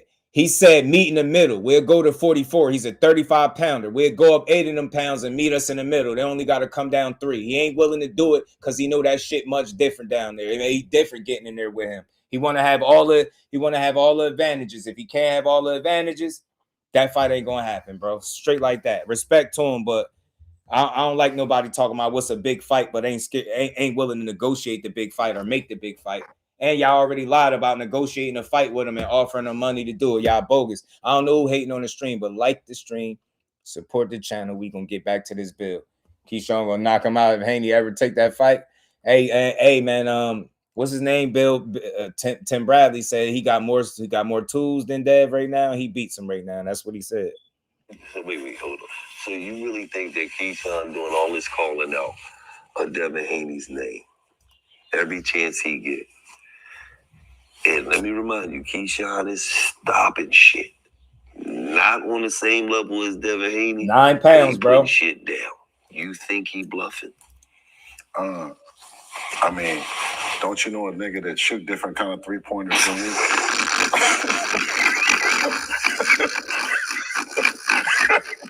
Every nigga shoot a 3-pointer. Every nigga shoot a 3-pointer, right? It's a different kind of 3-pointer. You know what I'm saying? And man, I ain't gonna lie, because y'all got me on one. That shit don't mean nothing. He asked you if you think Keyshawn Davis just fronting about fighting you, but this is the crazy part. How do y'all put his name on the list? Y'all did nothing to negotiate no fight with him whatsoever. You completely dismissed him on a live interview, and now you're going to get in here and make it seem like y'all ever was negotiating that fight. The problem is y'all constructed a list with fucking lightweights on it. And y'all could sit here and try to puff your chest out and act like, yeah, man, yeah. You're calling out lightweights, dude. At 147, you bogus as hell. These dudes both had one fight at 140. Think about it. Tank, Keyshawn, Shakur all had one fight at 140. That's your list right there. These are the people that he's talking about in this interview. Not no welterweights. Make it make sense. Y'all supposed to be taking over at welterweight. He said it, the glory division. But only person y'all calling out and talking about making fights with is everybody but a welterweight. And it's not even 40 pounders. They're lightweights. The man just said, yeah, Tank Davis. I don't know. I think he had a fight at 147. This ain't StreamYard. This Restream. It's because I'm paid for it. So when it's over, I ain't paying for it again, though. After this month, I'm done with Restream. Mike Kirkland, my brother, was good with it, bro. That's all I'm saying, man. I ain't even saying nothing bad. I'm just keeping it a buck. Like you can't look at You can't look at the energy Keyshawn showed after his name being seen on the damn hit list. You told him, is he gonna keep his promise? And then you went on to say that he don't got nothing Devin should want. Why did you put his name on the list to begin with? Tell me that's not clout chasing. You can't put a guy on the list and then when he start calling your name, you like, well, yeah, he's clout chasing and he don't got nothing Devin should want. And he called out Lewis Crocker, but y'all was talking about fighting Lewis Crocker and it was cool. It's crazy work, man. Every nigga shoot a 3-pointer, right? It's a different kind of 3-pointer. You know, he ain't talking about shit either. And until he shoot him from the feet that Devin does, until he does it with the kind of competition that Devin. See, we hear on. See, that's that Bill shit again. Let me run it back again for you smart guys out there that's always talking about he answering questions. He say a whole lot of nothing, man. Whole lot of nothing. And I like it. It's fun. It's entertaining. But y'all kill me when y'all act like this shit is the gospel. This shit is not the gospel, bro. Listen to this shit again. Hit that like button. Support the bill. Support the truth, matter of fact. Not the bill, the build. But he putting shit down. You think he bluffing? I mean, don't you know a nigga that shoot different kind of 3-pointers than you? Fuck do this mean? Now, smart guys out there. Now go ahead. Go ahead, smart guys. Like, yeah. Go ahead. Go ahead and break it down. Break it down to Bill shit for me, because I don't speak his language. What do that mean? Like, do everybody he asked, do you think he's serious about the call outs or not? And you said, do you know somebody that shoot 3-pointers? What are you talking about? We ain't talking about shooting 3-pointers. We talking about getting punched in the face. Do you believe Keyshawn Davis is with the shit that he been saying? The man knocked out 3 people back to back to back that never been stopped or knocked out. Period. That's what he did.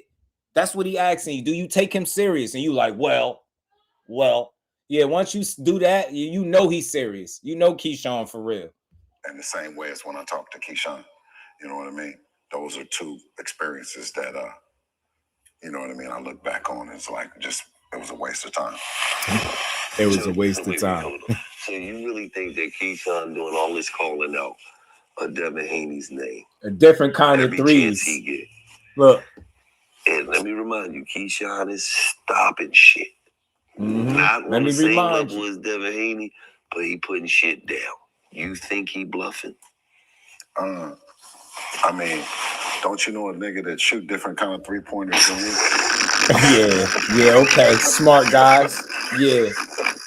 Go ahead, geniuses. Explain that to me. Go ahead and over-explain how he answered the question right there, too. Every nigga shoot a 3-pointer. Every nigga shoot a 3-pointer, right? It's a different kind of. I don't get this analogy. What the fuck do shooting 3-pointers got anything to do with Keyshawn Davis being serious about fighting Devin? That's the thing.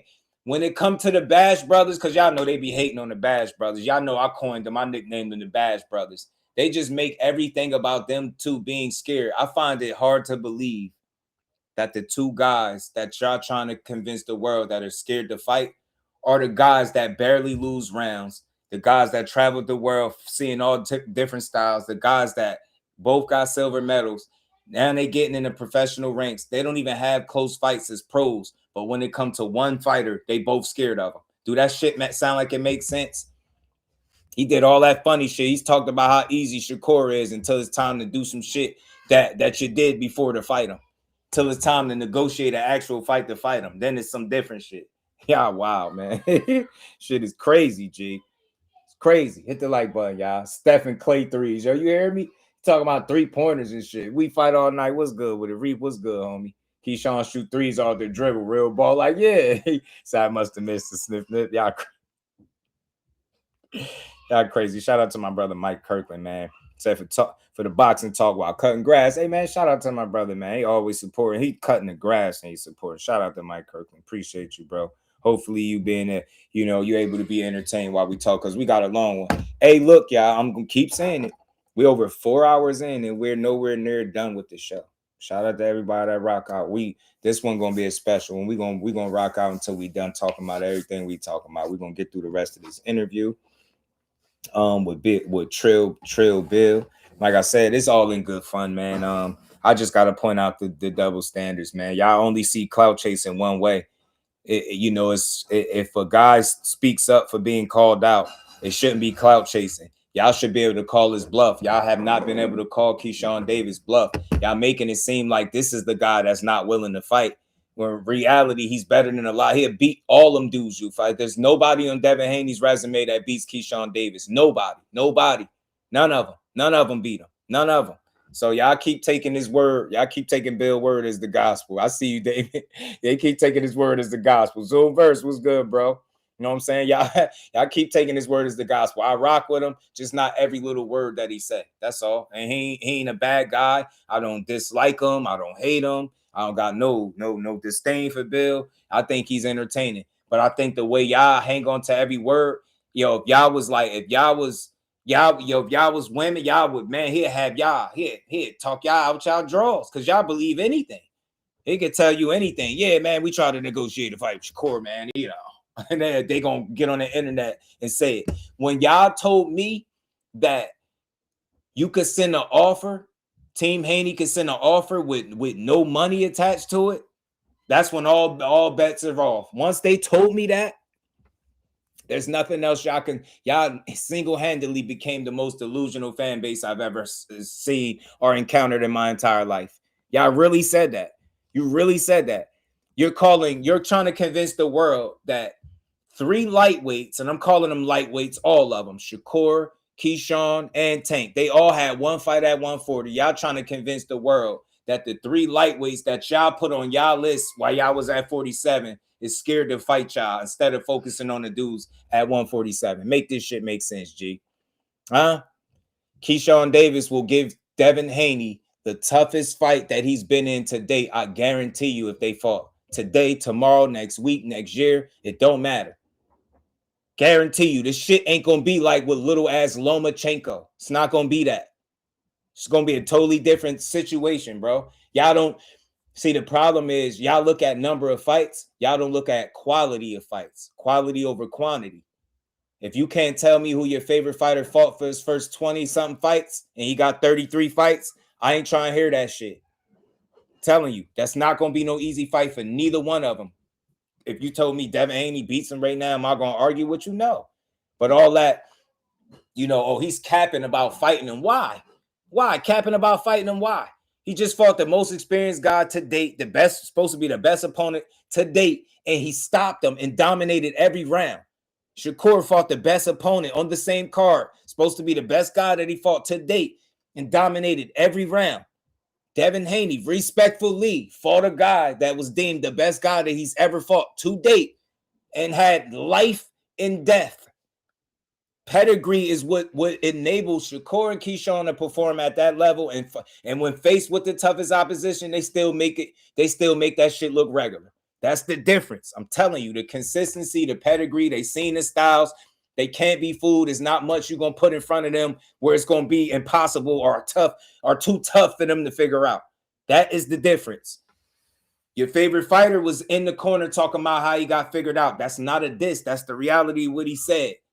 And that same fighter turned down a fight with Shakur Stevenson for a career high payday and a vacant title. Make that shit make sense. And then went and fought Cambosis and retired in peace. Telling you, man, that shit is different. That's why the rules apply different. Y'all want Shakur to be in his 5th weight class while y'all sitting in y'all 3rd, right?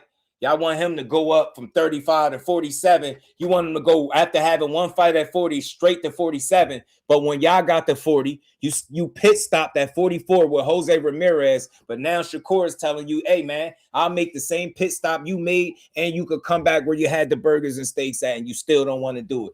Stop using lightweights to promote your favorite fighter. That shit is lame. I don't ever want to hear anything about clout chasing and who don't want to fight.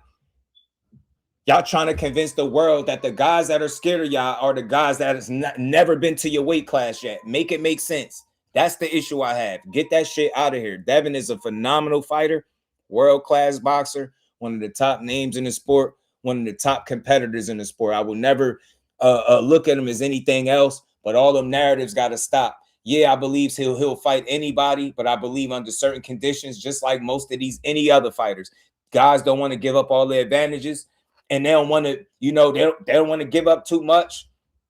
And they don't want to sacrifice too much at the same. They don't want to sacrifice too much. So you see a guy say to you, let's meet in the middle, and y'all like, man, what is he talking about the middle? We're a champion at 147. Well, you wasn't a champion at 147 a fight ago. You didn't go from 140 to 147 to fight a fucking champion, but he got to go from 140 after moving right up to 140 and fighting the most established champion there. Now he got to move up another 7 pounds and fight another champion there. Ain't nobody, and I mean nobody, ain't not one of you Devin Haney super duper fans is telling Devin Haney he should move. He should have moved from 140 straight to 147, fight a fought a world champion, and then move from 147 to 54 and fight another world champion. You're not asking him to do that. Furthermore, you're not asking him to move up to 54 and fight a world champion and then move up to 60 and fight another one. Stop rewriting the rules for certain fighters, man. If you can't meet the man in the middle, you shouldn't have his name on your list. His name shouldn't be on your list no more. Stop calling out Shakur. Better yet, stop calling out lightweights. Focus on 147. If you as great as what you say you is, focus on your weight class. There's plenty of smoke there for you, right? There's plenty of smoke in your weight class. Go fight them dudes. Stop trying to convince the world that y'all still want to fight Tank. He's never coming to 147. Using his name in any interviews to any capacity is nasty work. Y'all better than that. Y'all more talented than that. Because according to your dad, Bill Haney says he can move up. He can fight at 154 right now. He's big enough to do so. So my thing is, if you're having trouble getting fights at 47 because you can't get lightweights and guys that had one fight at 40 to come fight you at welterweight, and you can't get the other welterweights in the ring, guess what you could do? Because your dad said you could fight there. Go to 154 and fight that guy, that Boots Ennis guy that you got on your list. Go fight him, or better yet, fight the winner of him and Xander Zayas, and I'll be cool with that. And then while you at it, after you fight the winner of them, then move up to 60 and fight a champion up there. I guarantee you, you will never ask Devin Haney to do the shit that you're asking Shakur Stevenson to do. Never. Never. That's y'all know who the guy is. Y'all know just by what you asking him to do. Moving up a weight class and beating the best guy there, no rehydration clause, no nothing, just beating his ass is not enough. You know what? Jump 7 more pounds because I got the 47 before you got the 40, and you should just come up where I'm comfortable at. Get out of here, man. Get out of here. Meet him in the middle and shut the hell up. That's y'all, Haney, the Haney hoes, all of y'all. Shut up. Y'all don't want to see that fight for real. Y'all only want to see it under certain circumstances, the same way you only wanted to see it at 35 if you could lowball him on the money because you knew based on the team that he got. Bill Haney said it. He knew Jay for years. You know they wasn't going to take no 25%, knowing damn well he was worth more than that. Y'all knew that. Smoke and mirrors. Stop calling out people that y'all have no intent on fighting. Nasty work to try to force lightweights to come to 147 because you big as hell and could be fighting at 54 based on what your dad said. But if we listening to Mickey, you can make 140. Come on, make it make sense, man. Make it make sense. I tell you what, he gave out a real name. He said he wanted the Morataya fight. I was cool with that. That's somebody reasonable that's willing to come up to 140 or even fight at 35 if they can make the fight next. That's who he could fight, but you don't hear his name attached to 5 different fights that ain't gonna happen. Who Devin Haney gonna fight? Guess who? He about to fight Keyshawn. Oh, my bad. He ain't fighting Keyshawn because Keyshawn wasted his time. How? I don't know, because y'all put his name on the list. Oh, you're not fighting Shakur because guess what, y'all? Y'all not really negotiating no fight with him and Shakur. Oh, you're not fighting Rolly because guess what, y'all? Rolly sent you an offer and you claimed there wasn't enough money. I ain't knocking you for that, but that fight ain't happening. Oh, you were supposed to fight Ryan. Why that fight ain't happening? Oh, because Ryan ain't enrolled in VADA and neither are you. So make it make sense. You're not getting Lewis Crocker because Eddie Hearn is not sacrificing this guy to you. He already made that clear. That's not happening. So again, I'm comfortable. Shakur only has this issue when people attach themselves to his name and they have no intent on fighting him. You don't hear him complaining about a date, not having an opponent. Shit, he just beat T.O. ass. You get what I'm saying? I'm pretty sure when it's time, they're going to line somebody else up for him and he going to fight. Big shout out to Big Drop Dre, man. He said, loving the show. I got 5 on it. Appreciate you in the cash app. Much love, much appreciation to my dog, Big Drop Dre, man. Always supporting the grind, man. That need to spin them blocks at 47. That's all. That's all. You know what I'm saying? That's all. I don't think Moratai's Keyshawn fight because they haven't had any talks about it. They're both on Top Rank. I haven't heard Top Rank or anybody from over there discussing putting Keyshawn Davis in the ring with Raymond Moratai. Just because I haven't heard it don't mean they can't do it. It's a possibility. It's a good fight either way. But You've heard Robert Garcia express the interest in wanting to fight Shakur. Raymond Moratai, Shakur interested in fighting Moratai. I think it's a good fight. I don't care where it happens at. Either fight, I think it's a good fight, 35 or 40. I would like to see him get a ring belt at 35. That's just me, but he can stay at 40, and Raymond can come his big ass up and get beat up. Because I'm telling you what, whoever Shakur fight next, he's stepping on him. Just like he did T.O., and I've been right about him for 25 fights, and I'm going to keep being right. Whoever he fight next, getting boxed down and embarrassed. More than likely. Shout out to Dre. No, you already know, man. Man, Jay, you my guy. You know it, man. You know it. I don't consider you one of the super dupers, bro. I just be talking to them people that be unrealistic about everything. Now, we can have fun. Like, it's no dissing other Haneys. You know what I'm saying? But I'm not pushing them narratives. Raymond Moratai is a great fight for Core next. Zoom said Bill is not even remotely close to Heyman. Heyman is a generational talent. Bill Amy is a generational liar. Yeah. Look, I'll say this. I don't think you can compare him to somebody like Al. I just think they're it's just different. I respect Bill. Bill learned on the job. He took his son with him. They reached heights that we seen all types of father-son tandems don't be able to reach, and they still striving. They still in position. They still in all the conversations. I'm always talking about them, but I'm always trying to give them they just do, as well as shoot down narratives that I don't believe are true based on the information that's out there.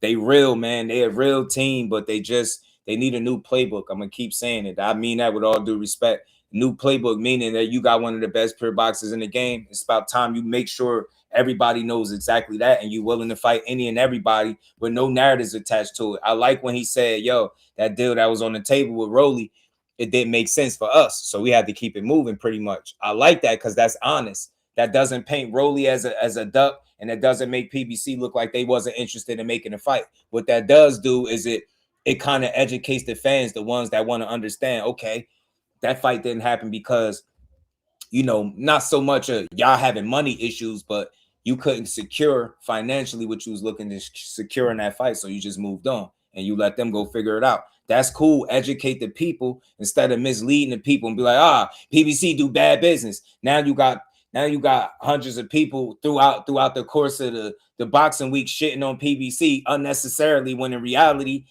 the business just didn't work out for them too. So they went their separate ways. That shit happened all the time. But instead of telling us that, educating the people like, look, the business didn't make sense, so we moved on.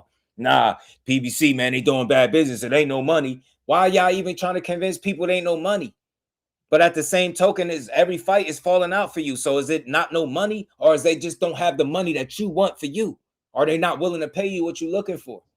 Right? So keep it real with the people. Don't mislead the people and lie and have everybody hating the PBC. Had the Haney-X hating PBC like the PBC did something, when in reality, they the ones that made the offer. Rolly sent out an offer that we heard was reasonable and it made sense for their team. Shit was crazy, man. So it's tough, man. Nitro, what's good, homie? How you feeling, bro? Nah, nah, he must be talking to somebody else. Nitro, what's good, homie? Said, notice how nobody said anything about Shock when the Devin versus Shakur rumors came out. What that tell you? They ain't thinking about that fight, and they won't put their money on no damn Shock Foster. Respectfully, they just won't, Let's keep building, though. Different kind of three-pointer, you know what I'm saying? And until he shoot him from the feet that Devin does, until he does it with the kind of competition that Devin... See, we here on... That boy my ain't saying confidence shit. is on the experience that we've lived. You know what I mean? Not the fantasy that I have in my head. It's the experience. You know what I mean? And my guy been getting in the ring with these guys since he's been a kid. Yeah. So for the money, ain't nothing funny. Right.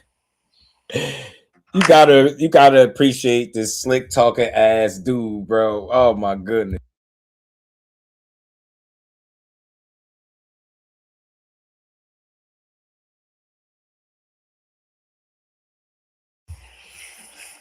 Look, he be when it's complete silence like that, bro, they like, man, what you talking about? They ain't gonna say it, but that's what they mean. You damn near can hear the birds chirping. Is it daytime where they at?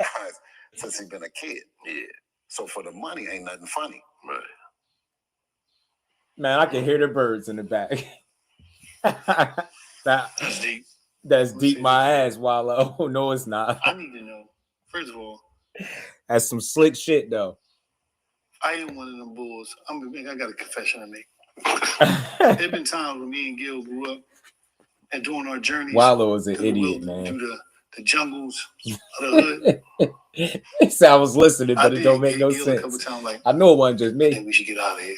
The motherfuckers just had their masks broke up so crazy and so professional because you got professional masks. Dudes that they know how to put the professional mask on and they mean business. So I was like, I ain't trying to find out if they're bluffing or not. Let's get the fuck out of here. Don't fuck them hoes. He always been a bitch ass nigga. Yo, man, Wallow is an idiot, y'all. Swear, y'all. Because he a rough nigga, man. Let's go ahead and get him out of here. Boy, he's rough. He's a bitch. Like, that's why God sent him to prison. Because God, like, you know you a bitch. You know you not supposed to be out there doing that shit. You got a conscience. And you just still going to do it. It was crazy. But listen, I need to know from y'all sit your ass down. From y'all two. Y'all the boxing experts. I need y'all to put together the top 10 best fighters in boxing right now for the person that don't know, that's on the outside, that just want to watch a good fight, that don't know, because a lot of people don't know. A lot of people that pay them tickets. You want to go first? You want me to go first? Well, see, the thing about it is you really don't know who they are to me. And I'm judging it on some different shit. I'm saying is the motherfucker got to be your favorite. Like, when have you ever seen Jordan didn't deliver? The or nursery didn't rhymes deliver on Christmas, or you know what I mean? The unexpected flu games, or you know what I mean? Has your favorite fighter ever been put in a position where they were going to lose and they won? Well, nobody knows who's going to lose. We have ideas of who we think going to lose. It's a good answer, Wallow. That's why I said Crawford. See, how the hell he get to Crawford? Yo, y'all can say what y'all want. I like him too, bro. I like him. I love what he did for his son and what he continued to do for his son and his entire family. That's why any interviews is up to date. I said this. You need Bill back on the mixtape circuit. I like when he doing the interviews, even though you could decipher this stuff. It's just the fact that when you point something out that ain't solid, people act like it's hate. It don't have nothing to do with that. It's just like, bro, that's not true. We know that's not true. Okay, we know that's not true. So, but this dude is good entertainment. I think he's great for boxing. I really do. The coloring outside the line stuff, I haven't seen him do that stuff in years. Like, I haven't seen him do that. I just see him keep it boxing. He take his jokes, make jokes, talk his little shit. He takes shots, but I think it's all in good fun.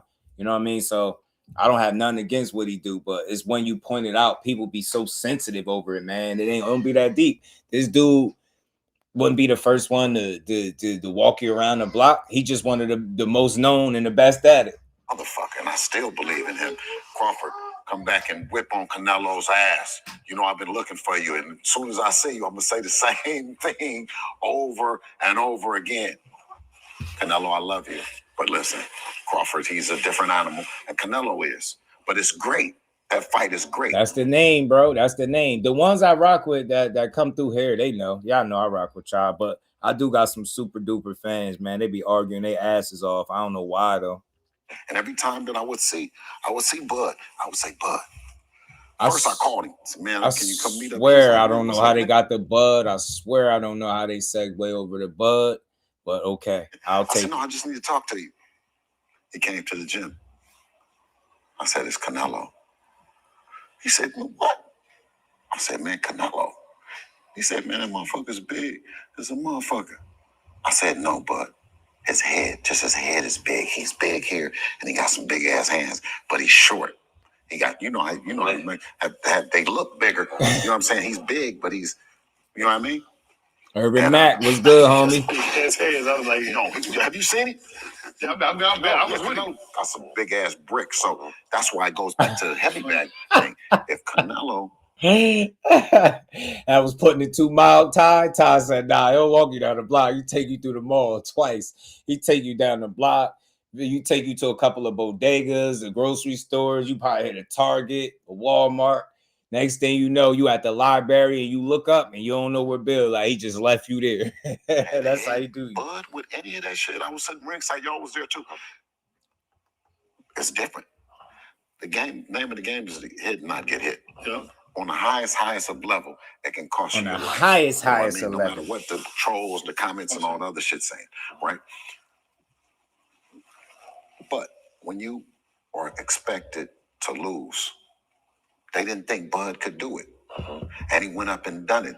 That's what I'm saying is, that's what makes... But that conversation in the gym, finish that conversation too. Yeah. But I'm saying this with him. That's what makes him one of my favorite fighters, and he's not even boxing, is that even though I tell him and then I seen him again, he said, "You right. I looked at that motherfucker." And everybody thought that he was going to lose. Canelo, the whole team, everybody, the world thought that he was going to lose. That's why he's having an amazing time going around the world and doing all the shit, right? And it's like, oh shit, my bad.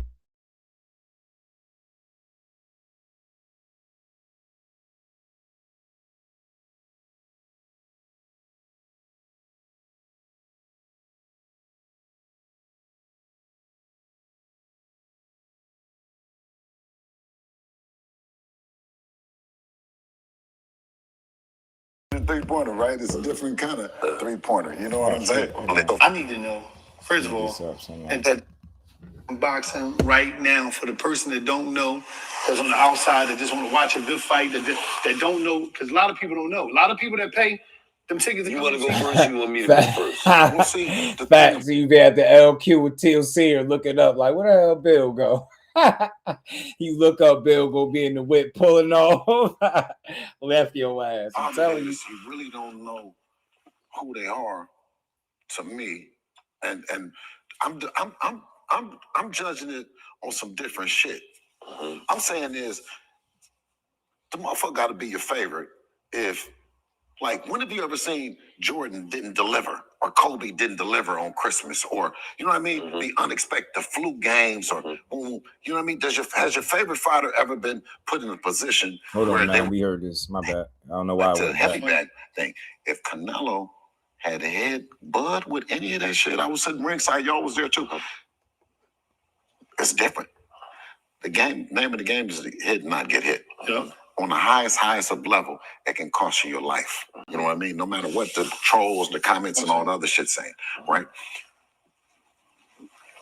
But when you are expected to lose, yeah, nah, the different type of 3-pointer reference was wild, Ty. That shit was diabolical, insane. Yo, Bill is shot out, man. They didn't think Bud could do it.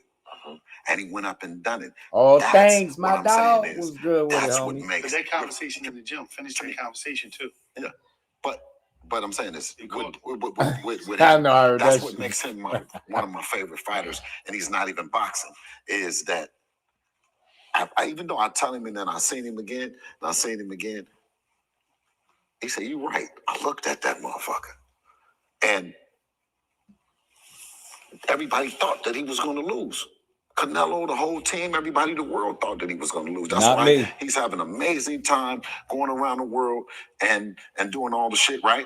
And it's like, now he has that opportunity where he can walk off. And real quick, I gotta pause this real fast. I just want to show y'all how great being that he decided to bring up Bud. You know, I gotta switch the thumbnail anyway. But I gotta pull up this tweet, or this not even a tweet, this See one of the holes, you're gonna see what I'm talking about. How delusional these people be. They get on there, they get on this internets. You gotta add an S to everything. You can get on this internets and just say anything, y'all. I just start lying. All type of lies, y'all. Hold on, let me pull this. I got to, bro. I got to pull this up. This is out of control bogus too. I said, man, y'all gotta be joking. But nope, they wasn't joking. Dead ass serious, G. Dead ass serious. Let me get to this real quick, y'all. It's out of control with it, man. The great philosopher. Philosopher is crazy. That's funny. Say, come on, Bill. You borrow slogans. Trying to run them on us and use them on us in boxing. Come on, 40 mil billion. 40 mil billion. Hold on, man. I think that's, hold on, not that. Boop, boop, boop, boop. 40 mil billion says anything because I'm choking. Bro be just saying shit. Coming up. He asked him, do you think Keyshawn is serious? Because he be knocking shit out. Bro started explaining 3-pointers. That shit is funny if you just let it be. Like, if you ain't sensitive, man. Gilly asked. Gilly asked Bill, do we really think Keyshawn be serious about fighting his son? Because he be putting shit out. Him and Wallow asking him that. And bro went into an explanation about different 3-pointers. If you shoot different 3-pointers and if you don't shoot them at the feet like that. I swear I would love for somebody to explain to me what that shit meant. Because I got nothing. I got nothing, G. My bad, y'all. Where's this picture at? I just got to see y'all, show y'all this post real quick. I couldn't believe this person put this up. I was like, yo, y'all really say anything up here on these internets.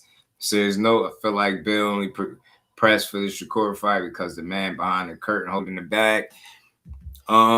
Maybe he feel like it's like part of making that kind of money.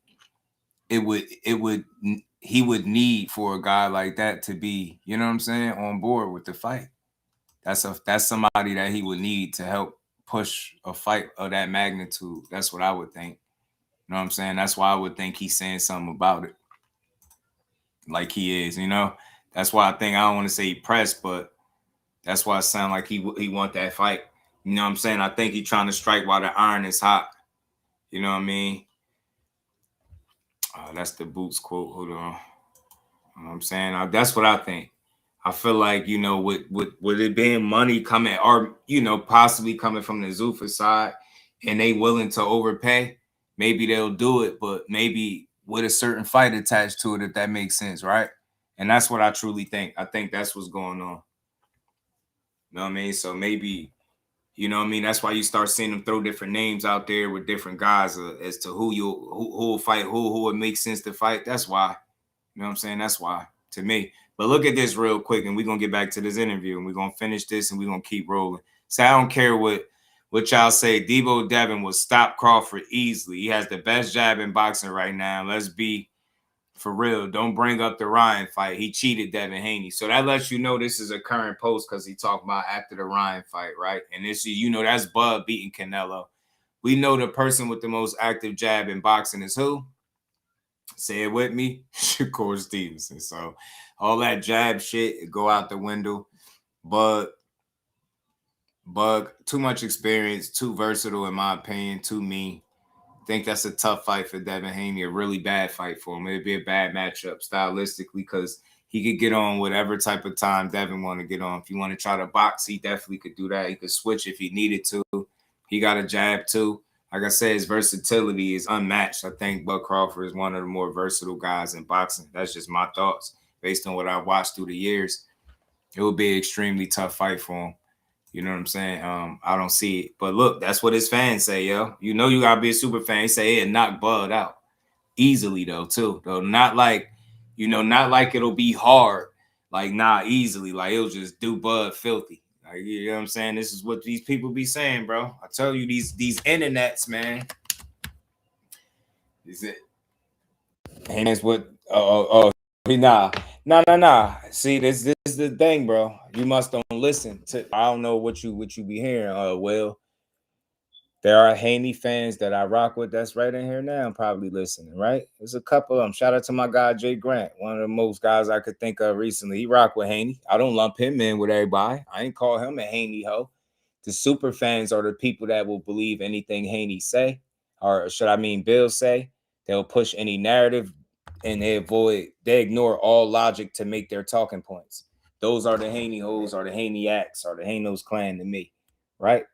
You know what I mean? Shakur got some super fans too. He got some people that think crazy, but it's just not. You don't hear those. They're not as loud as Haney fans. They don't argue all over YouTube in favor of them, so you don't see it. You know what I'm saying? So I'll never lump all the fans because it's not 100%. So when I say Haney hoes, let me be very clear. And I don't even like to be disrespectful, but they force this shit.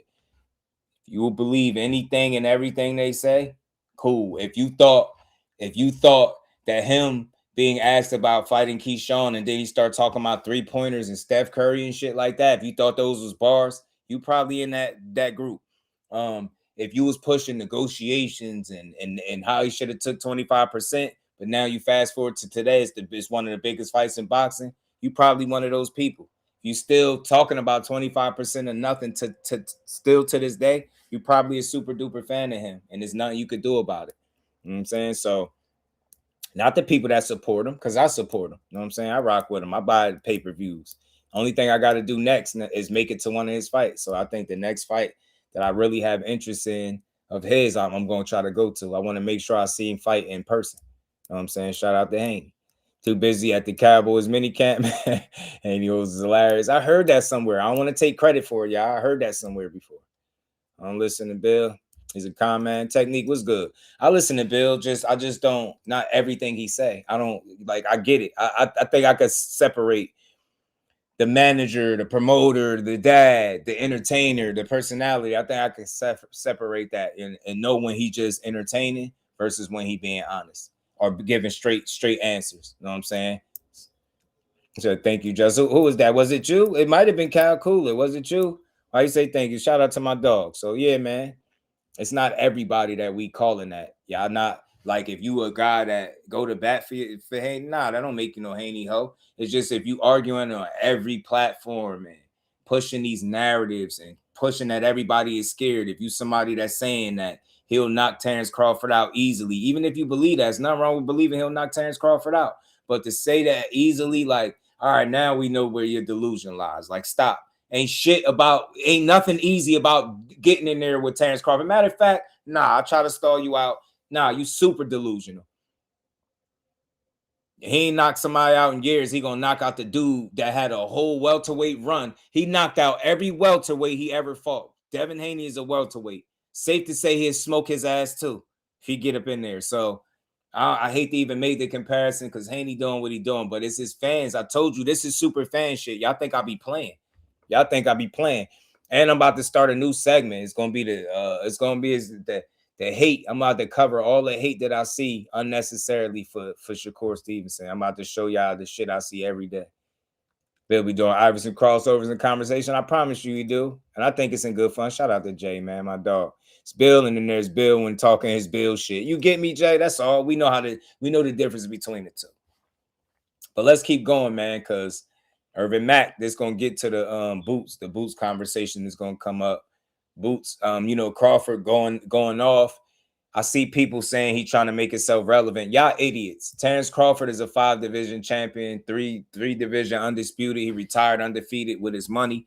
He don't need attention. He don't need clout. He retired at the top of his game on his own, right? Y'all keep bringing up the Boots shit. Y'all won't shut up about Boots. Boots this, Boots that, Boots this, Boots that. He never gave Boots a chance. Why he didn't fight Boots? Shut Boots this, Boots that, Boots this. I'm going to say this for everybody that's listening to me. I need y'all to hear me out. RIP to Cameron Duncan, who was managing Jaron Boots Ennis. He was never signed to Showtime. He was managed by Cameron Duncan. He fought on Showtime. He was never signed over there or signed to the PBC, should I say. He rocked with Showtime and was managed by Cameron Duncan. Cameron Duncan already had put out a statement that he did not want that fight for Boots. I'm going to say it again. His manager,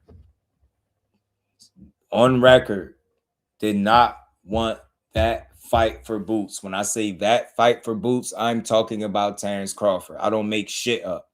You know I don't. Didn't want that fight for him.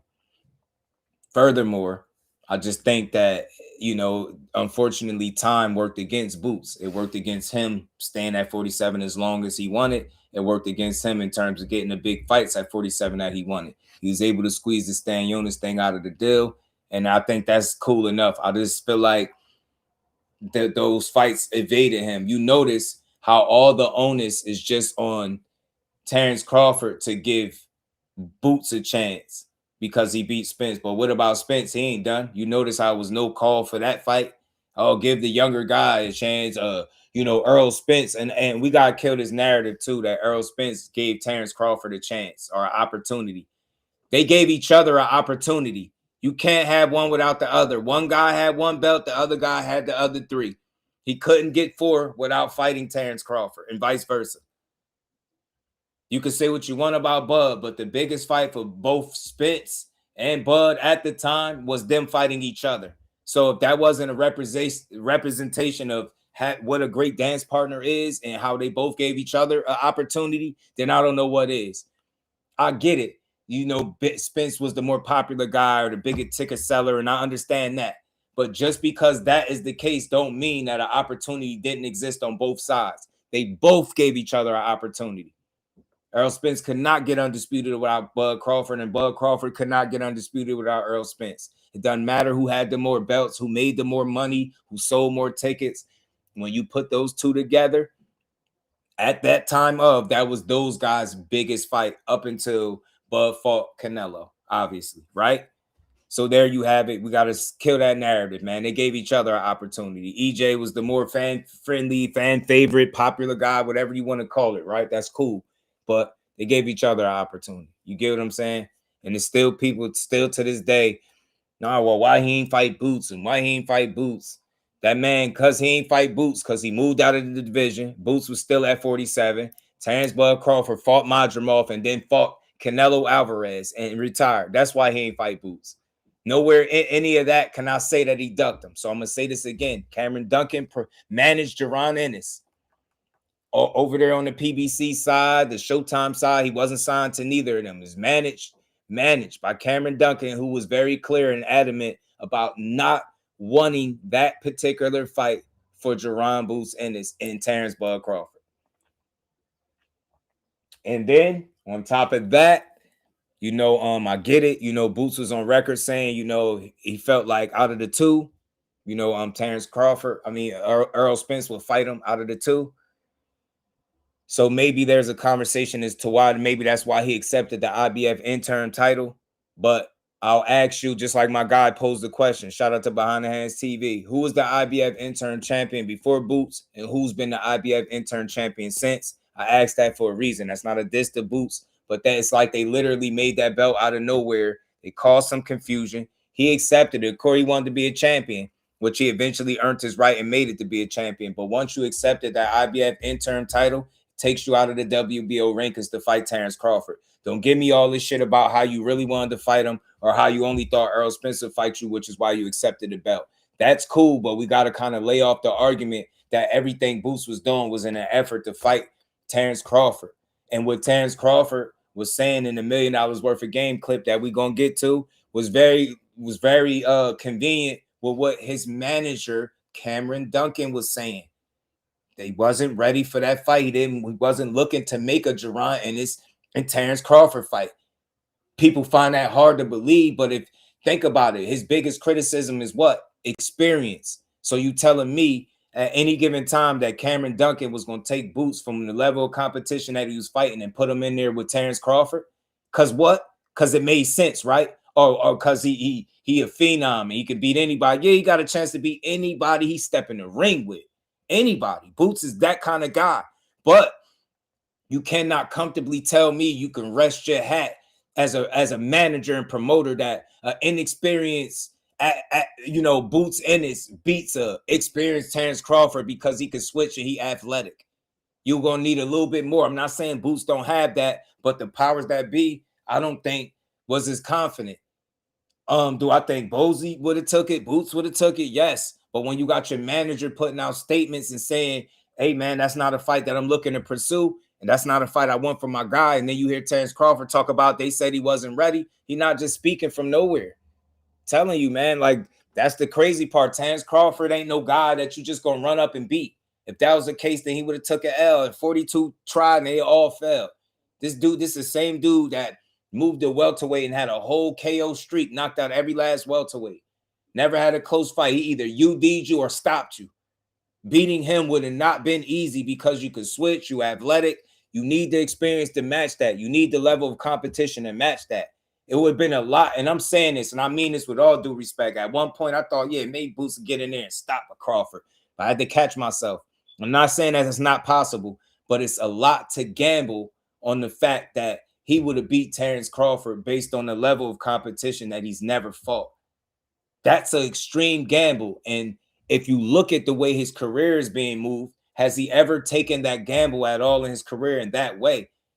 I believe he's moved and he's taken advantage of every opportunity that presented itself. And now Boots Ennis is in a position where he's about to solidify and establish his name. But I want to point something out. Terence Crawford became a champion at 135 pounds. I think was it 2014, maybe? A few years after he turned pro in 08, right? He became a champion at 135 pounds. And he stayed fighting at a championship level from that point all the way throughout his career. Boots Ennis, with this win, will just now be solidifying his name the right kind of way. Like we know what he is, but this will be able to stamp it. Going in there and beating the guy like a Xander Zayas, a unified champion, and you take him up out of there, that's going to stamp his name.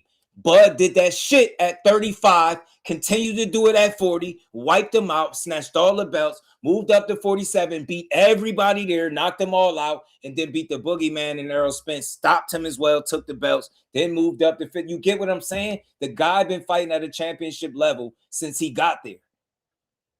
Fighting guys that he's never gotten credit for because they ain't been the biggest names. I've seen him beat up undefeated gold medalists and make them look like shit in the ring and don't get credit for it. I done seen him fight guys that were calling him out and he stop them and beat their ass. I done seen Bud give up the first 2, 3, maybe even 4 rounds of a fight and come back and stop a guy. I done seen this dude beat many of ass through the years at a championship level that Boots hasn't been given those same opportunities because he spent all his time in one weight class. He 30 plus fights in and they still questioning if he's hype. I'm not justifying or saying any of that shit is true. I think it's bullshit that we question if that man is hype after this long. But I'm just trying to paint a picture. By that point, 30-something fights in, think about what you thought about Bud. You get what I'm trying to say? Think about what you thought about Bud 30-something fights in. You wasn't talking about no hype and none of it. You knew he was it, unless you was a damn hater. And that's what I'm saying. I still feel that way about Boots. You know he it, unless you're a hater. But again, beating Xander Zayas will stamp all that. It will put all that questions to bed that people have about him, and you'll let him know that. He'll let people know that he really is who he say he is, and then some. Right? 30-something fights in, and people trying to say he fought all nobodies. Bill Haney, who y'all hate, who the Haney hoes hang on to every word. He said he fought all punching bags. Is that true? You can't say that about Terence Crawford if you was his biggest hater.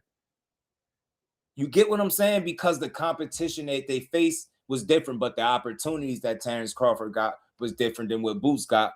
And again, Terence Crawford started at 35 and moved his way up. Took advantage of every opportunity that he got and beat all these guys. No close fights, all UDs and stoppages, KOs. That's special, man. That's a good. And Boots, he got some of them same similarities, being able to switch, being super athletic like he is. Boots don't really have close fights. Get me, beat your ass, either UDing you or stopping you too. You got some similarities with Crawford, but I just think that there's an experience gap there that I don't think that nobody that was pushing Boots was so much in a rush to try to force him in the fight in the ring with Bud Crawford. That's me personally. Me, based on what I've seen. And then when you hear what his manager put out there about not wanting that fight for his fighter, you could say what you want. Then you can add the IBF, accepting that takes you out the rankings. That's not your number one priority, is trying to fight Crawford. So all this, Crawford should have gave him an opportunity. Crawford also said, if y'all want me to fight him, where the money at? And then that shit just get different. And it's like, oh, he want a payday. Well, y'all are telling him how dangerous Boots is, right? He's so bad. Pay the man. So it's, again, man, I rock with both. It would have been a great fight at any point if it could have happened. Just my humble opinion, the experience gap, I think, would have been a lot to overcome. And I think it would have been a lot for a promoter and a manager to gamble on when you got a talent as great as what we feel like, for the ones that rock with Boots like me and the rest of us, feel like what he's going to be, right? You messing around with Terence Crawford and you don't make it to be the Jaron Ennis that we about to witness on June 27th. I really think it's about a star is about to be stamped, not born, but stamped when he beat Xander. I think so. So In my humble opinion, I think the experience gap is a big risk. And if you're a manager, like I said, and a promoter, and you got a talent like Boots, you don't risk throwing him in there to try to prove that he's something that you already know that you're building him to be. That's my real take on it. It wasn't Boots ducking Bud or Bud ducking Boots and not willing to give him the opportunity. He telling y'all what I'm telling y'all the manager was saying years ago. That's not a fight he was trying to pursue, but people don't want to accept it. So Terence Crawford snapped a little bit, and he got tired of the Boots comparisons. You know what I'm saying? The Boots this, Boots that. Like, think about it. No, if he would have fought Boots, they would have found a way to say, well, why you ain't defend your titles at 168? Like, come on, man. They started asking about fights with him and David Benavidez, bro. They no matter who you fight, they gonna find somebody else to say you didn't fight. Nah, he didn't, Bodega Ty. He didn't duck anybody at all. You know what I'm saying? At all. You know what I'm saying? At all. So it's really simple to understand. You get what I'm saying? I don't think he with the wrong promoter. You know what I'm saying? I don't think he with the wrong promoter. Look what he doing. Think about it. How could he be with the wrong promoter when this is the most accomplished? He's been in the biggest fights under this promoter. He's became a champion. He's became unified, and now he's moving up in a position to be a 2-division unified champion. 2-division, both divisions he unified in. He even got a chance to probably potentially run and be undisputed in this one. So I don't think he with the wrong promoter. And count how many fights Eddie Hearn had him for, as opposed to how many fights he spent over there fighting with Showtime and Cameron Duncan. See the difference? So I think Boots is in the right space. I think he with the right person that really believe in him and is pushing him. He's showing that he believe in him by pushing him. But nah, Boots ain't ducked nobody. Crawford ain't ducked nobody. I would have loved to see the fight at any given point if we could have, but I just hate the narratives that got to be pushed because we didn't see it. If you wanted to see the fight, just say it. But don't try to convince me that Terence Crawford is scared of Boots. That's clown talk. Or vice versa. I don't want to hear it. I don't want to hear they duck. Zab Judah say he was representing Terence Crawford around the time that fight got proposed. He said both sides was willing. Bozy, Boots, their side was with it. Bud was with it. He said other business presented itself and that fight didn't happen. I will take the word of Zab Judah that has no reason to lie over some narrative pushing ass YouTuber or fan. And that's what I'll land my plane with that far as that. But we're going to get into some more of this, obviously, because this conversation came up. Terence Crawford was hot under the collar a little bit. And I think he tired of all the Boots chatter about how he didn't give him an opportunity or how he should have fought him and didn't fight him. And he let the world know, man, he would have knocked Boots out, ended his career. Y'all gonna hear it. We're gonna get to all this, man. Hit the like button, sub to the channel, put some color in the chat, hit the Cash App, support the grind if you support the truth, man. Where he can walk off in the sunset and continue to do that shit. Or he can come back again because they think it might have been a fluke. Canelo, because I told him, I said, after everybody was saying this, Canelo wouldn't want to fight. I wish they had timestamps, but they don't. So we're just gonna rock out. And that it was over with. Bud doesn't have another opponent. I hit Bud up and I said, the rematch. It's the rematch. You just like I told him, instead of Earl Spence, everybody wanted him and Earl Spence to go again. You know what I'm saying? Like, that wasn't the fight. That's not the fight. The fight was Canelo. And still, they're going to pay him even more now to come back. And why? They don't think that he was going to win. Right. So I'm saying is, when you talk about your favorite fighter and you talk about a top 10 fighter,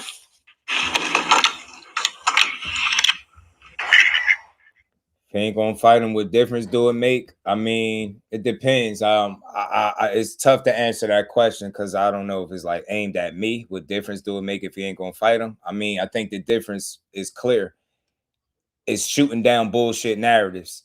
And I know you're a person that like real boxing and real conversations, right? So that's what that was. My response to that is, I'm pretty sure you tired of hearing that he's scared of somebody. Didn't they push this same bullshit with Errol Spence? Terence Crawford was scared of Errol Spence. This is why he stayed with the WBO title all this long, never tried to unify, never tried to do this. And then he goes and beats that guy relatively easy, one side of the ass whooping, and then we move the goalposts. Oh, well, you scared of Boots. That's far less accomplished than Errol Spence, and didn't fight the level of competition respectfully, right? But now he just scared of the young phenom, right? Is that for me? That's the point. Bringing up or shooting down bullshit narratives that neither one of these guys ducked each other. Let's talk real boxing. That's what I was doing. Like, all this is bullshit. We shouldn't have to keep hearing, Crawford respond to this bullshit. But I think after a while, he got tired of it. They keep with this Boots that. You ain't fight Boots. You should have fought him. You had an opportunity. You ducked him. You scared of him. You this, you that. They pushed this shit for years, man. At some point, people got to stop pushing narratives that fighters are scared to fight each other. The fight didn't happen, didn't materialize, because I don't think it was their time. I don't think nobody on that side was crying and whining about putting Boots in there. You got a manager that said openly he wasn't trying to do that, but the people are still push the narrative in the effort to make Terence Crawford feel bad, or look bad. You know what I mean? You say for Bud, if you're not going to fight him, I guess, if he's saying about knocking him out, because it's a response to the rhetoric, if I'm getting your question right. It's a response to constantly hearing your name be attached to a younger fighter instead of just letting him build like they said they was doing anyway, which is why they wasn't pursuing him over there. It's like it'd be a lot of BS. So he just clearing the air. Stop attaching my name to his saying I didn't fight him like I was trying not to fight him, when in reality his handlers wasn't trying to make the fight with me and him. They said he wasn't ready. They said he needed more fights. That's some shit that I've heard for years. I know some people in Philly, they probably argue against it, but I know once your manager come out and say something, and we a lot of times you just don't see it happen unless guys go against their manager. And, that dude ended up passing away. So back and stand on words. If you call your name, see another Layla situation. I feel you, man. But I just look at it like this, bro. Bud did what he did, and he got to what he got to by taking the challenges and fighting the fights. They made too many excuses as to why he fought a person when he fought him. It's always something to take from it. It's never good enough. Like, Bud Crawford had to do it like this. You should have gave Boots an offer like that. It's like, shut up. He told y'all where that money at, and people got quiet. And again, whenever when you contact a guy's father for a fight, not knowing that not one of his 30+ fights have been made by somebody reaching out and contacting his father and his father putting together the fight, that tells you everything you need to know, right? You reach out to the people that can get the ball rolling, right? And move the needle, not his father, and expect his father to put together one of his fights. You get what I'm saying? Yeah. But it's not them. It wasn't them. I can say honestly, Gilly and Wallow, I don't think they forced it. You know what I'm saying? They probably reignited it though a bit. You know what I'm saying? But I just think Bud Crawford got tired of the BS with the just keep attaching his name. You know what I'm saying? I think you're not gonna convince me the reason that fight didn't happen is because he's somehow scared. Because once I seen the last guy he was scared of, he dismantled. So I mean, you got to be fair for Boots if he was truly scared. Because if that's how you do a person when you scared, man, what was he gonna do to Boots? You know what I'm saying?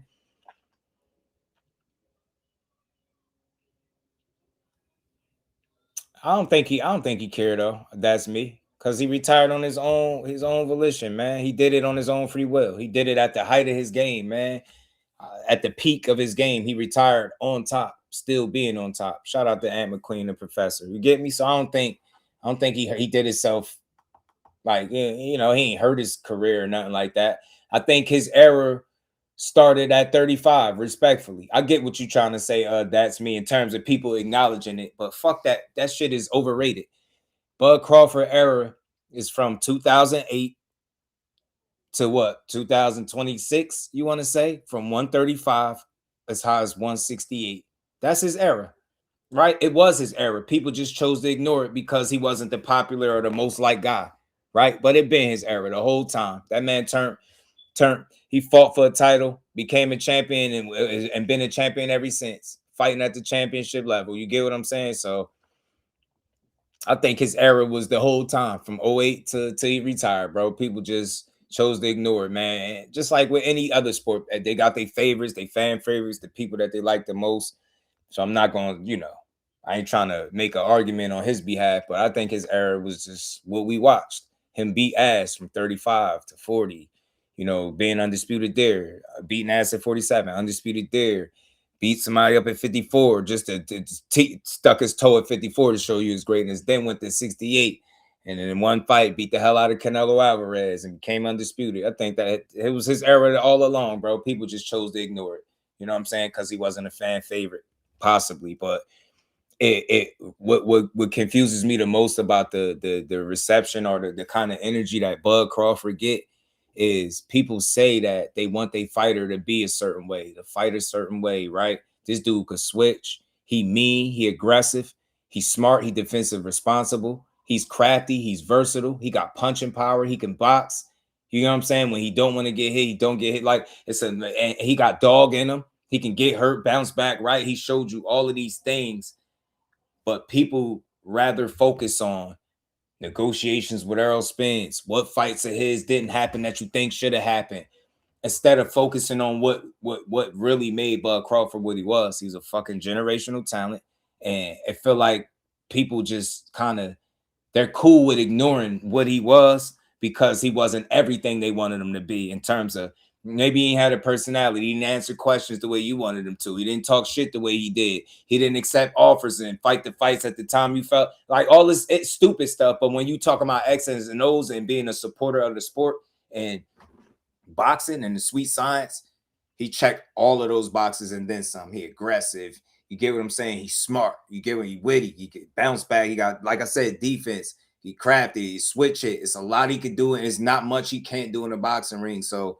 I feel like it's way more when you look at him as the boxer than what people try to reduce him to, the man, I guess, or, you know, well, he did this wrong. I don't be trying to hear all that. This dude gave me a lot of great fights through multiple weight classes and beat ass at an extremely high level and didn't have close fights. He had competitive fights, but not close. When it was all said and done, fights just wasn't close, bro.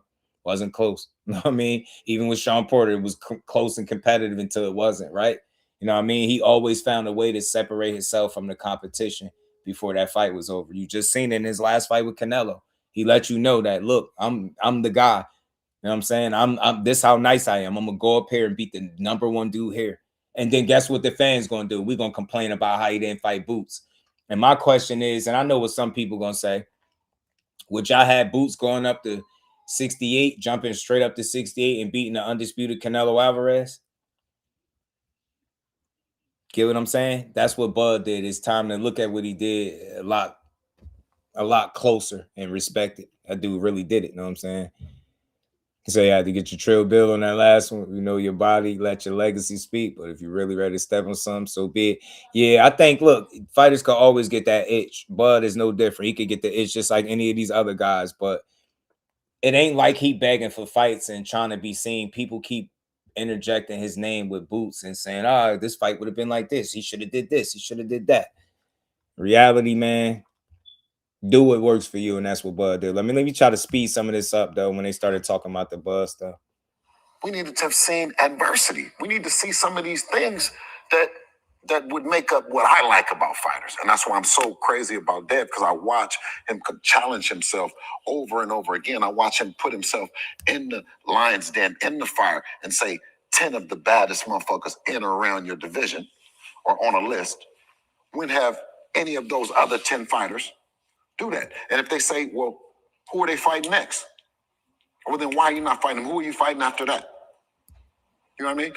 Listen, Shakur's a bad motherfucker at 144, and he's a bad motherfucker at 147. For anybody, you can't just anybody come up here and sit in this seat. Who are you fighting after that? Say it again, Bill. You know what I mean? Listen, Shakur's a bad motherfucker at 144, and he's a bad motherfucker at 147. For anybody, you can't just anybody come up here and sit in this seat. I come sit in the seat because I got a bad motherfucking Devin Haney.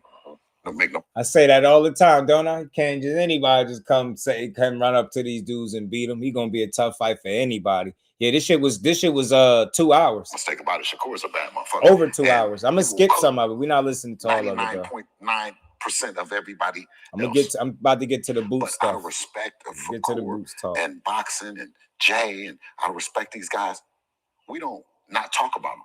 We put them on the list and we say this is what we got going. We give it to Turkey. We give it to The other people, the new people, the Look, old the new people, people, they get the list. Zuffa people, The public, they the get new it people. because they deserve it. Because they really and truly deserve it. They put a lot of time and energy in this shit instead of the old was, come up here and here and let's not talk about this guy. Let's not talk about that guy. Let's not talk about how good he is. Because the people gonna want to watch him instead of watching us. Right? We didn't, that's not us. We go to somebody's fight. They know we'll pop up. They say, oh, the Haneys is here. Well, you know, they say, oh, Bill Haney's here. Yeah, I'm gonna come in and support. I'm coming to support. There's not. All right, we're gonna get to. I'm gonna try to skim through this, man. We're gonna get to some of the boots talk though. You know, when they started going back and forths with the boot stuff. So y'all gonna fight or nah? I just don't think it's that simple, man. I think a guy retired when he wanted to, and I think fans, just like they typically are, ungrateful, still asking them or accusing them of being scared of somebody else in an effort to get the same guy that they complained about from 35, or really it started at 47, from 47 all the way until he retired. Now they want him to come back and fight Boots so they could be entertained. You get me?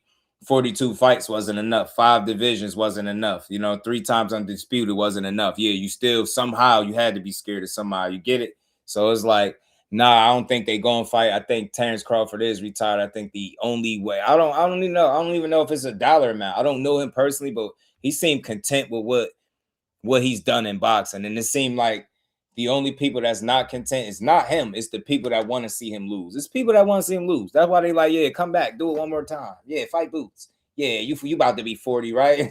Oh, Shakur and Devin? Hell no. Oh, my bad, Jay. No, because they ain't fighting because Jay said Shakur ain't going up and Devin ain't coming down. Like Shakur ain't going to 47. He said he willing to go to 44 though. But Devin said, nah, no. Well, Bill said they ain't going nowhere but 47. So that was the biggest issue with the conversation. I'm like, how are y'all trying to force it if one guy like I ain't going right now? So you just focus on the guys that is at the weight class where you at, right? And you can fight them. You know what I'm saying?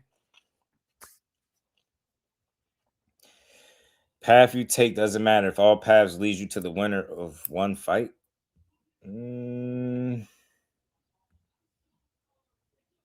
I mean, yeah, I didn't know you won't get an argument from me. Shout out to Marquis, my guy. What's good, bro?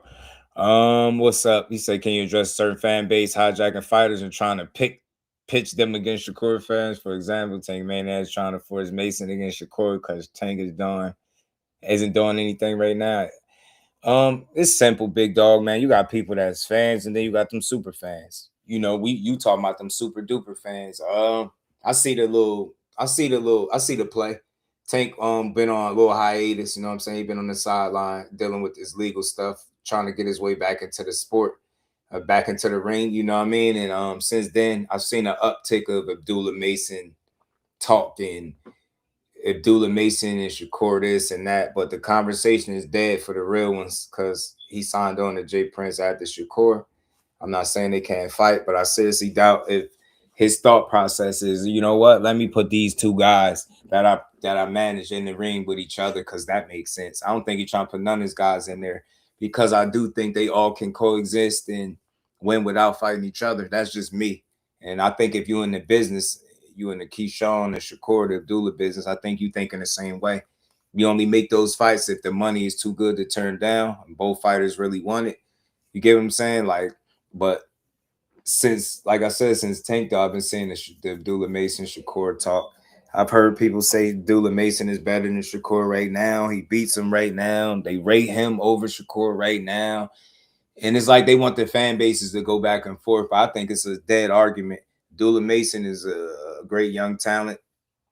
He on his way. He constantly proving himself, getting better. Shakur, same difference. One of the most accomplished and best fighters in the world.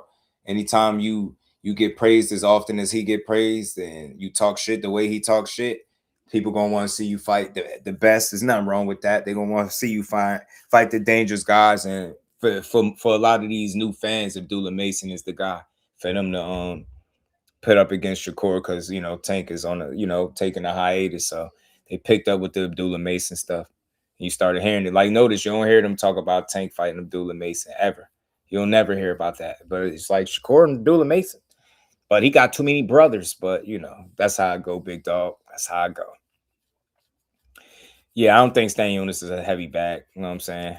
I don't think Stanionis is a heavy bag. But want to be mentioned with the greats. Out of 40-plus fights, we asked for 2 of them. It's tough to bring his name up amongst certain guys. I don't think it matter. I think that's fans, yo. And I understand what you're saying. That's me, because it's fair to a degree, right? You asking for fights, but nobody's taking into consideration, like, at the age he at, and what he's saying. People are ignoring what he's saying. That's why we're gonna cover it today.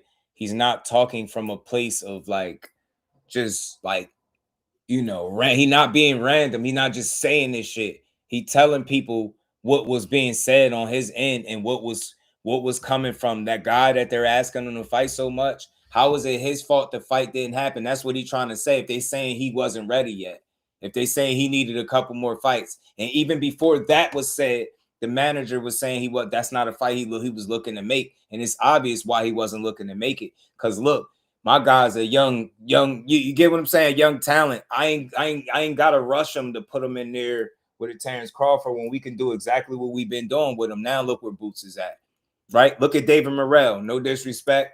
Like, we see what happened to guys. I think when you go in there a bit too early, everybody was asking for the Benavidez fight, my dumb ass included. I'll be willing to put myself out there first. And I think that was one of the worst things he could have did, is fight David Benavidez that early in his career. You know what I'm saying? I really do. I'm a man enough to say I think I was terribly wrong about that. I think that was the worst thing he could have did. Now he out here getting knocked out by guys that's considered, I want to call Buddy a journeyman, but guys with 4 KOs and shit like that. You get what I'm saying? A guy who's beating every single round. So I don't know, man. It's tough. It's tough. How good he is, they're not going to talk about us. Yeah, oh, yeah. Bill just said that. I'm telling you, that's the thing, man. So let's keep going, though, man. Let's see what else. Shout out to Big Dog Willie. Appreciate the love, bro. Say you was one of them too, Just. Me too, man. Reef, I was one, bro. I was one, bro. I was one of them people. I was one of them folks. I was like, man, I want to see that fight, man. He could do this. He could do that. Boy, oh, boy, I was wrong, boy. He got his ass beat. And I think that changed him. And I think, these fighters, these managers, these promoters, they know this stuff better than I do. You rush a guy, you could ruin him. And I think that's what the consensus was. It's not saying he don't have the talent and skill to compete. But again, experiences matters at the level that Terence Crawford experienced it. And the consistency through the years. You don't just take a guy from fighting the Limas or whoever's of the world and then, we going to put you in there with Crawford. That makes all the sense in the world. It don't. So it is what it is, man. I get it. People going to feel how they feel. It's always going to be a great fight. But it would have been a big gamble on Boots and on and his handlers and to me. So, JJ, what it do? I see nothing wrong with people wanting that fight for Core and Mason. Plus, honestly speaking, things is relevant. Nah, I don't mind them wanting to fight, but they're not realistic about it. They make it seem like Shakur has made Mason his brother, and that's why the fight don't happen. When he made it clear the only person he won't fight is Keyshawn, right? The rest of these guys in and around his weight class he'll fight, Abdullah included. But I think we less likely to see it because of who they're managed by. It just don't make sense to throw your guys that you're trying to build and be great against each other. The process of elimination without it having to call for that. So I don't think their careers call for them to have to fight each other. It's just a fight that people asking to see. But look, I'm not against nothing. If 2 people say they willing to fight, I'm willing to watch it. If a guy is telling me 2 guys are like, we don't want to fight each other, I don't want to see it. I don't want to see people fight that don't want to fight. I want to see people fight that want to fight. But let's keep going. Let's speed this up some. Let's get to the boot stuff. Nobody believes it. I'm the only one said that. Hold on. For Errol Spence too. What we got earlier with Jay was that it's a chance that he's going to beef up. How do you describe Prince, we talked to Jay Prince from the beginning of the interview about it. And he said, when the time is right, you know what I mean, we're gonna make it happen. That's good. That's good. We ain't got no real questions down here in North Philly. Yeah, we got a real question. Yeah. So this is where they transitioned from the studio, looked like they was in, to outside where they was having this conversation where Boots came back up and, the Shakur talk. Look, that fight ain't happening. You got 2 established fighters. that don't got to move for each other, and they not. One guy like, look, I just got the 40, I ain't going to 47 yet. One guy like, look, I got the 47, but I'm a champion here. This is where I'm at. Cool. Go your separate ways. Fight guys at 47, Shakur fight guys at 35 and 40. Problem solved. On to the next. It's that simple. No narratives. Nobody got to get dragged. Nobody got to be painted as a duck and scared or none of that fake ass shit. The reality is, it ain't time for that fight. When he ready to go up there, if Devin is still there, I'll be the first one calling for it. The first one. Absolutely, Ramon. Absolutely. I agree, bro. He not. But let's keep going. I like you because of your background, but I still like who I like in boxing. Right. Yeah. I'm Bud out. Yeah. I think nobody can touch him. I think he's the best ever. That's just me. Bud. I agree. I agree that Bud is something that's special. You know what I mean? I believe in Bud. I believe that he's gonna come back and he's gonna beat Canelo again. That's what I think. You know what I mean? That's what I think. Let me ask you a question. I don't know, man. I don't know about Bud coming back. He seemed comfortable, and he was saying something about selling your soul and not coming back for a certain amount of money. And I think they're gonna try to line him. I'm not even being funny when I say that. I just don't think he gets a fair shake if he comes back. I think I'll say this. I think he'll have to worry about being treated unfairly or not just getting the fair shake. That's what I think. I think it's people out there that want to see him lose. Turkey Al-Sheikh made a comment about maybe he'll come back in 2027 when he spent all his money, something weird like that. I just thought that comment was weird. I can't take it too many other ways, but the way it sounded, count that man pocket saying when he spent all his money, maybe he'll come back to boxing. That's wild, but I think Buzz should stay retired. I would like to see him stay retired unless he see fit, right? Unless he really got the itch and he want to come back and do it. Because I do believe he's the kind of guy, if he did come back, he'll still have something to offer. And I don't think he'll be a shell of himself. He did retire, still at the top of his game. And I think you could argue that he was still in his prime. Devin Haney or Jaron Boots Ennis? What you mean? If they fight each other? Yes. Devin Tech. I don't like. I'm not really a Boots fan. I like Boots because he family. But why you not a Boots fan? Wait, hold on. I like Tech. Hold on. Not saying you not really a Boots fan, but you rock with Boots because we family is one of the most diabolical statements of 2026 I think I ever heard. Whoever this guy is talking, I swear I would not want you to be my family. In no way, shape, or form that you said that. There's no way I refer to somebody that I don't really rock with as family. That's pretty much what you said. You're not a fan of Boots? The hell? Like, I get it. You like technical box. Whatever. Let me just play it. Whatever. Devin Tech. I don't like. I'm not really a Boots fan. I like Boots because he family. That's a wild statement. Wait, hold on. I like technical fighters. See, we having a talk. I like technical fighters. Okay. I like technical fighters. Y'all talk. That's what I said was when y'all done what Devin has done, the earth is our turf because when we do it, we've done it respectable enough that, you know what I mean? I like technical fighters. And Dev's more of a technical fighter than Boots to me. I love the father in you. I told you that. That Boots nigga is special. I'm telling you. Bud is special. That's special. Yes. Well, that's special right there. What I asked him was, and respectfully, I said, how many times have you seen Boots in a fight that you thought that he was gonna lose? I ain't never seen him gonna lose. Okay. No, I did. How many times? He get hit too much from bombs. How many times have you seen him in a fight that the people thought that he was gonna lose? He get hit too much is an exaggeration, man. Listen, like 3. Boxing is about throwing punches. Like 3 of them. Boxing is about throwing punches. What bugs hit Boots? I'm gonna tell you. What fucking John down the joint with the Sixers play. I was there, and he got hit too much. Bro, okay, let me just. I'm not saying he didn't win, but he got hit too much. No. Facts. And he said it more recently after they was saying something about him coming back. He was like, they want me to come back. I ain't. Buzz seemed like he good and retired. And I hope he stay retired so they could sit there and whine all on their own about how he's scared. The same guy that never fought nobody now is he got to come back and fight the one guy that most of his detractors say he's never fought anybody. So how the fuck is beating Boots Ennis going to solidify Bud Crawford more than what Canelo did? You cannot make this shit up. I know the fight that y'all think is dangerous and the one you think he could win, but if Beating Canelo Alvarez the way he did it, moving up from 54 to 68 after only one fight down there and dethroning the cash cow there, the king of the hill. If that doesn't solidify Bud, then how the hell is beating Jaron Ennis, a guy who they still to this day, for whatever dumbass reason, is trying to convince the world that he hype? I'm just trying to make sense of all of this. Some of the same people that's calling Boots hype is saying Terence Crawford should fight him and prove this and that. How does it prove anything if Boots never proved shit? According to you weird ass haters. Nah, man. Terence Crawford, stay retired. Boots, keep putting out them and one mixtapes. They can't stop you. This is the harsh reality. This is the shit that I want to talk about. Terence Crawford has proven to be a fucking generational talent. Go argue with your mama. I don't give a damn. I'm not arguing with nobody about that. That's a fact. It's nothing you can argue. First ballot Hall of Famer, all that shit. Boots Ennis is building his career without ever fighting Earl Spence or Terence Crawford. The ones that want to see any of them lose, they can't stand it.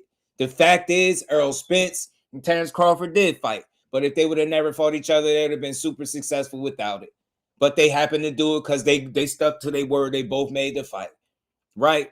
This is what they don't want to tell y'all. Despite Earl Spence losing to Terence Crawford retired undefeated at the top of his game. Earl Spence took a loss. He's coming back to try to reclaim, you know what I mean, his space in boxing. And Boots Ennis is on a tear, beating ass. He about to make this M1 mixtape June 27th on Xander's Eyes. They're mad that all of these dudes are super successful without having to just completely obliterate each other and knock each other off. Nah, Boots, do keep doing what you're doing, being great.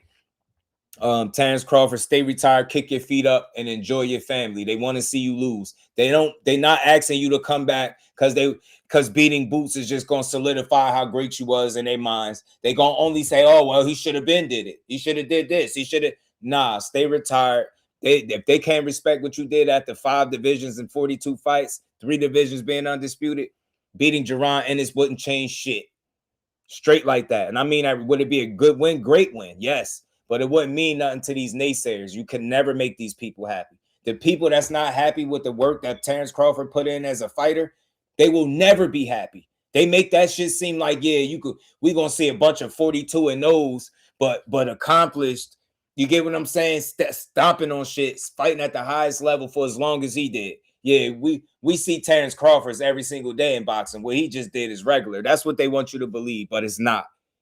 One of the best that done it in his era. I don't care what names of fighters of yesteryear you can't put him up against. It don't matter. Because the fact is, if you compare him to the fighters of this generation, his name is right up there with the absolute top. That's the only thing you can do is compete within your era.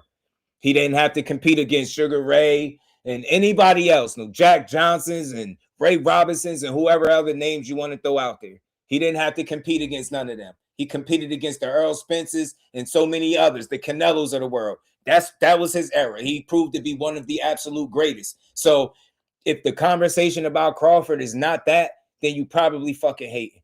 I don't care about comparing him to Ray Robinson and people that I never really got to watch the way I got to watch him. Simple and plain. I'm cool with what Crawford did. Would I love to see a Boots fight anytime they willing to give it to me? Yes. Take my money now, today, tomorrow, next week, next year. But you're going to stay retired. I respect the 42-0, the 5 division championships, the 3 division undisputed. I respect it. You going out making your biggest fights without the man Bob Arum that tried to hold you back from the biggest fights. The real ones know what's up. Terence Crawford ain't never ducked no smoke. So if he didn't fight somebody, it just was the business of boxing more so than him being scared or not challenging himself. You don't make it to the level he do not challenging yourself. That shit don't even make sense. That's why he the only 3 division undisputed champion in history of the sport, because he challenged himself. He might didn't do it the way y'all wanted to see him do it. Don't mean he didn't do it. Let's keep rolling, man. Let's finish this interview. Down the joint with the Sixers play. I was there, and he got hit too much. Bro, okay, let me just. I'm not saying he didn't win, but he got hit too much. No. Okay, hold on. Let me just say this. Facts, Forever G. Let me just say this. Let me just say this. Right. Go ahead. If you gotta get off the Philly shit, good. I'm not on no Philly shit. I just okay. For you to say a fighter get hit too much, right? Okay. Go ahead. Just tell me one fight. I'm gonna tell you why. Listen. No, because if a fighter get hit, you ain't speaking. Not all facts, Am McQueen. And a lot sounds kind of familiar. When Bud hears Boots' name, makes me think about Tank Axe when he hears Core name. They go ballistic. I don't think it's nowhere near the same. I think the difference is you've heard Boots, you've heard Crawford entertain it to a degree. You even heard representation on his side say he want to fight. I think what you're hearing now is his frustration with constantly having his name attached to a guy that he was told needed more fights and wasn't ready. And also had a manager saying that that's not a fight they was looking to pursue. Terence Crawford could have came out and made these things public. He didn't try to do that. It's just they kept going. You ain't fight this one. You ain't fight that one. You ain't fight this one. You ain't fight that one. You ain't fight this one. And he like at the play, I would have knocked him the fuck out. And he like, bro, they said he wasn't ready. He start telling his truth because he like, bro, look, man, y'all, how y'all telling me to fight somebody that they telling me is not ready for me? He's not making this shit up. Now, people could say, oh, well, he got fed bad information and they was willing to fight him and all that stuff. Cool. But at the end of the day, this was what he was being told. And I know this for a fact from the manager. That's what I'm saying. Like, people not acknowledging that the powers that be wasn't all gung-ho. The fact of the matter is, I'll say this and stand on it. The people, the fans, wanted to see the fight more than the handlers did. Boots, respectfully. I don't care what nobody said. That's what I believe. I don't think it had nothing to do with, being scared or something. I just don't think he was in the plans. I think he kind of missed them by being at 47, and I just think their plans was to do exactly what they're doing, building their own name without it having to be off the back of Terence Crawford. So that's all. You know what I'm saying? Shout out to Big Dre. Yeah, man. Everybody hit the like button, support the channel if you can support it. Hit the like button, put some color in the chat, hit the cash app, hit the super chat. We're gonna keep rocking. We're gonna get through the rest of this. They talking about Boots, and this is where Bill and all this Crawford stuff came into play. I think Crawford, like I said, is just getting tired of his name being attached to Boots. Without the truth being told. All right, because I got to get off. My attention span is short. I got to get it off. So, this is the guy that's talking about fighting Bud Crawford, the Bud Crawford, right? If you're being touched by these people we ain't never heard before, what you think Bud gonna do? You talk about people that's ranked. Wait, hold on. Do you think Bud gonna do? Hold on, can I say something else? You talk about people that's ranked number 2 in the world that come from the fucking Kazakhstan. Of course you ain't heard of that nigga. But you don't gotta be. They heard of that nigga over there. You don't gotta fight nobody to be right. Hey, bro. You don't gotta fight nobody to be right. Bro. I let you talk. Now it's my turn, my nigga. You know. Real quick, I'll say this, and I feel you, man. I feel you. I'm just not an agree or disagree person. I hear where you coming from, but what I've said, I think makes a lot of sense, and why those situations are drastically different. Tank is saying, he gets mad at the mention of that. He don't feel like Shakur on his level. He said as such multiple times. That dude, what has he done that's crazy? All that stuff, right? He said he's turning his back on that fight. Terence Crawford is like, yo, what do y'all keep talking about Boots? I would have knocked him out. I would have ended his career before it got started. He said all that. But he like, why y'all keep asking me about a guy that I was told needed more fights and wasn't ready? Do you see the difference? Nobody can say, nobody from Shakur's side put that statement out. But that was said from his side. And I'm telling you, from Cameron Duncan, was the manager. With all those fights, and we sitting here questioning why you got all these fights and you ain't fought this one or that one. Get me think about it. I think that's where it's drastically different. That's not the same, right? You bring up Boots to Bud, he don't just flip out like the bare mention of it, but he been said it like, all right, y'all keep asking me. He's like, yeah, show me the money. Y'all keep asking me about them fighting them. All right, show me the money. Who gonna pay for it? And then it's like they get quiet. So it's like, to me, I think the situations are different. You know what I mean? But it may have some similarities, but I think overall, nobody can speak for Shakur and ever say they told Tank side that he wasn't ready and they wasn't looking to make that fight and he needed more fights. They never said that. His fans, Tank fans on that side, try to push that shit on Shakur or his performances is bad. They waiting for him to have a great performance and then fight him, which no fighter ever said, right? So that's the difference. That's where Bud's frustration to me is coming from. He like, bro, y'all keep saying fight him. When I was here, they told me he wasn't ready and needed more time. It's very simple. It's like, it's not my fault if that's what I'm being told from his people. You get me? So it's tough, man. Tough. Let's keep going. You say a nigga get hit too much. A nigga that get hit too much cannot leave every fucking fight and go to the fucking club and you not know he was in a fucking fight. Tell me one time Boots ended a fucking fight and you knew he was in a fucking fight. Once again, who the fuck did Boots fight? Please, bro, Because that matters. bro. You just said, bro, that was the point. Bro, That matters, bro. That matters, man. You just said, I know this shit. That a matters. nigga get hit too much. How do a nigga get hit too much in a boxing match? And after every fight he can go to the club, and you wouldn't know he was in a boxing match. Gil ain't going, man. He ain't going for that Boots get hit too much shit. Look, I'll say that started because somebody started pushing that narrative that he get hit too much. That has to be one of the biggest exaggerations, I think, in boxing. And why I say this, because Boots barely lose rounds. How many people do you know get hit too much and don't lose rounds? If those two things don't even line up, right? If you're a guy that's getting hit too much, you're gonna be giving up rounds, bro. Boots don't be giving up rounds. To Gilly's point, his face don't be all swelled up and looking crazy after fights. I haven't seen a fight or two where it looked like he had a fight, but it's boxing. But he ain't running around with black eyes, swollen faces, busted lips, noses, and all that shit. Boots don't be looking crazy after his fights. He do be club ready. Probably don't even gotta wear no shades, no nothing. You know what I'm saying? But I don't know. I think that's a gross exaggeration, bro. Him getting hit too much. And again, when you're aggressive and offensive, you're gonna get hit more. When you in the fire more, you're gonna get burnt a little bit more. That's what Boots. He gonna get hit. But at the end of the day, when he doesn't want you to hit him, you don't hit him. I've seen this multiple fights over.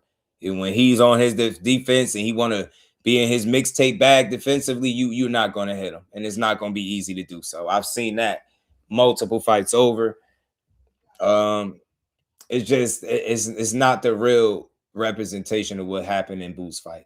Yeah, he takes shots, but he give a lot more than he take, and he win way more rounds than he lose. Way more. Like this dude, you barely could find a fight where he lost 2 rounds in a row. I don't even think that exists.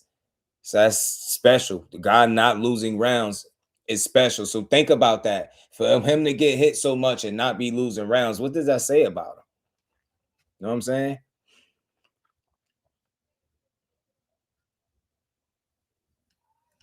So where we gonna keep going, man? I bet once you download Treat, you won't put it down. And after every fight he can go to the club, and you wouldn't know he was in a boxing match. No, I don't listen. Why? No. I'm not the boxing dude like that. I only know Who the last fighters. 3 people before? I only know Who's the boxing dude? Stanionis was ranked. That's one. He was a world Stanionis. champion. No, bro. That's one. Then who's the other one? Whatever his name is. And who's the other And one? then he got mandatory to fight him again. Yeah, now name He didn't want to fight the nigga again. Now name the niggas that And then he beat Roman Villa. Now name niggas that buff and made them look the same exact way Booth made the bums look. I don't. Who did he fight that Bud for? Ain't Bud saying they different weight classes? No, they was the same weight class when Bud was supposed to fight. First of all, and he didn't fight him. That's how he wanted to fight Porter. First of all, That's how it went. First of all, let me just say this, right? The big knock on Bud, his whole career was he didn't fight nobody. He fought Julius Ndongo. He fought Victor Posto. The best fight he fought to date was Gamboa, right? Until he fought Errol Spence, right? Until he fought Errol Spence. Look, bro, if you're not going to let a nigga talk, man, then we can't have a conversation, bro. Get your shit off, man. By the time you talking Errol Spence, you talking bullshit. he was already 8 fights in, right?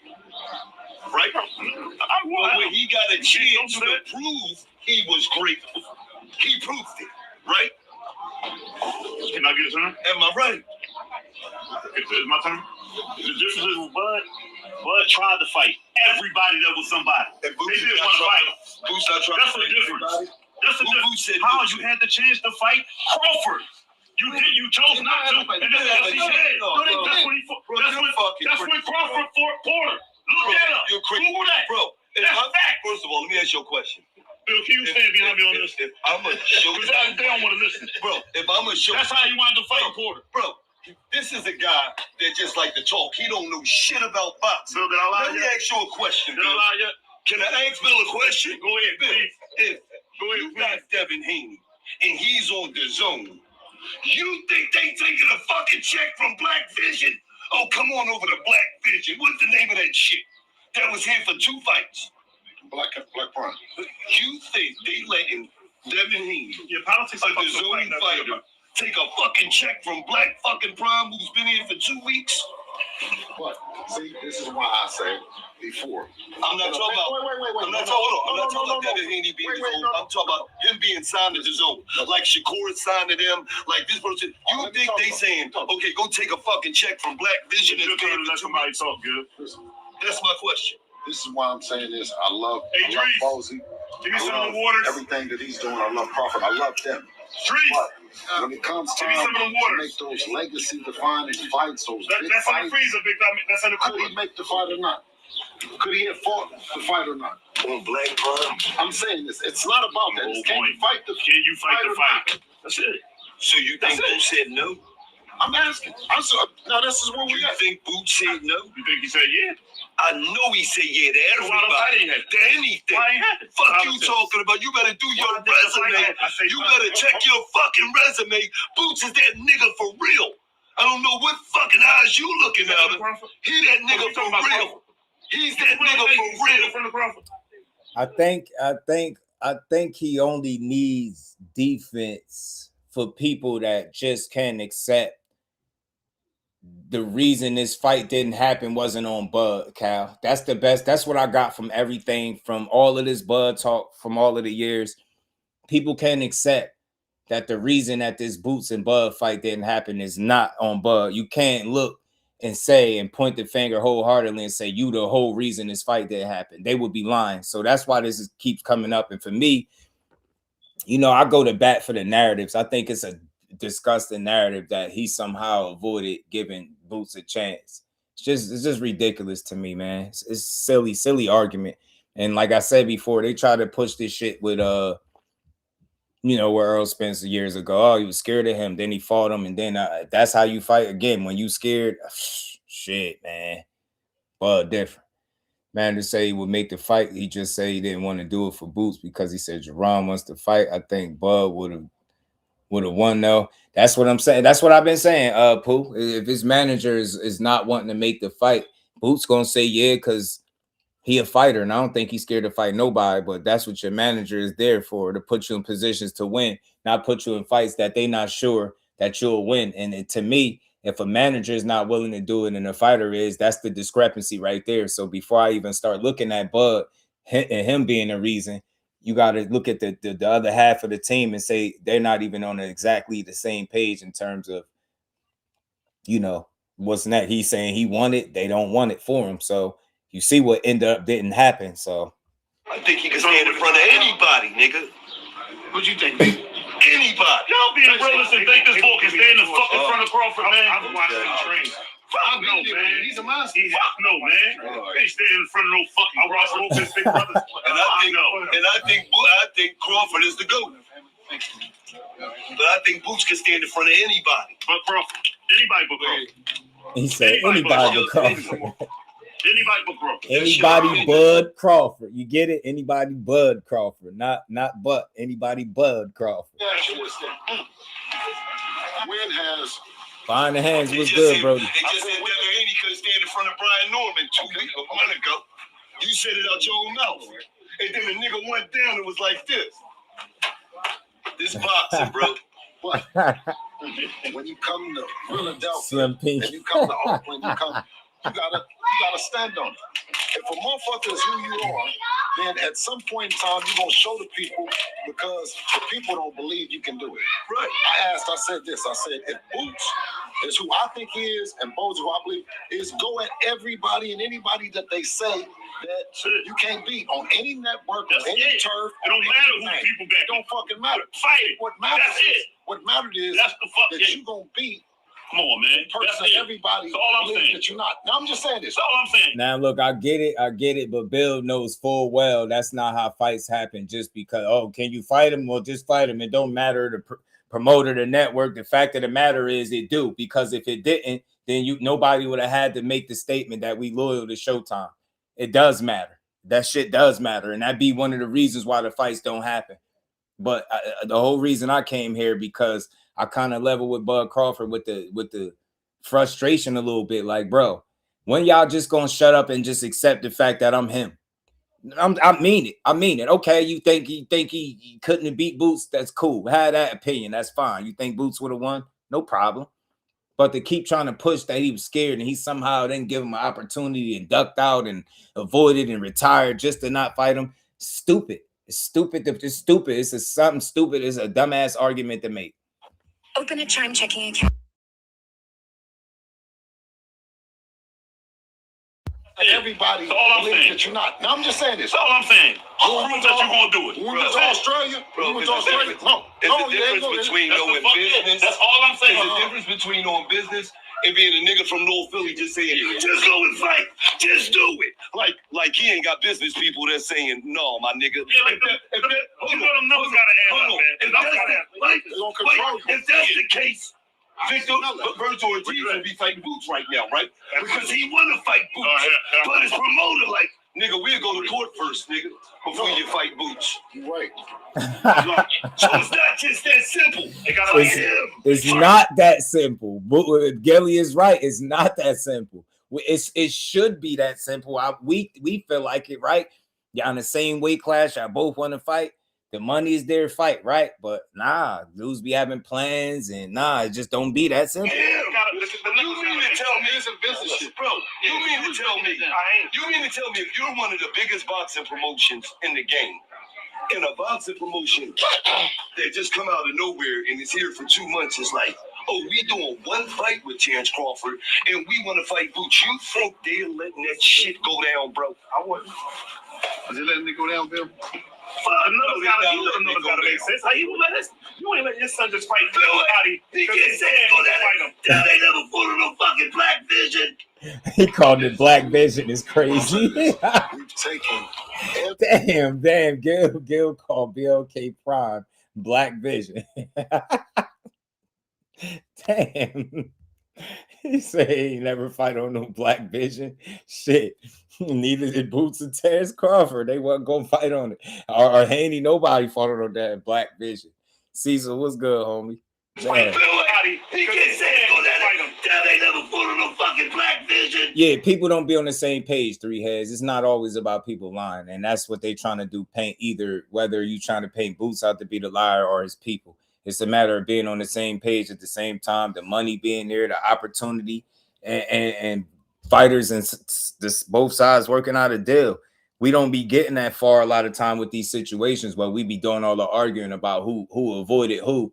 But I'm here to say, I said it before and I'm going to say it again. Zab Judah was representing Terence Crawford around the time. He said both parties involved was interested and willing to fight.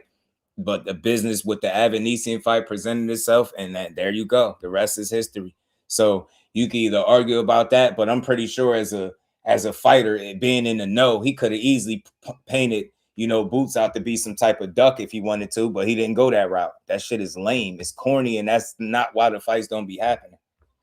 No, you didn't. But what I'm saying is, we've taken every. No, what I'm saying is, you gotta take a chance.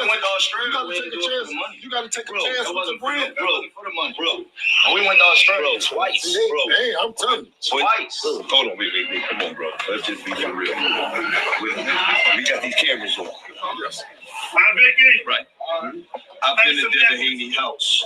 That shit was like 3 years ago, man. That nigga had $3 million in cars lined up out there and then said, I gotta take y'all to my other house that was in a different state.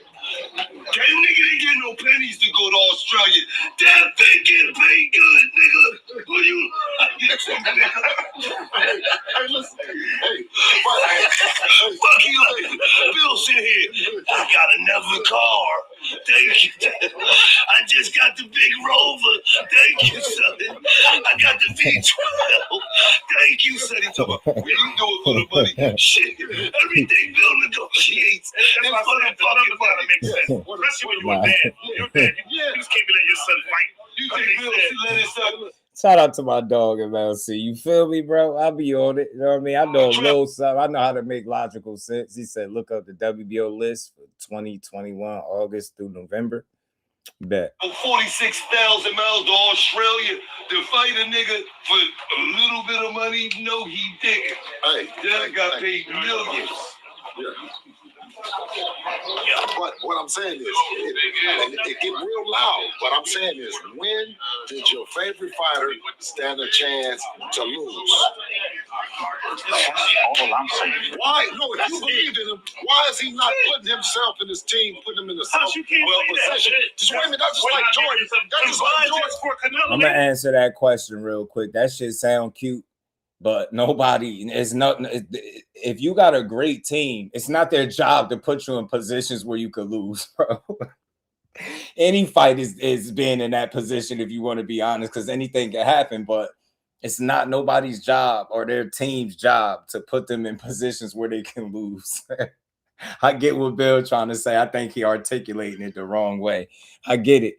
I'm saying take more risks. If your team really believe in you, why they not taking more risks? Put you in fights where people think that you have a chance at losing. I get what he's saying, but that's not the goal and job of any team. And their handlers to put them in positions where they can lose. In fact, it's the opposite. It's to put them in fights where they feel like they're gonna win, can win. Yeah, they take risks, but they said they're not gamblers, right? Bob Arum said that years ago. They'll take risks. They'll take some chances, but if it's a fight where you just feel like your guy got no shot at winning, they're not about to do that. And it's not their job to do it unless that fight is a big fight and they end up making money that I guess guys can't walk away from. Then maybe the fight happens, but it's not their job to put them in fights where they could lose. And they could Buzz for the chance. He beat Jordan.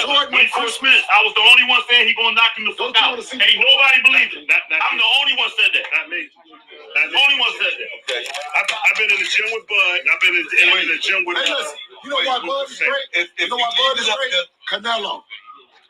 Spence made him good. Yeah, but Canelo made him great. Okay. If you leave it up to the guy that promotes Boots, he says Boots is the hardest fighter in the game to get fights. What is he not supposed to say? Boots walked right in the ring. Virgil Ortiz, what's up? It's time. He said, I don't want to fight Virgil Ortiz right now. I want to win a belt. I want to become champion. He's fighting for legacy. As soon as he became champion, why would he go get? What's up, Virgil Ortiz? Now is the time. Why it ain't the time now? Because he was going to punch him in a fucking coma. That's why. And his promoter said, before I see you go in a coma and I lose my fucking meal ticket, nigga, we going to court, nigga. All right, yeah. Yeah, could he have fought him and not Porter? Yeah, he could have, but what was the likelihood of that fight happening versus the Porter fight? That's what people don't be realizing. And as long as Cameron Duncan was around, unless he came out and changed his tune about wanting to make that fight for Boots, I just don't think it was ever going to really happen with a guy that's pushing you for all of these fights. And not once have you fought a talent remotely closer to the level of Crawford, but out of nowhere, 2021, just imagine like who he fought at that time and imagine one of his next fights being Crawford. I think that's what people got to acknowledge, the competition jump. Like think about how he fighting Zayas right now. He's gradually doing these things. To jump in and just fight Bud Crawford at that time would have been so uncharacteristic of them as a team in a unit for them to do that. So I get it when guys are ranked high and they look better than everybody else there, that look like the fight to make. But you got to ask yourself, is the people, is the fighters team on board with making that particular fight right now? That's what you got to ask yourself. And if you just look at it competition wise, that type of jump is not even going to be made. It's not even being made right now. He's fighting Xander Zayas. Could you imagine him and look at the way he did it? This is after fighting Stan Jonas. This is after Lima. This is after Virgil Ortiz falling out. Here you go with you get me with the Zayas fight. Now just take all those names off the list and rewind back to 2021 when Porter was there and say he would have fought Boots instead of Porter. Look at the competition that Boots would have had fought. Think about how Like that would have been outside of their norm for them to throw him in there with a guy like that's things that people not acknowledging. That's before you even get to if anybody's ducking or scared. It's about was he prepared? Was he ready for the challenge that Terence Crawford would have been? And I just don't say. Look, if Boots got a chance to beat anybody, like Gilly was saying, I think he could stand in front of anybody. I do. But now we're not talking about just standing in front of him. We're not talking about competing. We're not talking about giving a good fight, a close fight. We're talking about beating. And with the way they've moved him, that would be a big jump. That would be something out of the norm. That would have been an anomaly on his resume for him to go from the level of competition, especially back in 2021 to Terence Crawford. That's just me. It just doesn't seem logical or realistic. Yeah, I believe you think that and I'm looking in this camera right now. Turn around in this camera right now. Turn around in this camera right now. Turn around in this camera right now. What's up? On July 27th, nigga, you're going to see greatness. I mean, nigga, hit too much. I am. I think he's great. Turn it back around. I think he's great. I think Boots is great. I just don't think he's a Crawford. Hey, yo, you know what? I can't even be mad at that. I think Boots is great. I just don't think he's Crawford. And respect to that because he haven't had the opportunities yet. And I think he's still young enough to make up cover a lot of ground. Look, he's covering considerable ground with this one Zayas fight. That's a unification. He win. He 2 belts in. He halfway to the goal at 54. You get me? And the rest, he had to worry about politics, scheduling, availability, right? It's that type of shit. So I think he in position to continue to make his mark in boxing, bro. And it don't have to be built off the ideal that he would have fought Crawford and beat him or he should have got the opportunity and never did. He don't need that to be great. And then June 27th going to prove that. And that's what the haters don't want you to realize. Terence Crawford is solidified and Boots is on his way to doing the same thing. Like without fighting each other. They hate it. I don't care. They fight, they don't. Choose to say, come on, nigga, let's get in the pocket. I'm from Philly, nigga. Yeah, do you say I'm Philly, nigga? I'm from Philly. I'm George. You stand in the pocket with any fucking grown man that got hundreds of amateur fights, professional fights. Yeah, you will be fucking caught. Yo, Boots is good. Crawford is, I think he's the greatest. Let me ask you this question. I think Crawford is the greatest. Let me ask you this question. It's a difference. Let me ask you this question. Boots is good. I think Crawford's great. Do you think Devin Haney is great? Hey, Bill, that shit like you think Devin Haney is good. Man, I had Jair for a long time. Matter of fact, I got something, man. Because look, this was a good conversation. The interview was super long, though. You know what I'm saying? It was super long, but it was a good conversation for sure, man. They was going. I got a shorter clip of where Crawford said what he said, and we're gonna get to that, and then we're gonna be out, man. We about 6 hours in. Shout out to the fam rocking out. I knew it was gonna be here long, but not this long. But let's get to it, man. Yeah, but I think Crawford,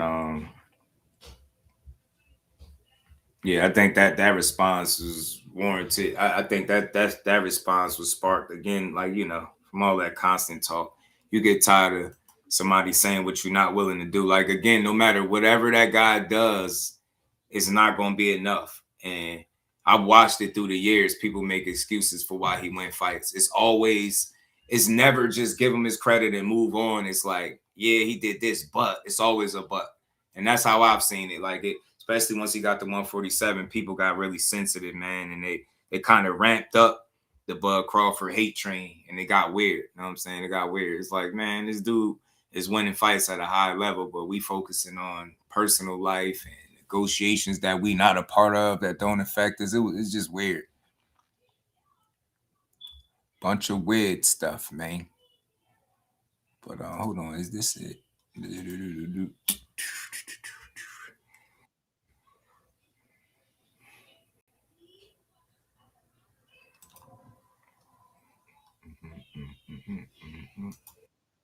Heavy bags. What you talking? No, you said that? 32 heavy That's what he bags. said. He asked me They what I punched agree. back. They was no.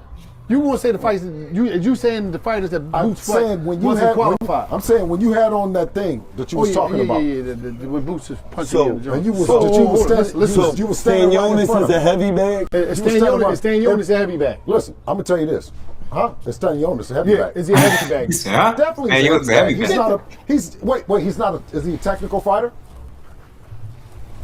Or is he right there? We see technical fighters get beat every day now. Let's not act like we don't see technical fighters get they fucking ass whipped. I'll ask you a question. Was he right there? Was he right there? Was he right there to be hit? Yeah. I'll tell you this. The way y'all looking at me right now, listen, if I turn, listen, wait, cuz. What fighter stands in the pocket and exchange with niggas and don't get hit? The last time I checked, when Devin Haney stood in the fucking pocket with Lomachenko, he was getting fucking hit because he got another nigga that's just as skilled that's trying to fucking hit him too. What the fuck is you talking about? What you saying, Bill? Yeah, we about to have a damn heart attack. Okay, come on, bam, bam, okay. Come on, stab to the body, okay. You step in, I step out, okay. I'm way athletic than all of you niggas. Come on, what we doing? I choose violence, nigga. Damn, man, boy. Everybody gets need a Gilly ride with him. The Omaha goat ain't no duck. On the next Philly goat ain't no duck. Simple, bro. Simple. Zab said it. Zab said it for the people that was listening, man. Ain't nobody duck nobody, bro. That shit it's just sad that that's the way boxing fans are conditioned to think. When fights don't happen, somebody got to be scared. Versus like, you know, it's a possibility of not making sense. So look, I don't think he fought no 32 heavy bags. Was he the favorite in his fights? Yeah, but I think that's a testament. That's a couple of things. That's a testament to how good Boots is, mixed with the level of competition that he's been in the ring with. He ain't had the opportunities, and the guys that he's fought that's been the best, he's dispatched of them all the same. So I think all of this question about resume and who he fought and who he could beat, I think a lot of that stuff that narrative changes a bit when he gets in there with Xander's eyes. He beats him comfortably, handily. People gonna have to respect it. You get what I'm saying? You just gonna have to see it for what it is. The dude is one of them ones. Gil be screaming, but he be on point. He passionate as hell. I love it though, but he ain't fight all heavy bags. And Boots don't get hit too much. I think he get hit for anybody that's offensive, but for anybody that's considered to get hit a lot, he don't lose rounds. So something ain't adding up. So if that's getting hit too much, then I could live with that if I'm Boots. You know what I'm saying? Dude don't have close fights, don't lose a lot of rounds, and beat ass. And I think it's gonna be gonna make a mixtape out of Xander's eyes. But let's keep going. This was the Bud comment. I don't know about that. I fucked him up. I'm gonna knock him the fuck out, and it's the reason why. They went the other way. Stop playing with me. Thank you. Stop playing with me. Niggas, real boxing motherfuckers know why they went the other way. He wasn't ready yet. He needed a couple of more fights, they said. Stop playing. Y'all be We already said that's right. That's right. But I don't. It ain't his time. Brian that's said the right. same thing. It ain't his time yet. And I be trying to be nice because I support the young fella and all that, and he black and shit. I want to see him succeed. That's my thing. Niggas can't come up to me and do the same shit that they can do with other niggas. Niggas don't do that with me. I would slap the piss out of niggas' face. Niggas know who to play with. But that was also what I'm saying. Niggas don't even really be saying my name. They be like, oh, I'm with everybody. I'm on everybody. I'm gonna stop everybody. Niggas say my name. Niggas say I knocked Terence Crawford out, nigga. You ain't regular, Terence. We know that. You ain't regular. You ain't regular. See? Well, I know me and Wallow tried you, nigga. We won. We walked out the door. We won. I know martial arts. Let's change the sport. We can change the sport. They had to make it a little light because Bud Crawford went in. They know. They know he not lying. Look, Bud said what he said, man. That shit is coming from an honest place. He telling you what they was telling him, man. Buddy need more fights. He ain't ready yet. That's why he like, stop playing with me, man. But you know, Boots, I like the fact that Boots been responding when he feels the need to, man, because I like it. I always said this, Boots talking in boxing is always going to be a good thing. Him speaking more. You know what I'm saying? This is what Boots ended up saying.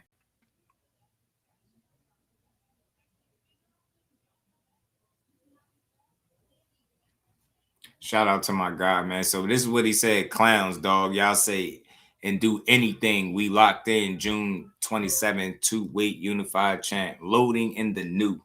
Shout out to my guy Pooh, man. I see him send me something saying Cameron Duncan, Jaron Ennis beats Terence Crawford because he bigger. Yeah, that's cool to say that shit, but it's cool to say it, but when you openly saying that you won't put him in there and stuff like that, you get me? It get a little tricky, man. Gets a little tricky. But that's the comment that had everybody tripping, man, with Terence Crawford. But that's why I said, man, they call him and they keep asking him about a guy who was told wasn't ready. Shout out to my dog. Hold on. Pooh the K sent me this. I could play this real quick before we get out of here. This is something he said. Cameron Duncan, Jaron beats Terence Crawford. He's bigger. That's what he said. This was from Barbershop Conversations. You could play this real quick. Bud told Albright trainer, he know, and boy ain't say shit. Nah, they know not to play with Bud like that, man. Bud get diffy out there. I find it pretty funny that if this was a play, it would be two great characters: Jaron Ennis, Terence Crawford. This was from like 5 years ago, right? Or something, yeah. You say Jaron Ennis is bigger, faster, stronger. You know, I'm paraphrasing you and probably putting some superlatives on it, and you still get, you call it points off of Terence Crawford. Is that through perpetuity or is there a cutoff date? It's a cutoff date. It's a cutoff. Okay, gotcha. Okay. No, it was my original contract. I just lowered it way down. Okay.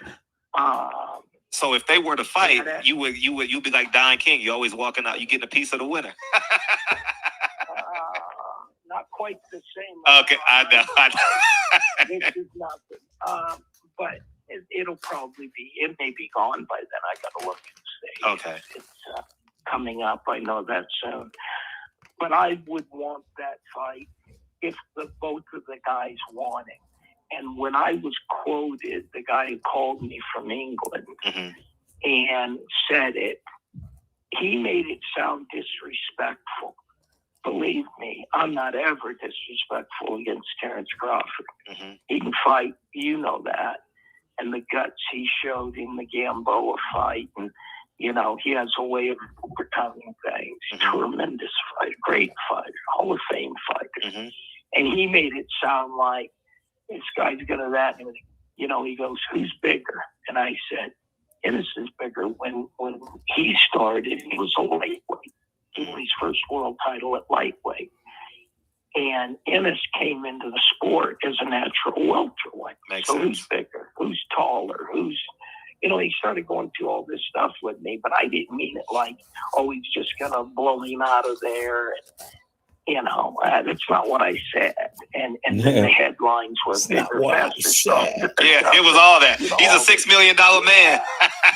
And he turned it into, you know, something that was like that. And I didn't say it like that. Sure. At all. Sure. At all. I mean, you know, you don't talk about Crawford like that. What is he? You know, 34-0 or 27 knockouts or something. And he's fought, you know, I know he hasn't had the greatest fighters to fight. I understand that. But whoever he was called to, he handled. And I mean, he handled them. And he's a great fighter. And we would know that. Would I think that Jaron would win? Yes, I do. And I don't think. I just want to say this real quick. No manager is going to come out and, you know, for the most part, and tell you they think somebody else is going to beat their fighter, even if they thought that he was. It would have been stupid for him to say that.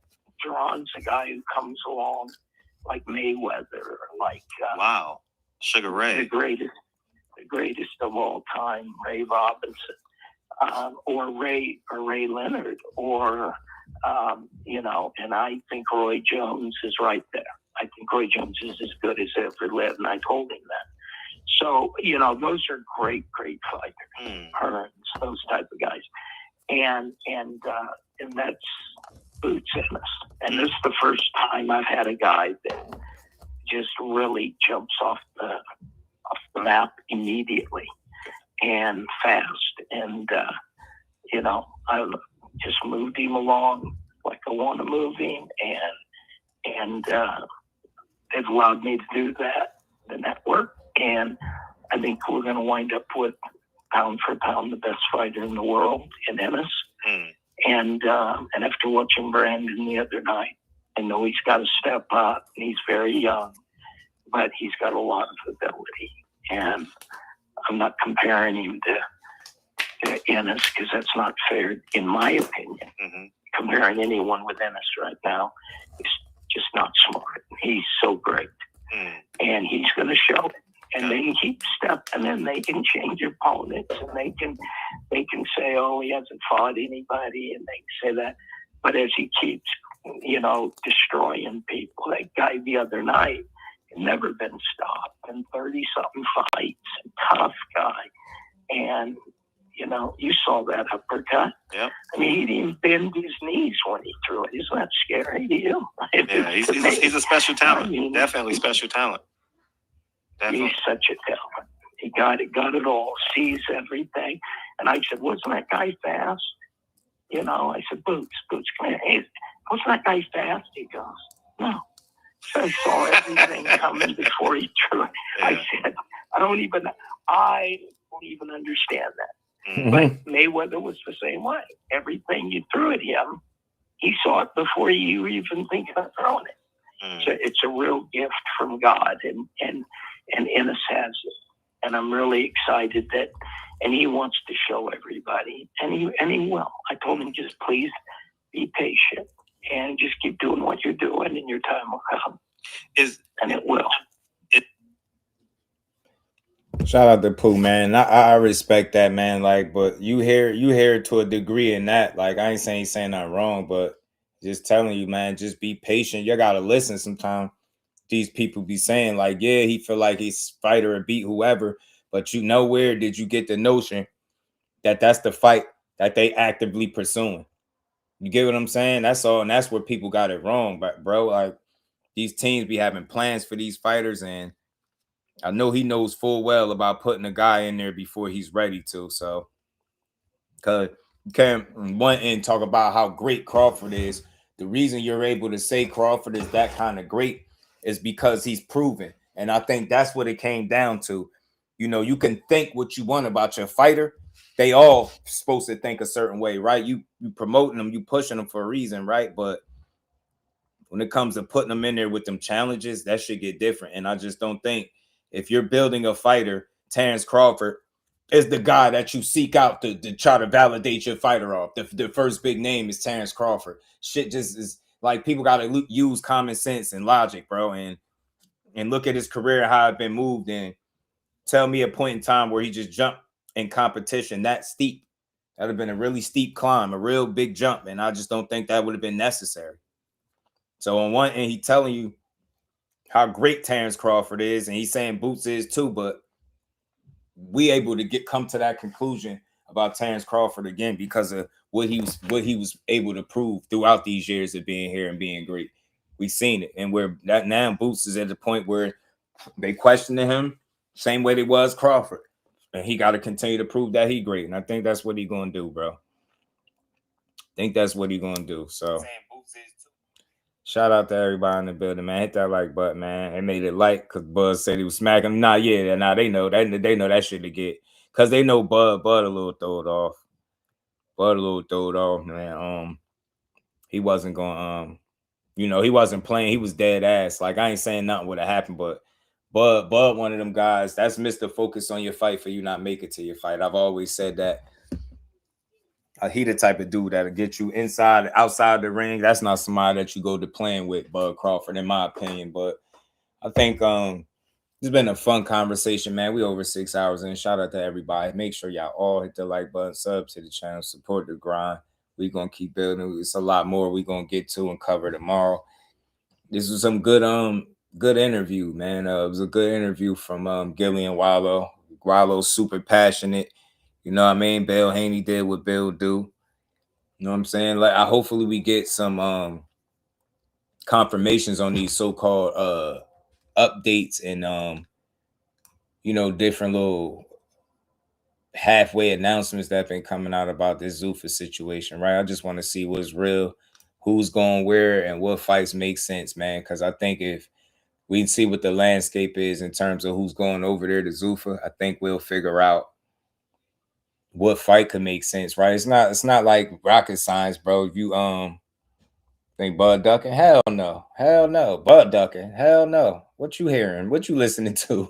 At point, I think the one who possibly wanted to fight was Jaron, but his team, on the other hand, I don't think they wanted it, but I also think Bud wanted it. Yeah, look, I think Boots will fight whoever.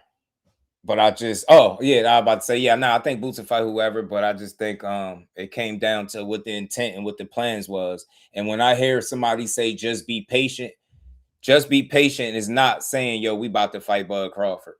Just be patient is like, yo, look, he doing what he doing. We gonna keep doing what we doing.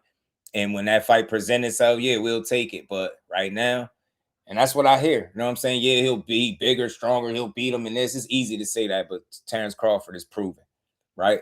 That's what we do know about him. He's a proven fighter. And I think after June 27, Boots is going to be a proven fighter, right? He's going to have to prove a lot of these dudes that, he is exactly who he's been saying he is, and then some, right? So.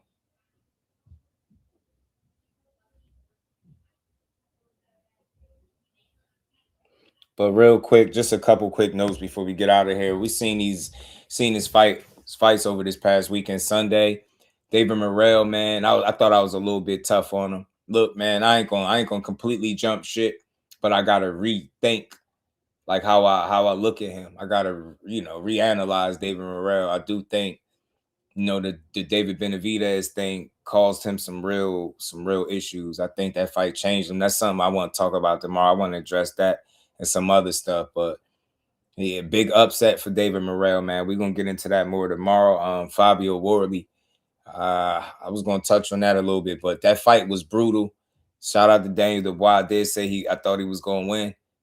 I can understand why people thought Fabio was gonna win. He did get 2 knockdowns. Daniel Dubois stood tall. He fought back.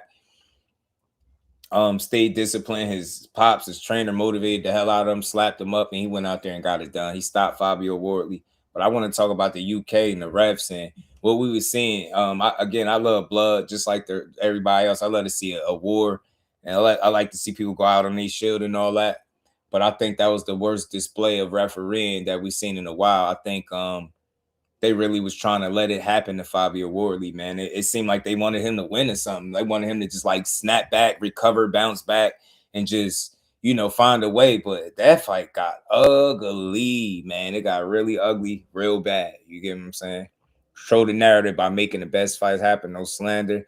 Man's name that I only seen females do that. Shout out to 3S. That's how I give it up over here. So you talking to Pooh Shiesty. All right, man. Yeah. So look. That was a terrible fight, man. Like the outcome, I think they could have been stopped it.